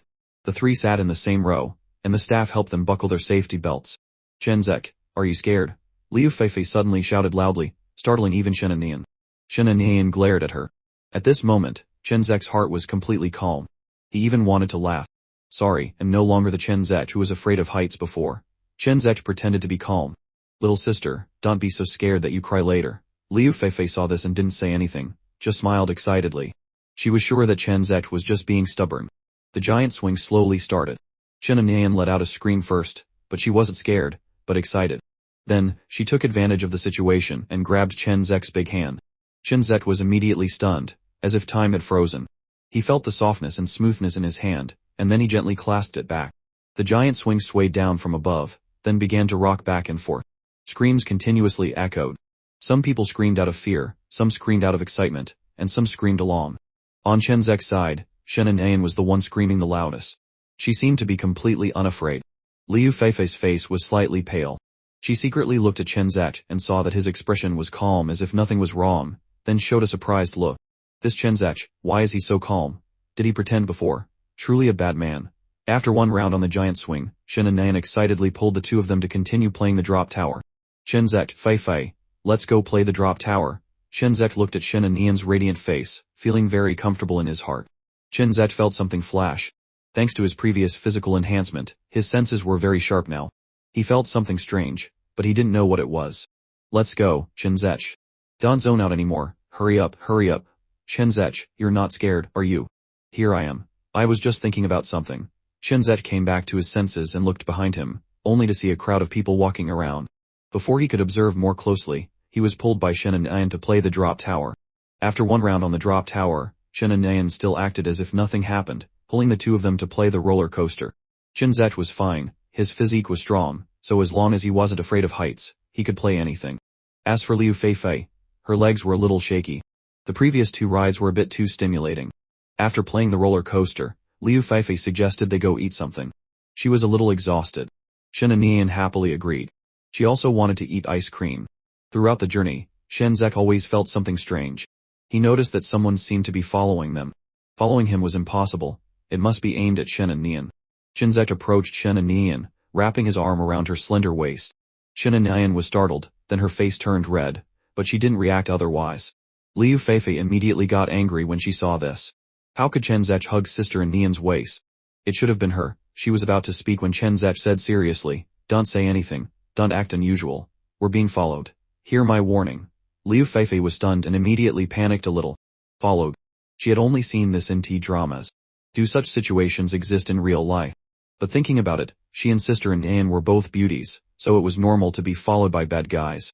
Thinking of this, Liu Feifei suddenly got excited. Her little heart was beating very fast. That's right, in this situation, she actually started to get excited instead of scared. With Liu Feifei's playful personality, she found this scene extremely interesting. Shenzek, what should we do next? Liu Feifei asked softly. Shen Nan was a little flustered in her heart. She believed Shenzek's words. The situation now was that in broad daylight, they were being followed. They clearly all wore masks when they went out. Moreover, with her current situation, what were the other party's intentions? Shen Nan didn't say anything. She was quite calm, unlike Liu Feifei, who asked questions, but she also looked at Shenzek like her cousin. Shenzek still hugged Shen Nan's slender waist. It felt really soft and slender. He deliberately hugged Shen Nan's waist tightly to attract the attention of the follower behind them. But when he actually hugged that slender waist, the soft feeling made his mind stir. Shen Nan's beautiful face showed 2 red spots, not knowing if it was because Shenzek hugged her or because of the current situation. Shenzek calmly said, "Don't make a fuss. Let's pretend we don't know we're being followed, continue to stroll in the amusement park and slowly lead the follower into a dead end." Shenzek's plan was to stay calm, lead the person out, and then capture them. Okay, let's act quickly. Liu Feifei rarely didn't object to Shenzek, but agreed with his opinion. Then she excitedly waved her small fist. She was too excited. From childhood to adulthood, discovering that she was being followed was truly the first time. Moreover, it was with Sister Nan, truly a big adventure. Shenzek looked at Shen Nan. "Sister Nan, how long has your cousin had these symptoms?" Shen Nan tilted her head.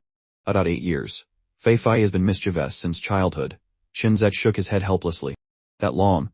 Quickly take her to the hospital. Liu Feifei heard the two of them acting in unison and immediately pouted. Shenzek, you're not allowed to slander me here, and you're not allowed to corrupt Sister Nan. Then, the 3 of them walked around the amusement park as if nothing was wrong, as if they hadn't noticed they were being followed. "I want ice cream." The group arrived in front of a store, and Nan pointed to the ice cream and said. She loved ice cream the most. "I only like taking pictures of beautiful women. The price is 300,000.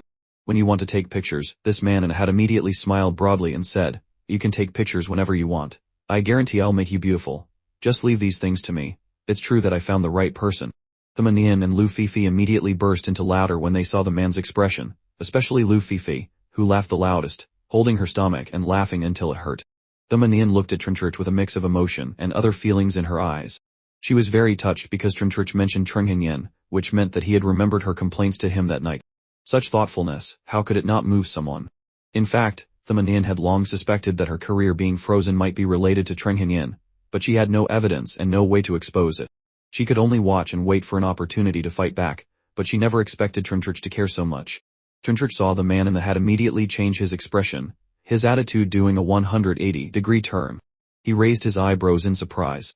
He thought this paparazzi had some backbone, and 300,000 might not be enough, so he was going to offer a higher price. As a result, the other party immediately agreed. Didn't this person say he was a man of principles? Didn't he say he only photographed beautiful female artists? Where were his principles? Changing his attitude so quickly, he had truly never seen anything like it. He said, "Rules are dead, people are alive. We can't be stubborn. People who don't change won't progress. You have to be flexible, you know. Actually, I'm a very principled person. If it weren't for helping you, I would never photograph Trenghenyen. That woman is fake and ugly, but for your work, I'll break my principles." The man patted his chest and promised. Trinchurch secretly thought, whoa, this person is really talented to be just a small paparazzi. His eloquence is so skillful that it makes even me dumbfounded. Clearly, he himself lacks courage, but he talks as if he sacrificed a lot for me. Lu Fifi, standing next to him, looked at the man with disdain. Trinchurch, don't use him. This person is a fake paparazzi. Trinchurch carefully looked at his younger cousin. He know about fake paparazzi too, Fifi. Fifi pouted. What are you looking at? You look like you're despising me. Why can't I know about fake paparazzi? I see them on T. The man in the hat quickly explained his innocence. Don't talk nonsense. I'm not a fake paparazzi. I just like money a little too much. Trinchurch waved his hand. Alright, go back. Start your mission. When you're done, remember to find me. You'll get paid when the job is done. Okay, sir. The man in the hat grabbed his camera and was about to leave. He suddenly remembered something and quickly turned back. Sir, how do I contact you after I'm done? Trinchurch and the man exchanged contact information. The man ran off with his camera like a gust of wind. Let's go eat, Trinchurch said, looking at the two girls. Okay, Lu Fifi, who had been watching the excitement, was extremely hyped up. Today was so much fun. I got followed, and then I even caught the person following me. It's truly magical, like being in a movie. Trinchurch, you're so evil. You're too cunning. Trinchurch raised his eyebrows. Where am I cunning? Aren't you cunning? You told that paparazzi to go photograph someone else. Luffy looked at Trinchurch with a righteous expression. Trinchurch gave Luffy a look as if she were an idiot. You doing that must have a reason. What reason? You definitely have evil intentions. Luffy looked as if she had seen through Trinchurch. She looked at the manin next to her. Sister Nin, can you tell me about this? The manin nodded and said, go ahead, Fifi isn't an outsider. Don't let her misunderstand you. The manin's focus was not wanting Luffy to misunderstand Trinchurch. After all, Trinchurch's actions just now were a bit suspicious. The manin was very touched that Trinchurch did this for her. Trinchurch slowly told Luffy about the manin's career being frozen. After hearing Trinchurch's explanation, Luffy immediately became furious. She was very angry that her beautiful, fairy-like older sister had her contract terminated for such a ridiculous reason. Who could stand that? Uncle can stand anything, but he can't stand this. If he can't stand it, then I definitely can't stand it. What kind of company is that? How dare they bully my sister Nin? My sister Nin is so beautiful. Not cooperating with her is your biggest loss. But come on, Fifi, don't get so agitated. What's done is done, we should look forward, the manin said, looking at the angry Luffy, comforting her.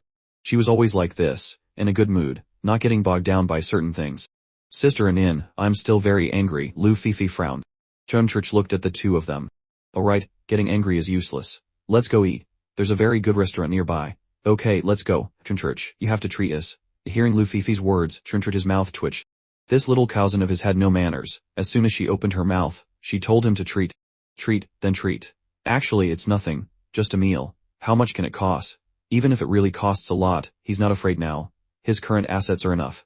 Moreover, Trinchurch understood that Luffy was just joking. As the manin's cousin, she probably wasn't short on money. This girl just like that, she felt like intentionally taking advantage of Trinchurch was a big gain. I'll treat, then I'll treat. Mainly I'm treating sister Nin. You're just a little cousin, an extra. Trinchurch said Luffy was a freeloader. The manin couldn't help but laugh when she heard that. Luffy was so angry she jumped up and down. Trinchurch, how dare you call me an extra? Trinchurch nodded and smiled. Why not? Though, by the way, Trinchurch, just now you said 300,000 to that paparazzi. Where did you get so much money? Or let me give it to you. After all, this matter is because of me. Trinchurch was stunned. So sister Nin was worried he didn't have money, and wanted to give him money herself. He could only say that the manin worried too much. 300,000, he could still afford it. Not to mention, even before awakening the system, he could afford it.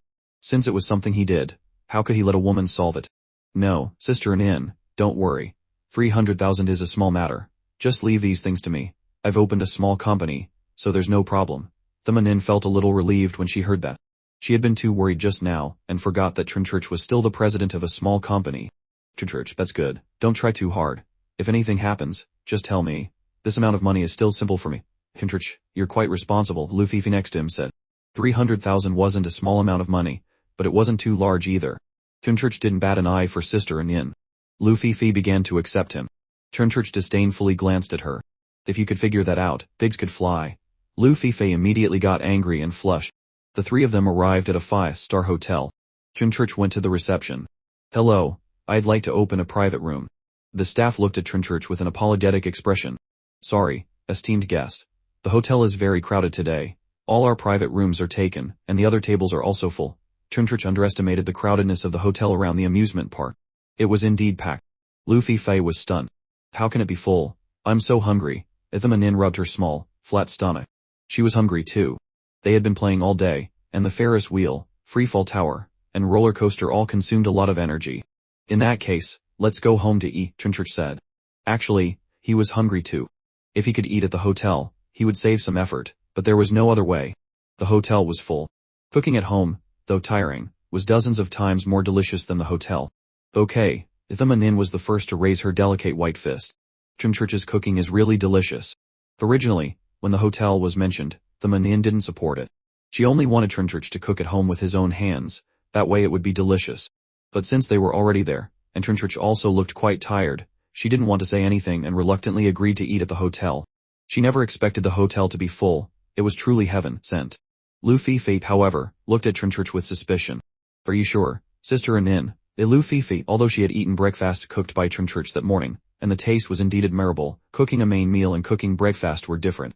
The difficulty of cooking a main meal was several levels higher than cooking breakfast. You know how to cook breakfast, make some porridge and a few fried duff sticks, which is completely different from a main meal with several savory dishes and some soup. The manin said seriously. Of course he can. Chunchurch's cooking is very delicious. So the three of them got in the car and went home. Far away a man wearing sunglasses pressed his earphone and disappeared into the darkness. Chunchurch, the manin, and Luffy arrived home. The manin had been playing all day, and their stomachs were rumbling. Chunchurch began to prepare dinner. The manin walked into the kitchen. Chunchurch was taking meat out of the refrigerator to cook. What's wrong, sister In? Why are you here? Chunchurch was a little surprised to see the manin. The manin's cheeks were slightly flushed. Chunchurch, I came to help you. She wanted to help Chunchurch. After all, he was cooking, so it was only right for her to help a little. Chunchurch chuckled. Sister In came to help, how thoughtful. Since the manin wanted to help, Chunchurch didn't refuse. Sometimes, agreeing to let someone help was better than refusing. Even if the other person didn't know what to do, it still made them feel involved. Okay, sister In, I need to cut vegetables. Can you wash the rice for me? Chunchurch gave the manin a light and simple task. The two of them were unhurriedly busy in the kitchen, looking exactly like an old married couple who had been together for many years. In the living room, Luffy was sitting on the sofa watching TV. She watched TV while waiting for the manin and Chunchurch. As soon as they got home, Chunchurch went into the kitchen and the manin sat on the sofa watching TV with her. But after a while, the manin left. Luffy thought she went to the bathroom, so she didn't ask. But now, the manin still hadn't returned. Luffy wasn't in a hurry. She watched and wondered if Chunchurch's cooking would be delicious. At this moment, she was a little uncertain. Although Sister In's attitude was very confident that Chunchurch's cooking was delicious, and she had also eaten Chunchurch's century egg and lean pork porridge, Luffy still remained skeptical because Chunchurch was so young and handsome, he didn't look like someone who knew how to cook at all. Even if the century egg and lean pork porridge was delicious, it didn't mean that other dishes would be delicious. Perhaps Chunchurch really knew how to cook, as Sister In said, but the taste might not be as good as the manin praised. Luffy thought that the manin might be overestimating Chunchurch's cooking skills because of love. She would know after tasting it herself. After a day of interaction, Luffy gradually felt that Chunchurch was quite good. He was handsome, had a decent personality, and was cunning enough. Although she had accepted Chunchurch more, Sister In was hers. No one, not even Jesus, could take her away, she said. At this moment, Chunchurch and the manin were cooking in the kitchen. Of course, Chunchurch was cooking, and the manin mostly just stood by and watched. Ding ding ding, Chunchurch's phone in his pocket rang. His hands were wet from washing vegetables earlier, so he couldn't take out his phone to answer. Suddenly, he had an idea. Sister In, help me answer the phone and hold it to my ear, okay? The manin nodded. How could she refuse Chunchurch's request? She put her delicate, jade-like hand into Chunchurch's pocket, took out his phone, and pressed the answer button. Because Chunchurch was a head taller than her, the manin had to stand on her tiptoes slightly and hold the phone up. She placed the phone to Chunchurch's ear and held it there. Who is it? Who is it? It's your mother. From the phone came Chunchurch's familiar voice. Hello, Mom, what's up? What's up? Since last night, you've been sleeping at the manin's house, and there's been no news until this afternoon. We thought you went somewhere and didn't even call home. Chunchurch's mother said from the other end of the line. Mom, what's wrong? Shashe, you haven't been home all day. Where are you? You didn't even call home. Chunchurch forgot about this. Originally, he intended to call his mother, but he forgot today because they were playing at the amusement park. With the Ferris wheel and freefall tower, who wouldn't forget? Mom, I was going to call you, but I forgot. I'm at In's house. I've been playing with her all day, and it's been very exciting. Li Fang knew her son had been playing with his girlfriend all day and felt relieved. She could only say, well done, as expected of my son. Chunchurch's mouth twitched. He knew his mother would have this attitude. As long as she knew he was at the manin's house, there would be no problem. Chunchurch was considering silently, if anything happens in the future and I don't go home, I'll use this excuse. He was truly smart. However, Li Fang also thought of this. She loudly asked, Ashache, you said you're at Nin's house, right? Let Nin answer the phone for a bit. Chunchurch was stunned, then looked at the manin, who was standing on her tiptoes, holding the phone. The phone wasn't on speaker. Sister Nin probably didn't hear. Sister Nin, my mom wants to talk to you. The manin was immediately stunned when she heard Chunchurch say that. She slowly opened her mouth wide. What the heck?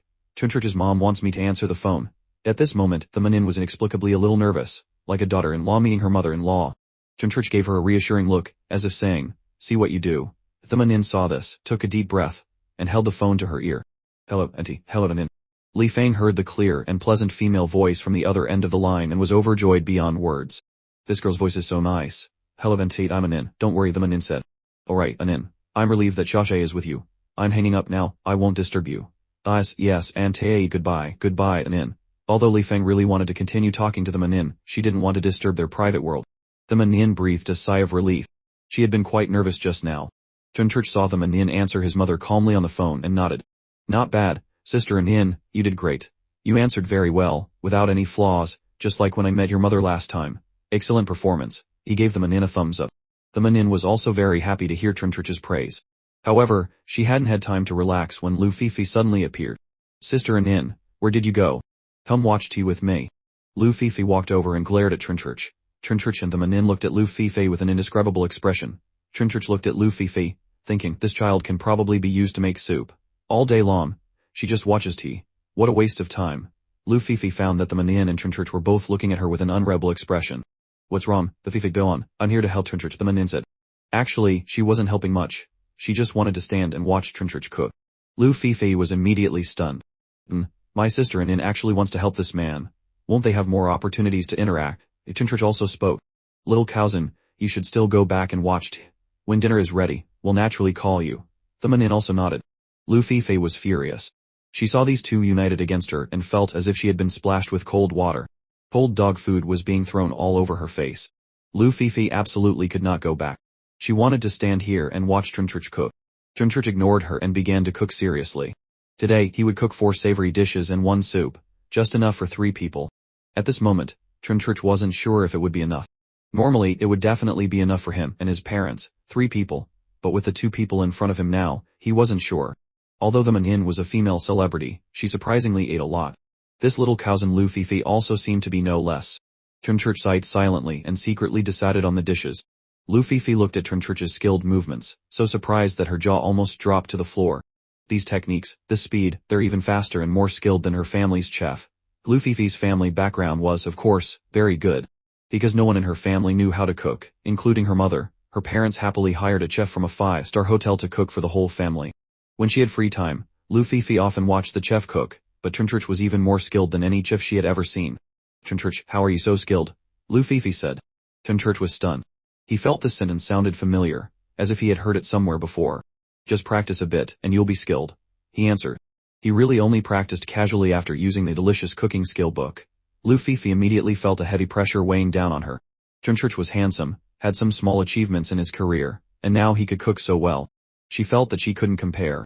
Then what's the point of snatching Sister Anin? Snatch my head. Chunchurch saw her stunned and smugly said, shocked, aren't you? Lu Fifi's mouth stiffened. I haven't tasted it yet. Who knows if it's just for show.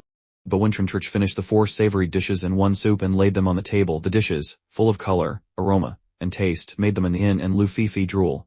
Oh, let's eat, Chunchurch said. The 2 immediately picked up their chopsticks and devoured the food. The Manin was better off, after all, she had tasted it before. Lu Fifi, however, was completely different. As soon as she took the first bite, she wanted to swallow the whole bowl.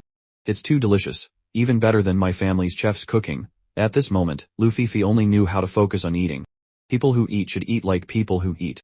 After the 3 finished eating, the Manin and Lu Fifi rubbed their round bellies and rested on the sofa. Lu Fifi had been conquered by Chunchurch's meal. Chunchurch was a formidable opponent, but she would not give up on Sister Anin. That night, Chunchurch finished tidying up and went into the bedroom. As usual, it was too late, so he was too lazy to go home. This room had almost become Chunchurch's dedicated room at the Manin's house. Tonight, it was rare that the Manin didn't come to his room. Chunchurch even felt a little unaccustomed. In the Manin's room, Lu Fifi was hugging her and sleeping. The Manin was a little uncomfortable. She wanted to go find Chunchurch but was held tight. Early in the morning, the Manin's phone by her bedside rang. She slowly found her phone and answered. Hello, is this Miss the Manin? We are from Heavenly Summit Media, and would like to discuss a collaboration with you. But what did you say? The Manin, having just woken up and being disturbed by the phone, was a little dazed, both mentally and physically. She suspected she had misheard, or was dreaming. Why would someone from Heavenly Summit Media call her to discuss a collaboration? Previously, she had no relationship with Heavenly Summit Media at all. She wouldn't look for them, and they wouldn't look for her. With her caliber, she was far from qualified. Heavenly Summit Media looking for her to collaborate. The Manin scratched her ear. She thought she had misheard. Miss the Manin, we are Heavenly Summit Media, and would like to discuss a collaboration with you. The other party heard the Manin's question in dissatisfaction, and patiently repeated it again. He couldn't be impatient. Who would dare to be impatient? Senior executives required that the collaboration with the Manin be completed. This was a mandatory requirement. If they couldn't do it, they shouldn't work there anymore. The Manin heard the other party repeat it again and realized that this was truly real. She hadn't misheard. They really came to her to discuss a collaboration. She pinched Lu Fifi's thigh, who was hugging her and sleeping. Ouch. Lu Fifi woke up groggily and let out a cry. She felt as if something had bitten her. Seeing the Manin still next to her, she continued to hug her and sleep. Sister Anin, my sister Anin, then saliva drooled out. The Manin saw this and confirmed that she wasn't dreaming. Fifi, it hurt so much, so it really isn't a dream. She cleared her throat and said, hello, I would very much like to collaborate with your company, but may I ask what the specific reason is for seeking me out for collaboration? Of course the Manin was very eager to collaborate with Heavenly Summit Mia. Are you kidding? That was the top big shot among the 3 major entertainment groups. How many people tried their best to get in but couldn't? There was nothing else, either they weren't good enough, or simply, they didn't want to, and there was nothing they could do. As a result, today, Heavenly Summit Media actively sought out the Manin. Of course she was very happy, but she was so happy that she didn't lose her mind. Heavenly Summit Media suddenly seeking her out for collaboration must have a reason. They couldn't just come out of nowhere. There had to be a cause for an effect. The Manin had to ask clearly, otherwise she wouldn't feel at ease. There was no such thing as a free lunch. She even guessed the reason. Was it that some high-level person had taken a liking to her? No, the Manin would definitely refuse because she already had Trinchurch. Thinking of this, the Manin showed a surprised expression. Why am I thinking of Brother Trin? Excuse me, miss them, I don't know the specific reason, but we are very sincere. Please come to Heavenly Summit Mia's meeting room this morning to discuss the collaboration. The man on the phone was a little embarrassed, because he also didn't know the specific reason. He was just a messenger. How could he know such high-level matters? Alright, you understand.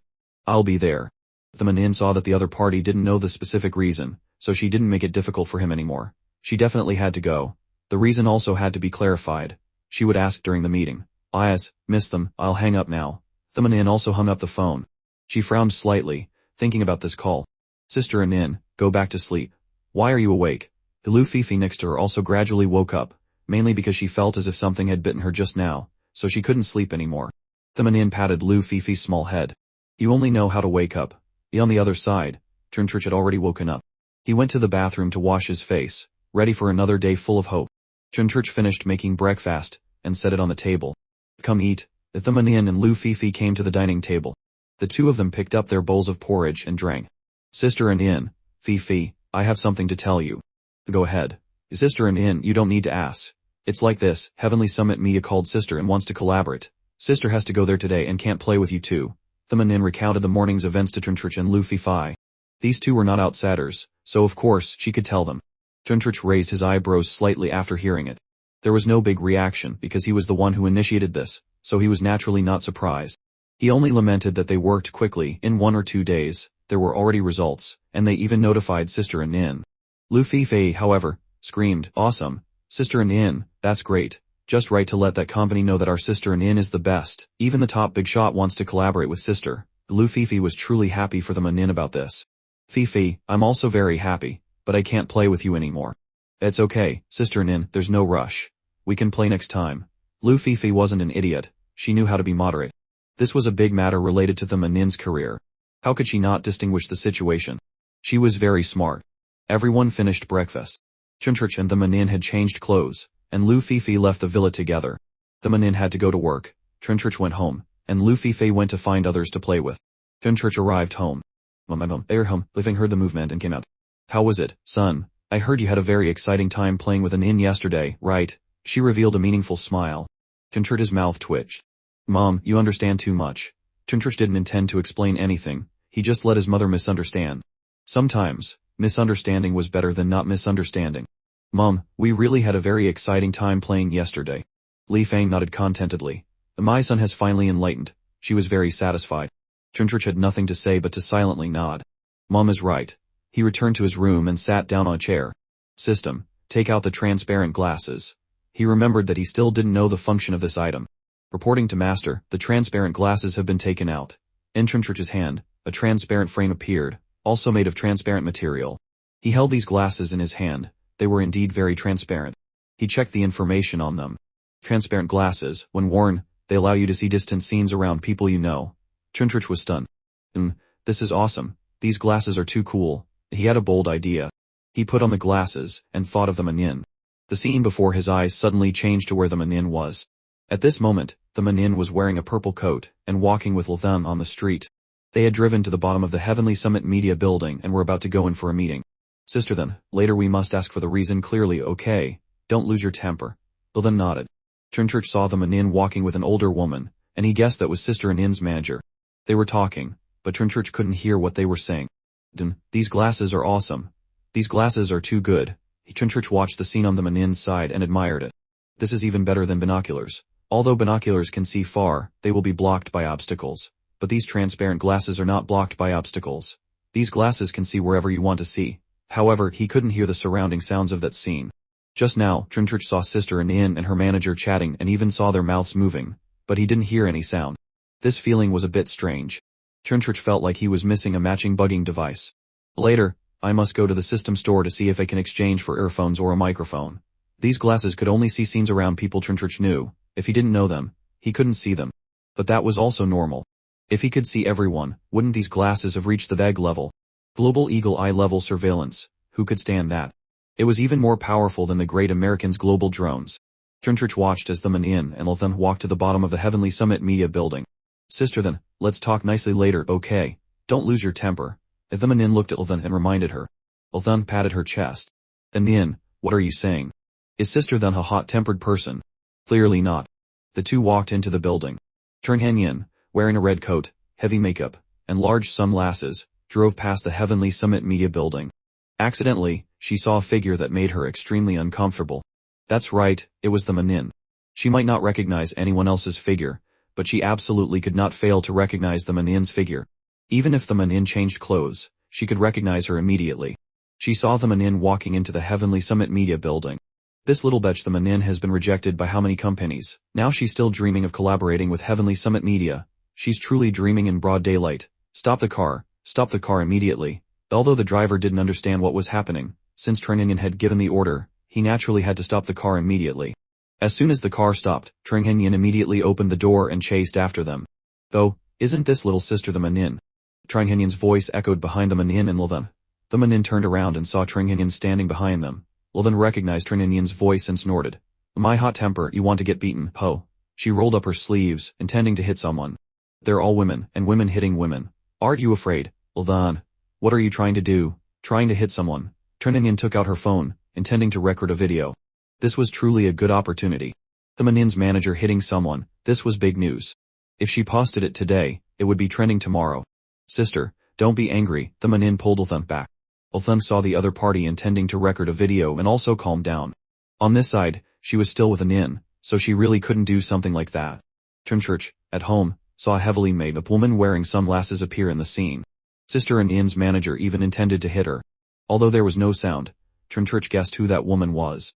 If he guessed correctly, this woman was probably Yin. He turned back to the Manin. She looked at Yin coldly. Is something wrong? They just happened to pass by and saw you two here, so I came down to take a look. Are you two going to Heavenly Summit Media? Yin asked. She didn't say anything else, just a seemingly very normal conversation. No one could say anything. We have some business here. Alright, then I won't disturb you anymore. Yin turned and left. The Manin wants to go to Heavenly Summit Media. She doesn't know her place. Her expression will surely be amusing when she gets rejected later. Lthun looked at Yin's retreating back, angry beyond words. She really wanted to go up and fight, but unfortunately, she couldn't. Let's go, sister then.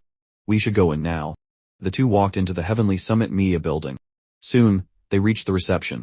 Trinchurch continued to wear the transparent glasses without taking them off, watching the Manin's situation.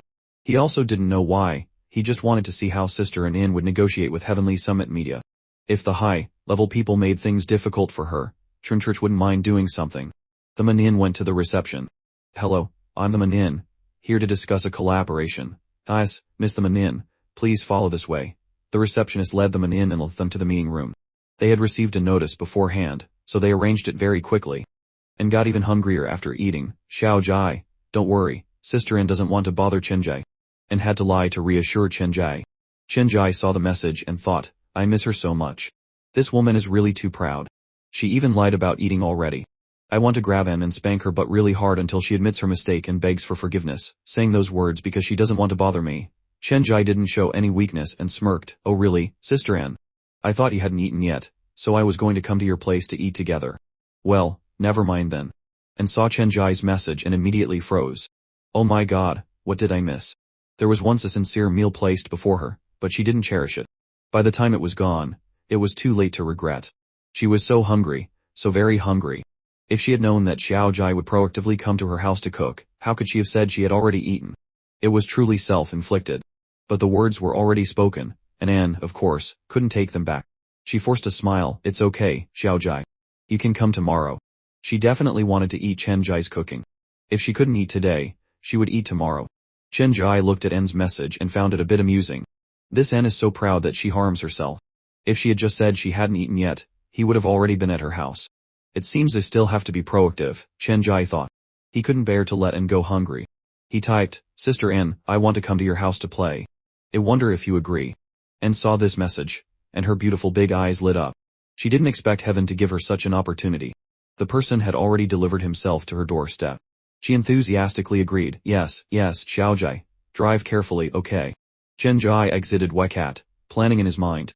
Later, when he got to Sister Anne's house, he would bring out the evidence that she hadn't eaten and then teach her a good lesson. And knew that Chenjai wanted to come to her house to play, and she was very excited. This was truly a godsend opportunity, like someone bringing a pillow when she was sleepy, though thoughtful. Chenjai was like this, truly delivering himself to her doorstep, and would even wake up smiling from her dreams. At first, she didn't want to bother Chenjai, but she didn't expect him to proactively come to her house. Excellent, and sat in the living room, quietly waiting for Chenjai to arrive. She even lowered the TV volume, straining her ears to hear if the doorbell would ring. Once the doorbell rang, she would run out to open the door immediately. Chenjai put away his phone, put on his windbreaker, and walked out to the living room. Mom, I'm going out for a bit. Li Fang was sitting on the sofa, looking at her son. Xiaojai, where are you going? To Anne's house for something. Chenjai didn't hide anything and said it directly. He even felt that saying he was going to Anne's house was more effective than finding another reason. To Anne's house. That's great. Be careful, Xiaojai. If you're not back in time, don't come back. Li Fang smiled, looking at Chenjai. She really hoped Xiaojai would go to Anne's house more often. She only hoped her pig could dig up the cabbage from the other family. If there was any good news, it would be even better. Being a grandmother was such a wonderful thing. Chenjai's mouth twitched. His mother was really too eager. She hoped he would go to Anne's house and not come back. The intention was too obvious. Yes, Mom, I'm going now. Drive carefully. Li Fang watched her son leave. About an hour later, Chenjai arrived at Anne's villa by car. It was already 800 them. He wondered if his celebrity sister was starving. Chenjai secretly laughed. Let her be proud, let her little stomach growl until it's flat. Children need to be hungry a little, otherwise they won't grow. If she wasn't so proud and proactively told me to come, she wouldn't be hungry. Chenjai pressed the doorbell. She's here, and heard the doorbell and immediately ran to open the door. Just now, she had lowered the TV volume and was focused on waiting for the doorbell to ring. And ran out to open the door and saw Chenjai, whom she had been missing. Xiaojai, you're late, and said in a coquettish tone that even she didn't realize. Chenjai heard the sweet, coquettish voice, which went straight to his bones and felt his entire body soften. A celebrity being coquettish. I can't handle it, Sister Anne. The road was a bit jammed, so I was a little late. He unconsciously reached out and stroked Anne's head, then walked in. Anne's face blushed from Chenjai's unexpected head pat. She was being patted on the head again. This was the first time she had been patted on the head by a man other than her father. This feeling was so comfortable, and felt her scalp warm. She quite liked it. Chenjai was also startled by his sudden head pat. He didn't understand why he suddenly patted Sister Anne's head, he just couldn't help it, couldn't control it. Chenjai tried to act calm and walked into the living room. On the surface, he was there to visit, but in reality, he was there to cook for Anne. However, before that, he had to find evidence that Sister Anne hadn't eaten yet, and then teach her a lesson.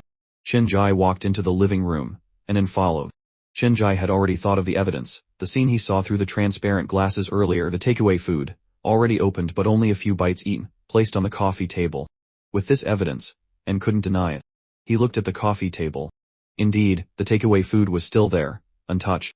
Chenjai sat down on the sofa and asked Anne, Sister Anne, did you really eat already? Yes, I did. Anne answered a bit awkwardly. She shrank her neck, a little afraid to look at Chenjai. Because the words had already been spoken, she could only stubbornly continue. Sister Anne, if you lie, you'll be punished. Chenjai looked at Anne, who was shrinking her neck. Sister Anne is really good at this. She still won't admit she hasn't eaten yet. One lie needs countless other lies to cover it up. And sat down next to him with a thud. Xiaojai, how could I lie? I'm not that kind of person. Anne blinked her beautiful big eyes at Chenjai, looking as innocent as possible. Because they were sitting very close, Chenjai could smell a faint fragrance coming from Anne. This scent was light, and not overpowering. Chenjai looked at Anne's innocent face and secretly sighed. Indeed, worthy of a celebrity. This small expression is exactly like the real thing. If I hadn't seen the takeaway food on the coffee table, I would have believed her. Chenjai stopped pretending, and directly exposed her. Sister Anne, you said you ate already, so why is there so much takeaway food still on the table?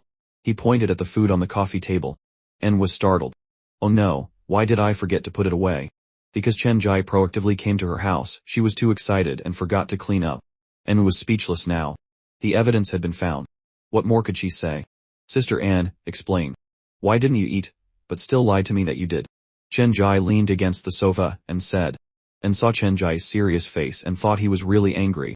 She reached out her fair hand and grabbed Chenjai's arm, pouting coquettishly, Xiaojai, don't be angry, okay? It's just that the takeaway food was past its time, and I couldn't eat it. But I didn't want to bother you, so I told you I had already eaten. Forgive me, okay? Chenjai saw Anne so soft and adorable and immediately softened. He reached out his large, warm hand and held Anne's small hand. Sister Anne, you're hungry, so why are you afraid of bothering me? If you call me, how could I not come?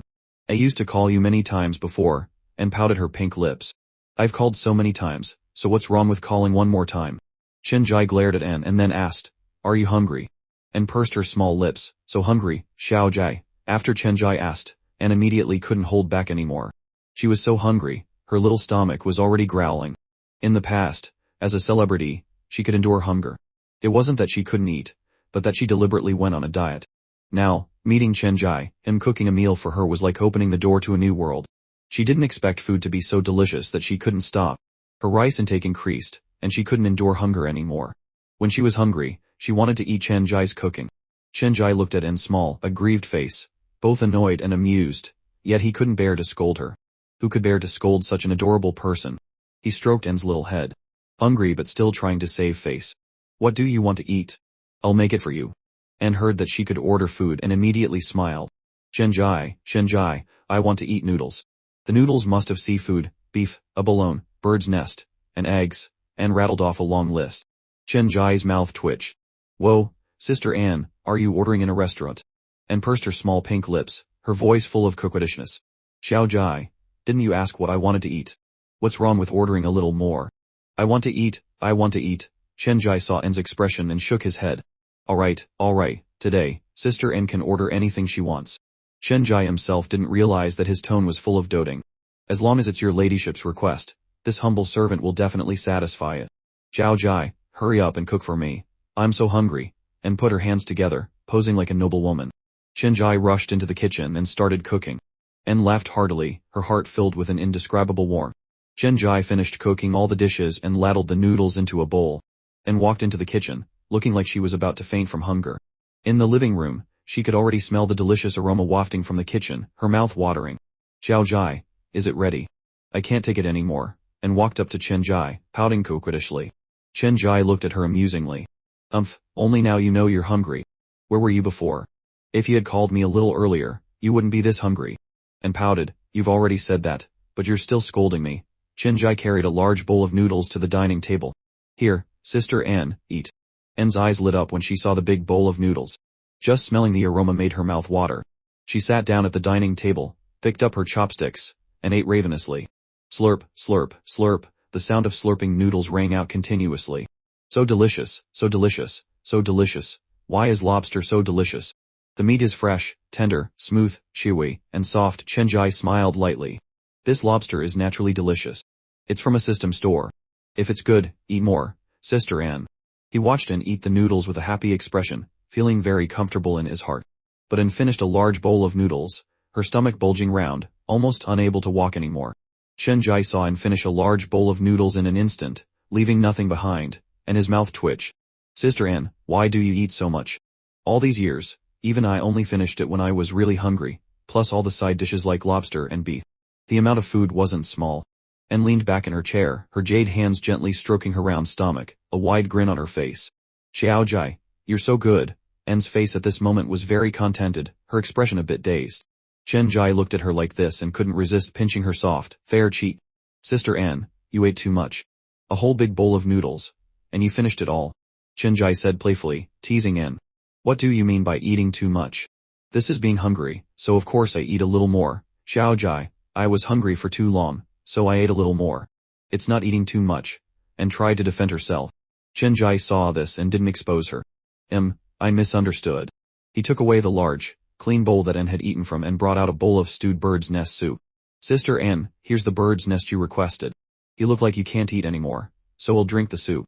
Chenjai said, picking up the bowl of bird's nest soup and drinking it. Ah, drinking soup is truly a wonderful thing, and watched, her mouth watering. She was already full, but bird's nest soup was a dessert for the sweet tooth, and a stomach for sweets was not the same as a stomach for food. But no matter how she reasoned in her heart, and still didn't dare to say it directly, because as a girl, she still had to maintain some image. Therefore, Anne just stared at Chenjai. Chenjai felt Anne's gaze. He looked back at her beautiful, sparkling big eyes staring at him intently. Today, Chenjai had a new realization about Anne. His celebrity sister was a hidden foodie.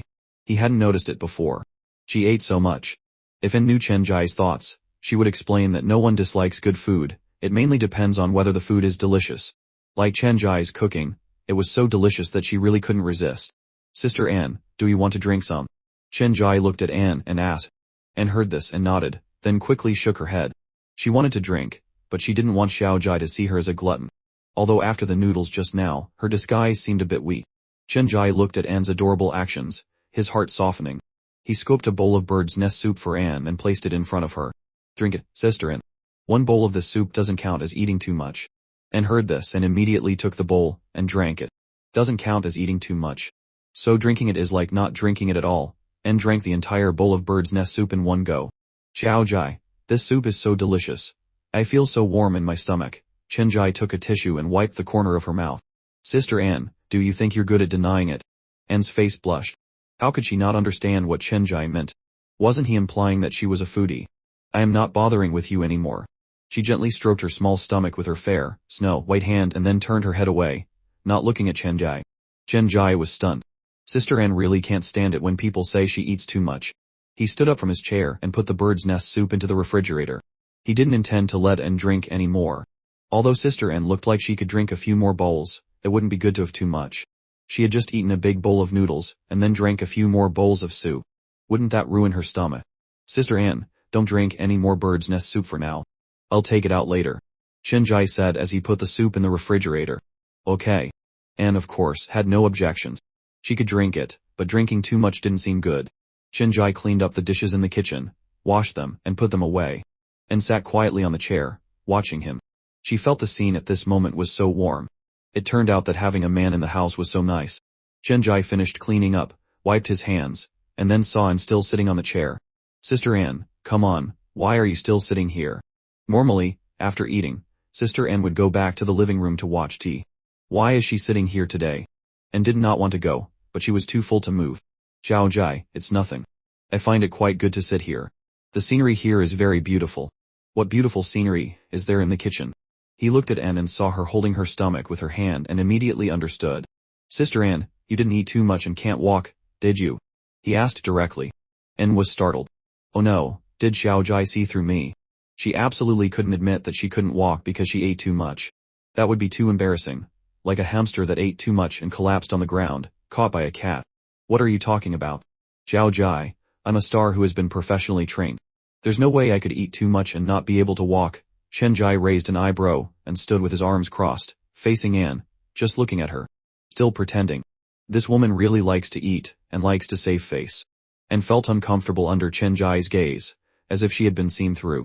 And couldn't stand Chenjai's gaze and directly admitted, Xiaojai, I really ate too much and can't walk. Are you satisfied? Chenjai nodded. He was very satisfied. That's how it should be. If you have something to say it. Why save face? Sister Anne, you've eaten so much that you can't even walk, so why didn't you tell me? He asked. Anne's face turned red. Chenjai saw this and directly picked her up in a princess carry, gently lifting Anne from below. If you can't walk, then I'll carry you. He wrapped a large arm around her slender waist. Anne was suddenly carried in a princess carry by Chenjai, which startled her, and her beautiful face immediately turned crimson, like a ripe apple. She felt the heat from Chenjai's large, warm hand, so hot that she trembled. As Chenjai carried her, her fair back rested against his broad, strong chest. Anne's face was flushed, her fair hand clutching Chen Jai's firm arm. Chen Jai carried N in his arms. Her soft, delicate body emitted a seductive scent, making his lower abdomen feel a little warm. He was a little surprised. Sister Anne is lighter than I thought. He had thought that within slender waist, round hips, and hot, curvy figure, her weight wouldn't be light. After all, if a woman's weight was less than 100 jin, she was either flat-chested or short. Sister Anne had full, undulating breasts, definitely not a flat chest. But when Chen Jai carried her in a princess carry, she felt quite light. He immediately realized that it wasn't because Anne was light, but because of his strong, 100-point physique. Carrying her felt very light. He carried Anne in a princess carry into the living room. Sister Anne, you're a bit heavy, Chen Jai said with a smile. Although he didn't feel the person in his arms was heavy at all, he just wanted to tease Anne. Anne heard this and couldn't stand it. Where am I heavy? I've kept this weight for so many years. Where am I heavy? My figure is perfect, not fat, not thin, just right. Slender waist, round hips, and my weight is only about 100 jin. Thinking of this, Anne's face was no longer red, and she didn't feel embarrassed in her heart. She raised her small, pretty head and reached out her fair, jade-like hand to pinch Chen Jai's handsome cheek. Zhao Jai, where am I heavy? If you don't give me a reason today, don't even think about going home. Anne originally didn't intend to let Chen Jai go home, and now she had a perfect excuse. Chen Jai was just joking a little, and asking him to give a reason was impossible, because Anne really wasn't heavy. Sister Anne, I was wrong. You're not heavy. He felt it wrong. Chen Jai directly chose to admit his mistake. As long as he admitted his mistake fast enough, no one would say he was wrong. Chen Jai smiled. Anne was stunned. She was caught off guard by Chen Jai's lightning, fast admission of guilt. This man doesn't follow common sense. Normally, shouldn't he find some reasons to explain? Anne saw Chen Jai admit his mistake, and had no other choice. She gently punched Chen Jai's chest as punishment. Good thing you know what's good for you. Chen Jai carried Anne to the sofa, and gently put her down. Anne leaned back on the sofa, her long, slender legs casually resting on the coffee table, her hands gently stroking her round stomach to speed up digestion. So full, but I'd still dare next time. Chen Jai sat down next to Anne, and watched tea with her. Anne sat lazily on the sofa, leaning, and then leaning on Chen Jai's shoulder. She didn't even notice, but Chen Jai was stunned, but then didn't move. The entertainment show on TV was very boring. Nowadays, there were no good entertainment shows to watch. She took out her phone and scrolled through Weibo. She hadn't scrolled through Weibo in a long time, not since she was announced to have her contract terminated by Glorious Entertainment. On the surface, Anne was calm, but in reality, she was also uncomfortable. Fortunately, she had Xiao Jai and Fei by her side these past few days. She logged into Weibo, and saw that her comment section was full of notifications. Anne scrolled down and saw hot search, Anne is blacklisted. Where will she go? Anne saw these messages, and her beautiful eyebrows furrowed. In the past, she was indeed treated as if she was blacklisted, but the news spread too quickly, reaching the hot search in just a few days. She didn't believe there wasn't someone pulling strings behind the scenes. Tomorrow, I'll have to tell Sister King to use the studio to clarify the rumors. Chen Jai saw Anne frowning at her phone and asked, "What's wrong, Sister Anne?" Anne heard Chen Jai's voice and came back to her senses. "Nothing, Xiao Jai. I'm just looking at Weibo." "Do you use Weibo?" "No." Chen Jai shook his head. He didn't use it. He didn't have time to scroll through Weibo. Wouldn't it be more fun to play 2 games in that time? "Xiao Jai, you're a celebrity, but you don't even have a Weibo account to follow me, even if I'm just a small celebrity." After saying that, Anne's beautiful face revealed a sly smile. Chen Jai heard this, and his mouth twitched. "Whoa, Sister Anne still thinks I don't know she's a rising diva, doesn't she? This little mouth still wants to keep it a secret from me." His mouth curled up slightly, and he decided to go with the flow, pretending not to know her true identity, to see how long Sister Anne wanted to keep it a secret from him. Chen Jai looked at Anne with lively, searching eyes, his mouth slightly curved. "Sister Anne, you're right. You're a star, so I should follow you a bit." He took out his phone, downloaded the Weibo app, and registered an account, and maintained her expression, but inwardly, she was a little flustered. No way, is he serious? Anne was a little flustered. What if Chen Jai found out that she was actually a fairly famous star and had been lying to him all this time? She wasn't afraid of him being angry, only afraid of him being sad. But Anne thought again, her Weibo account didn't have many followers, only a little over 9 million. What big star only has a few tens of millions or even hundreds of millions of followers? It probably won't be a problem. Anne curiously leaned her small head closer to Chen Jai, who was about to type something. She saw that he used his own name as his nickname. "Xiao Jai, you're so straightforward, you use your real name as your nickname." Chen Jai's mouth curved. "What's wrong, sister? Is it not straightforward to use your real name as a nickname? Why is it straightforward when you use it, but when I use it, it's not?" He couldn't help but reach out his large hand and pinch Anne's rosy cheek, making her scared and her cheek puff up. Sister Anne, it's straightforward when you use your real name as a nickname, but what about me? Of course I am not straightforward, and made a face as if she knew she was wrong but wouldn't change. Chenjai chuckled, let go of her cheek, then clicked on Weibo and searched for Anne's homepage. 9 million followers is pretty good. He clicked the follow button, and watched Chenjai click on her homepage, feeling a little nervous. She wondered if she would be discovered. Then she saw Chenjai's expression was very normal. She breathed a sigh of relief. Phew, that was close. She saw Chenjai follow her and felt incredibly happy in her heart. For some reason, and felt that being followed by Chenjai was even happier than gaining several million more followers. Xiaojai, you're my fan now. Anne revealed a happy smile, like a flower blooming in full season. Chenjai looked at her, stunned. He felt that clicking that follow button was well worth it. That night, Chenjai continued to stay at Anne's house. His mother really hoped he wouldn't come home. Anne, as usual, went to Chenjai's room to talk to him, talked, and then fell asleep, after which Chenjai carried her back to her own room. Feeling her soft, delicate body in his arms, Chenjai found it hard to control himself.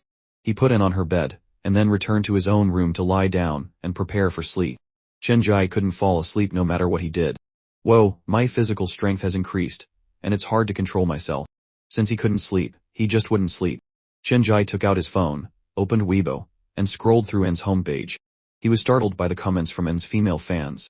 Are girls nowadays all this fierce? A little scary. Chenjai continued to scroll down, and a hot search appeared before his eyes, and is blacklisted. Where will she go? Seeing this hot search, Chenjai's eyebrows furrowed. This title, you can tell it was written by a marketing account. Without 10 or more years of experience, you can't write such a dramatic title. He clicked on the hot search to see, and inside were all comments about and being blacklisted.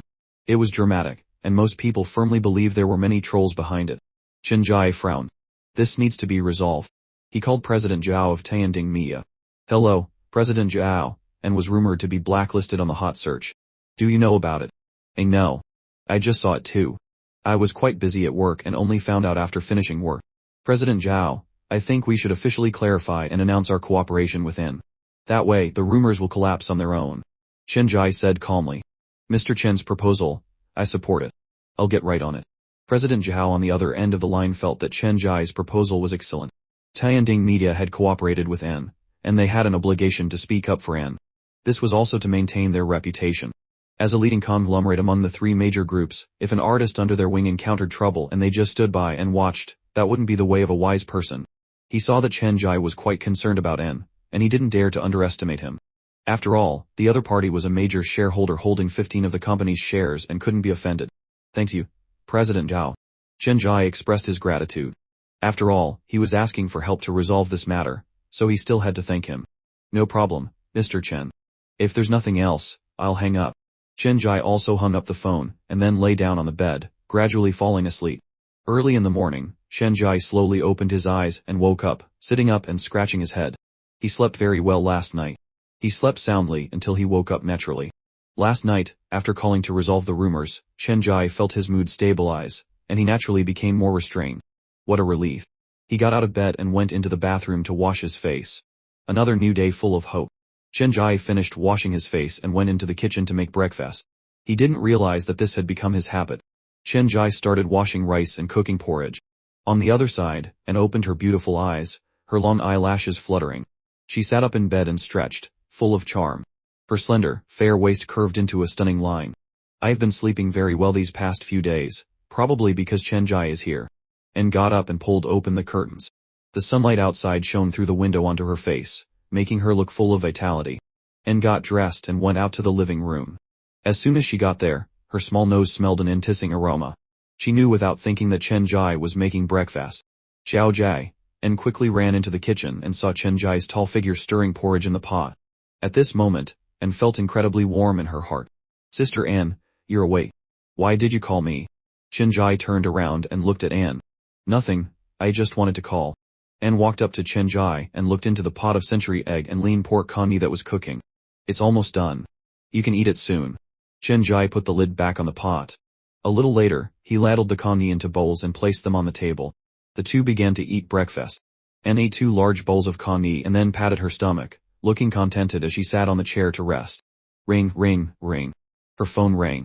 She opened it, and saw that it was Li King calling. Hello, Sister King, what's up? Anne, you're on Weibo's hot search, do you know? Li King's voice came from the other end of the line. I know, I saw it last night. I was even planning to ask you today to have the studio clarify the rumors.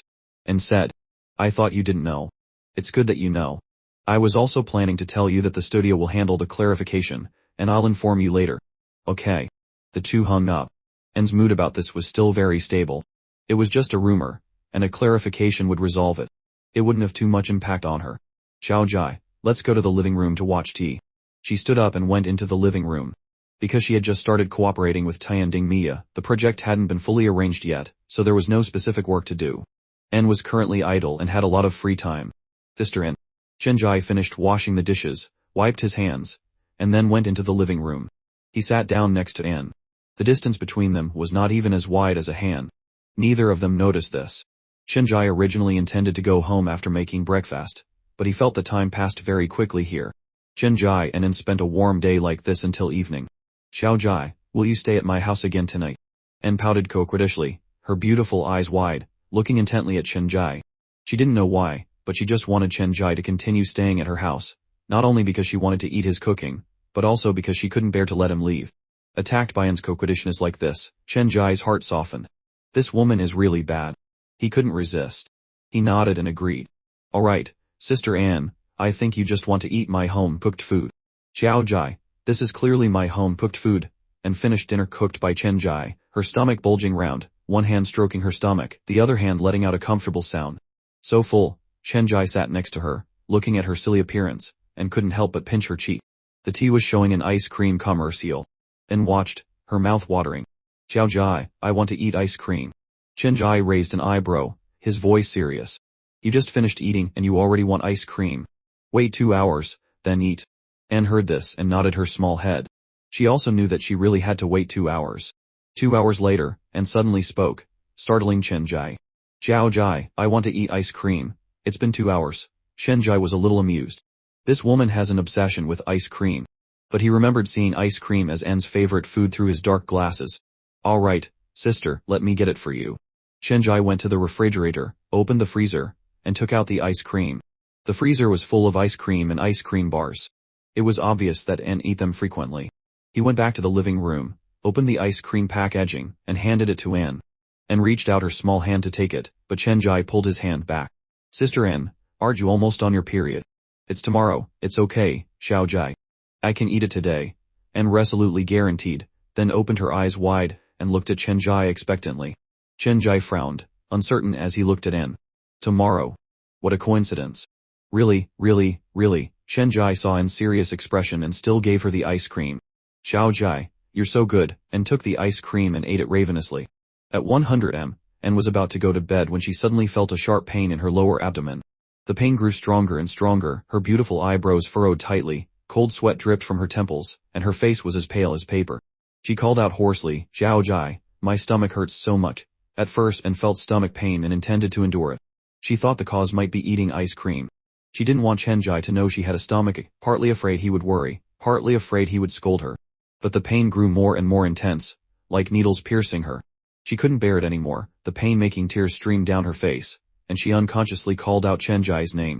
Shenjai was about to get up and go to bed when he saw him curled up. No way, is that true? Shen and Ran didn't believe Chen Ziz. Of course it's true, let's go at breakfast. We're going to register for marriage later. Shenzi changed the subject. Okay, hearing about registering for marriage, Shen and Ran immediately lost interest in other matters. After breakfast, they planned to go register their marriage. Let's go, let's register. Shen and Ran, wearing a beige coat, was ready to pull Shenzi out the door. Shenzi chuckled, why are you in such a hurry? Are you afraid I'll run away? Besides, we don't have all the documents yet. He pulled Shen and Ran into his arms and stroked her small head. Enran, we need our household registration books to register. Where's yours? Hearing Chenzi's words, Shen and Ran remembered she didn't have her household registration book. It was at her mother's place. Feeling a little embarrassed for forgetting, she tried to save face. This is my first time registering for marriage, so I'm not experienced, you know. I know. Shenzi's laughed and pinched Shen and Ran's small nose. Isn't it everyone's first time registering for marriage? Ran, we should go get our household registration books first. Mine is at my mom's, and yours is probably at your mom's too, right? Okay. Then let's split up. We'll each go home to get our household registration books. We'll call each other when we have them. Shenzi proposed a plan of action. Shen Enran nodded like a chicken pecking at rice. She let go of Chenzi's large hand at the door. Operation to get the household registration books begins. I, Shen Enran, will lead the charge. Seeing Shen Enran's adorable appearance, Chenzi's heart melted. Such a beautiful celebrity was now his, and so cute too. His warm hand tightly held Shen Enran's soft and delicate hand. They walked out the door hand in hand, beginning their plan to retrieve the household registration books. Chenzi sat in the car. He had already parted ways with Shen Enran, each heading to their own home. He was thinking about how to bring up the matter of the household registration book with his mother.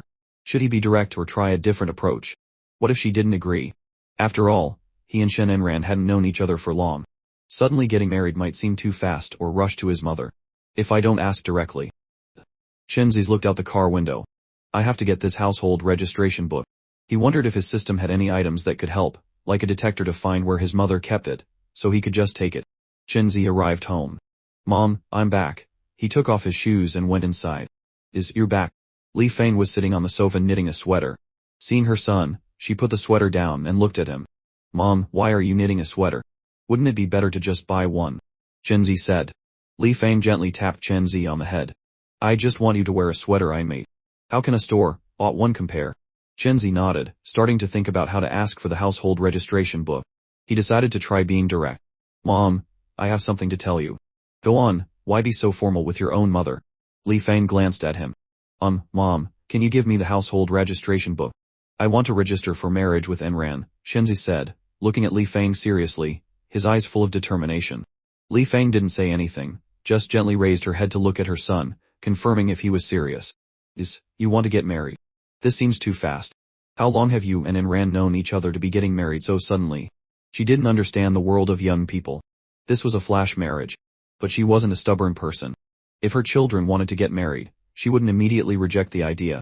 If her son was truly serious, she could agree. Are you serious?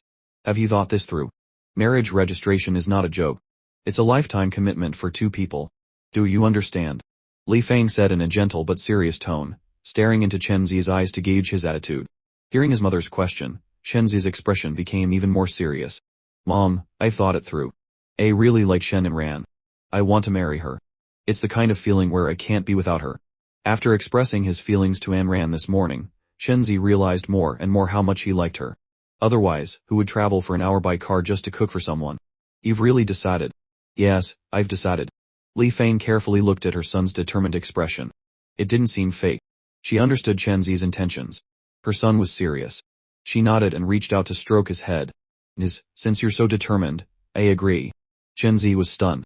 He didn't expect his mother to agree so easily. The words he had prepared were left unsaid. Li Fang went into her bedroom, took out a dark brown household registration book, and handed it to him. Take it. Chenzi took the household registration book in a daze, looking at Li Fang uncertainly. Mom, you're just giving it to me like that. You're not going to stop me. Li Fang nodded. Yes, I'm just giving it to you. Why would I stop you? He said I agree, and I agree. Chenzi hugged the book and mumbled, this isn't right, this isn't right. Mom, this script is wrong. Logically, when you hear your son wants to get the household registration book for a quick marriage, you should disagree and try to stop me first. Then I would have to think of all sorts of ways to steal it, and register, making it a done deal. That's how it's supposed to be, right? Li Fang glared at Chenzi, then gently pinched his ear and twisted it. You brat, where did you learn such nonsense? Am I that kind of person? But Mom, that's how it always is auntie, Chenzi explained.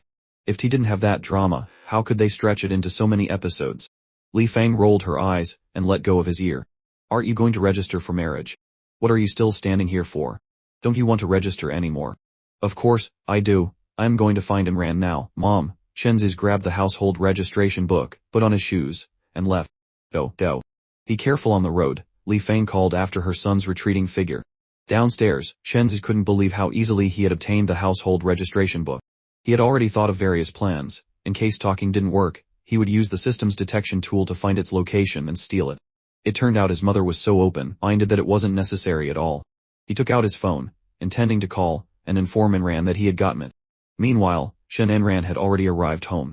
Mom, I'm back. Her beautiful face was full of smiles. When good things happen, one's spirits are high. She was about to register her marriage, so naturally, she was even more cheerful. Jian Jelen heard her voice and hurried out, looking at her daughter with joy. Enran, why are you back today? Her daughter was very busy, often away for days at a time, and rarely came home. Her sudden return today made her very happy. Mom, isn't it because I missed you? Shen Enran went up and hugged John Jilan, acting coquettishly. John Jilan was taken aback. She knew Enran had something to ask of her. She knew her precious daughter well. Enran was only this well behaved when she wanted something. Miss me, huh? Go on, what does Enran need from me? Shen Enran was startled. Was it that obvious? Her mother knew she had something on her mind with just one look. It wasn't like she only came home when she needed something. Alright, it's true. Seeing this, Shen Enran decided to stop pretending and be direct. She would tell her mother she wanted to marry Chen Ziz. If her mother agreed, great. If not, she would steal the household registration book. Shen Enran composed herself, looked at John Jilan, and wrapped her slender, fair arms around her mother's arm, acting cute. Mom, can you give me the household registration book? John Jilan was surprised. She looked at her precious daughter. What do you need the household registration book for? Do you need to get some documents done? Oh, no. Chen Ziz and I want to go to the registry office to get married, Shen Enran said, looking at her mother with her big, beautiful eyes full of expectation. Hearing this, John Jilan looked at Shen Enran carefully. She was a little surprised, mainly because she initially thought Enran needed it for some paperwork. She didn't expect it to be for marriage registration. Seeing her mother looking at her like that, Shen Enran blinked. What's wrong, Mom? Why are you looking at me like that? Enran, let me ask you, are you serious? Of course, I'm serious. Shen Enran's expression immediately turned serious, her beautiful face showing sincerity. Mom, I like Chenzi to the point where I can't be without him. It's the kind of I won't marry anyone else but him feeling. John Jilan looked at her precious daughter and stroked her small head. Go get the household registration book. It's in the drawer of my bedside table. Really?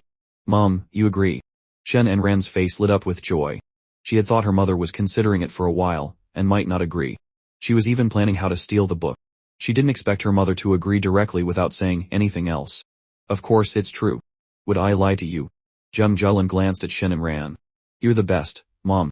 Shen Enran happily hugged John Jilan, acting cute. John Jilan shook her head, stroking her daughter's cheek lovingly. Aren't you going to get it? Yes, yes. Shen Enran immediately jumped up and rushed into John Jilan's bedroom. She opened the bedside table drawer and found the brown household registration book. She was overjoyed. At this moment, Shen Enran felt that what she was holding was not a household registration book, but her and Chen Zi's marriage certificate. Shen Enran came out of her mother's bedroom with the book. Mom, I got it. I love you. She held up the brown booklet. John Jilan looked at her amusingly. Alright. You're acting like you've never seen it before. Now that you have it, hurry up and go to the registry office with Ziz. If you're too late, it will close. Shen Enran hugged the book like a treasure. Okay, I'm leaving now. Bye, Mom. She ran out, nearly tripping at the door as she hadn't put on her high heels properly. John Jilan laughed and shook her head. This child, slow down. Okay, Mom. Shen Enran left her family's villa and took out her phone. She couldn't wait to call Ziz and tell him she had successfully persuaded her mother and gotten the household registration book. He will definitely be surprised at how quickly I got the household registration book. I'm even surprised myself. Shen Enran thought she would get it before Chen Ziz and was very pleased with herself. Just as Shen Enran took her phone out of her coat pocket, she saw an incoming call from Chen Ziz. She quickly answered. Are you calling because you miss me? Of course, I miss you. Enran, it's only been a few hours, but it feels like 3 autumns. Chen Zi's clever reply came from the other end of the line. Hearing Chen Zi say he missed her, Shen Enran was very happy. I got the household registration book. I bet you haven't gotten yours yet. I'm faster than you, Chen Zi felt that Enran seemed a bit smug. Why would she think she was faster than him? He was also very fast. It only took him 3 minutes to get the book. Wait a minute, a man can't say that. A smile appeared on Chen Zi's face. Enran, you don't really think you got it before me, do you? You've already gotten mine, and I even called you first. So, I'm the winner. What? Shen Enran's face showed disbelief. She thought she had won, but she didn't expect Chen Zi to be so fast. This time doesn't count. We'll compete next time. She immediately cheated. As long as she cheated, it didn't count as a loss. Chen Zi couldn't help but laugh. Let's go. There will be traffic at the registry office. Other people getting married will be there soon. Let's hurry. They hung up and took cars to the registry office. Half an hour later, Chen Zi arrived first. He stood at the entrance, waiting for his celebrity to arrive, his waiting figure like a tall, straight pillar. A taxi stopped by the roadside. Shen Enran got out, wearing a mask and sunglasses. As a minor celebrity, she still had to carry these items. Chen Zi recognized his celebrity at a glance and walked over. Shen Enran also quickly ran towards Chen Zi's. I am here. She jumped into the groom's arms like a bride. Chen Zi picked her up with one arm. Passers-by looked at Chen Zi's handsome face and sighed, youth is wonderful. Chen Zi's warm hand took Shen Enran's small hand, and they walked into the registry office together. It wasn't crowded today. Chen Zi's and Shen Enran looked around at the unfamiliar scene. Of course, it was unfamiliar, it was their first time registering for marriage. Chen Zi's led Shen Enran to the reception desk. A young man in a blue uniform was there. He spoke up, hello, we're here to register for marriage. Yes, please present your household registration books and ID cards, the staff member said. Chen Zi's and Shen Enran took out their newly acquired ID cards and household registration books and handed them over. The staff member took them and began the registration process. After registering, Chen Zi's and Shen Enran went to the photo area. Shen Enran took off her mask and sunglasses, revealing her beautiful face. The female staff member in the photo area was stunned. Oh my god, you're the famous star, Shen Enran. Hearing the staff member recognize her, Shen Enran was also startled. A look of surprise appeared on her face. What do I do now? Wait, am I that famous? People recognize me even when I'm just here to register my marriage. It's not that big of a deal, is it? Shen Enran didn't think she was such a big star, especially since her career seemed to be a bit slow at the moment. Are you Shen Enran? The staff member realized that the person registering for marriage today was her idol. She was very excited and looked at Shen Enran with anticipation. She was a female fan and really liked the beautiful actress Shen Enran. From her looks and talent to her reputation, there was nothing to fault. She liked her very much. She didn't expect to meet her in person today. After Shen Enran finished registering, she would definitely ask for an autograph. Seeing that she had been discovered by a fan, Shen Enran calmly admitted, hello, yes, I am Shen Enran. Enran, it's really you. I am so happy to meet you in person today. I'm a big fan of yours. The staff member's eyes sparkled with little stars. She was clearly very excited. Thank you for your support, Shen Enran said with a slight blush, feeling happy. It felt good to be like. Chen Zi stood by, watching the two with interest. It was amazing. He came here to register for marriage, and it turned into a fan meeting for Enran. It seemed he couldn't underestimate her capabilities. At this moment, the staff member came to her senses. She remembered she still had her main job to do. Shen Enran needed to register for marriage. She couldn't delay someone's important matter because she was star-struck. Enran, I'm sorry, I got too excited. Let me take you to get your photos taken. Thank you. The staff member led Chen Zi's and Shen Enran to the photo area. She secretly glanced at Chen Zi's. She had been so focused on Shen Enran earlier that she hadn't looked at him closely. As a fan of Shen Enran, she was very curious about the man who could become her husband. When she saw Chen Zi's face, she was immediately amazed. He was incredibly handsome, more handsome than the male celebrities on TV by 10 times. Moreover, he had an indescribable aura about him. No wonder Enran would register to marry him. The staff member was very happy for Shen Enran for finding such an outstanding man. As a loyal fan, she would naturally bless them. But other more passionate male and female fans would probably not be so happy. They would be afraid that Enran was being deceived into marriage. That scene would surely be chaotic. The staff member led them to the photo area, where there was a large red backdrop and 2 chairs. Shen Enran and Chen Zi sat down. Enran, are you wearing makeup? Chen Zi sat next to Shen Enran, rubbing her soft little hand. You can't wear heavy makeup for marriage photos. Shen Enran gave Chen Zi a charming look. What kind of eyes do you have? I'm not wearing any makeup at all. How can it be heavy makeup? She really wasn't wearing any. She had been so focused on registering for marriage that she had rushed out and forgotten to put on makeup. Really? That's amazing. I couldn't tell at all whether you were wearing makeup or not. Anyway, you're very beautiful and charming. As expected of my wife. Enran, you're so beautiful, I thought you were wearing makeup. Well, it depends on who it is. I was born with natural beauty, and don't need makeup. You're so sweet, Shen Enran said, patting Chen Zi's head with her small hand. The photographer came in front of them with a camera. Sir, look ahead and smile. Chen Zi's and Shen Enran quickly posed and smiled for the camera. Enran, smile. Chen Zi gently pinched Shen Enran's soft cheek. You smile too. Shen Enran pinched Chen Zi's soft waist. Click, click, click. The photographer took their picture. After the photos were taken, they found a place to sit and wait for the prince. We're about to be married. I am so excited. Shen Enran waved her small fists, looking very excited. Chen Zi looked at her and smiled lovingly. Are you looking forward to it that much? He nodded and then suddenly thought of something, a mischievous smile on his lips. He put his arm around Shen Enran's slim waist. Enran, didn't you say you were a minor celebrity? But even here at the registry office, a fan recognized you. Hearing this, Shen Enran's small face froze. Oh no, I got too carried away and forgot. Is found out. If Z knows I lied about being a minor celebrity, I wonder if he'll be angry. What's wrong, my dear? Why aren't you saying anything? Shenzi pinched Shen Enran's soft waist.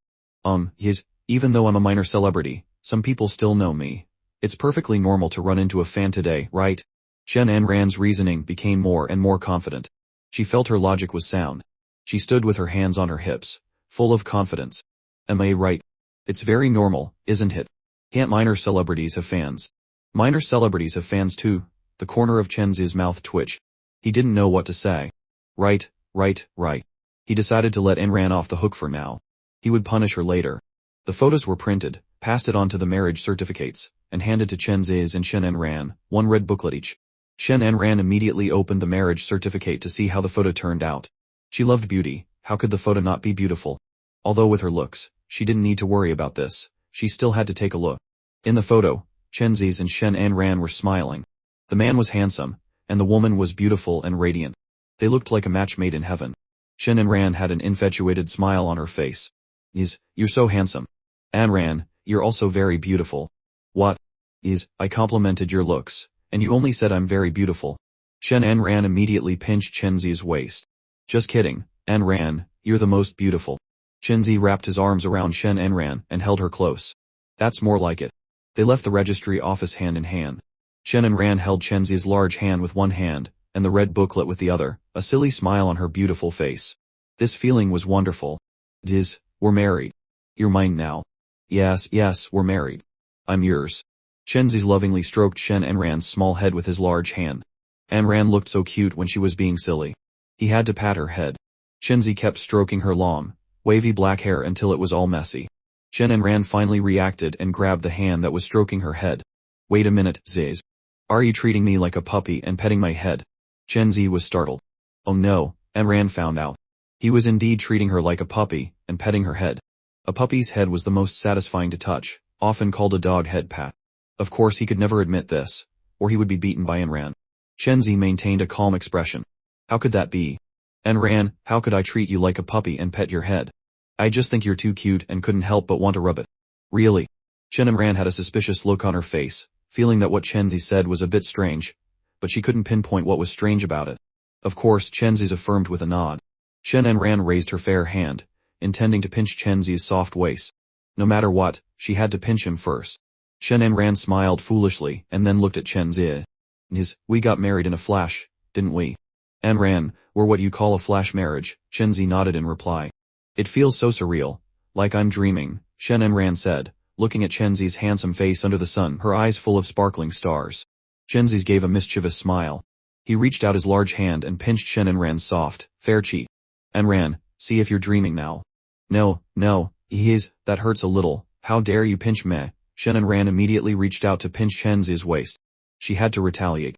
Chenzi's leaned back, dodging Shen Enran's small hand. Enran, didn't you say you felt like you were dreaming? I pinched you to help you tell if you were dreaming or not. Shen Enran felt that what Chenzi said made sense, but she also felt that something was not quite right. Whatever, I'll punch you first. Ha, Shen Enran swung her small fist. Chenzi dodged Shen Enran's small fist, and then picked her up in a princess carry. Enran, you're rebelling. You tried to punch me. Being carried by Chenzi's in public, Shen Enran's face immediately turned red. She buried her small head in Chenzi's chest. There are too many people. She was a little shy. Fortunately she was wearing a mask and sunglasses, so no one recognized her as Shen Enran. The two of them walked and joked along the way. The autumn wind blew gently. After playing for a while, Shen Enran was tired and directly hugged Chenzi's arm, putting her small hand into his coat pocket. Seeing this, Chenzi put his arm around Shen Enran's slim waist. Enran, you have to pay a fee for putting your hand in my pocket. What fee? You dare to ask for a fee?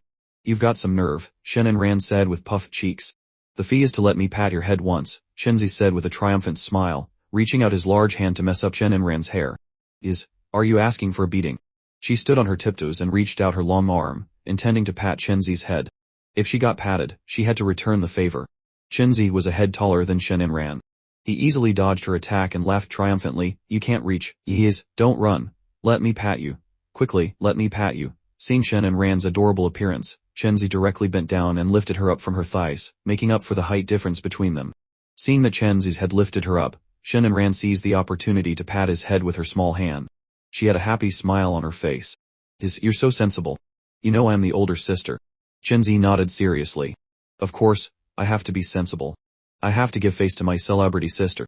You really know how to talk. Now, quickly take this princess back to her palace, Shen Enran said with a smile, poking Chenzi's forehead with her fair finger. Yes, your highness. Let's return to the palace, Chenzi continued Shen Enran's words. That afternoon, they took a car back home. As soon as Shen Enran got home, she eagerly took off her high heels. Before she could even put on her slippers, she ran into her room with her and Chenzi's marriage certificate. She carefully stored it away. Chenzi looked at Shen Enran's actions with a warm feeling in his heart. He smiled and went into the kitchen to start cooking lunch. Over the past few days, he had gotten to know Shen Enran's tastes. Besides her favorite ice cream, she also loved the seafood noodles he made. The rest was indispensable meat. Chenzi skillfully made a few delicious dishes. Lunch was ready. Shen Enran sat next to Chenzi's, eating with relish until her mouth was grazy. She no longer cared about her table manners. After all, she had already tricked Chenzi's. She had nothing to be afraid of. She had already gotten the man. As for a celebrity's figure management, that could wait. So delicious, so delicious. Your cooking is even better today than the past few days, Shen Enran said, leaning against Chenzi's. Did you deliberately hide your skills before? Did you only use your full strength after we registered our marriage? Shen Enran said these words while holding a large chicken leg, lacking any imposing manner. The corner of Chenzi's mouth twitched. Amazing. Enran's mind is quite interesting. He just cooked, why would he need to hide his skills? Was she sick? Enran, I didn't hide my skills. I always cook like this. Chenzi really didn't hide anything. He cooked the same way every time. There was no such thing as adding an extra spoonful of salt or one less spoonful of vinegar. Then why are the dishes tastier today than yesterday? Shen Enran tilted her small head and asked doubtfully. Chenzi's thought for a moment. Maybe it's because we registered our marriage today, so you're in a good mood, Enran. That's why the food tastes better. Shen Enran had a sudden realization. She strongly agreed with Chenzi's explanation, because she was indeed in a very good mood today. After they finished lunch, Shen Enran's stomach was round again. She leaned back in her chair, her fair hand stroking her small belly.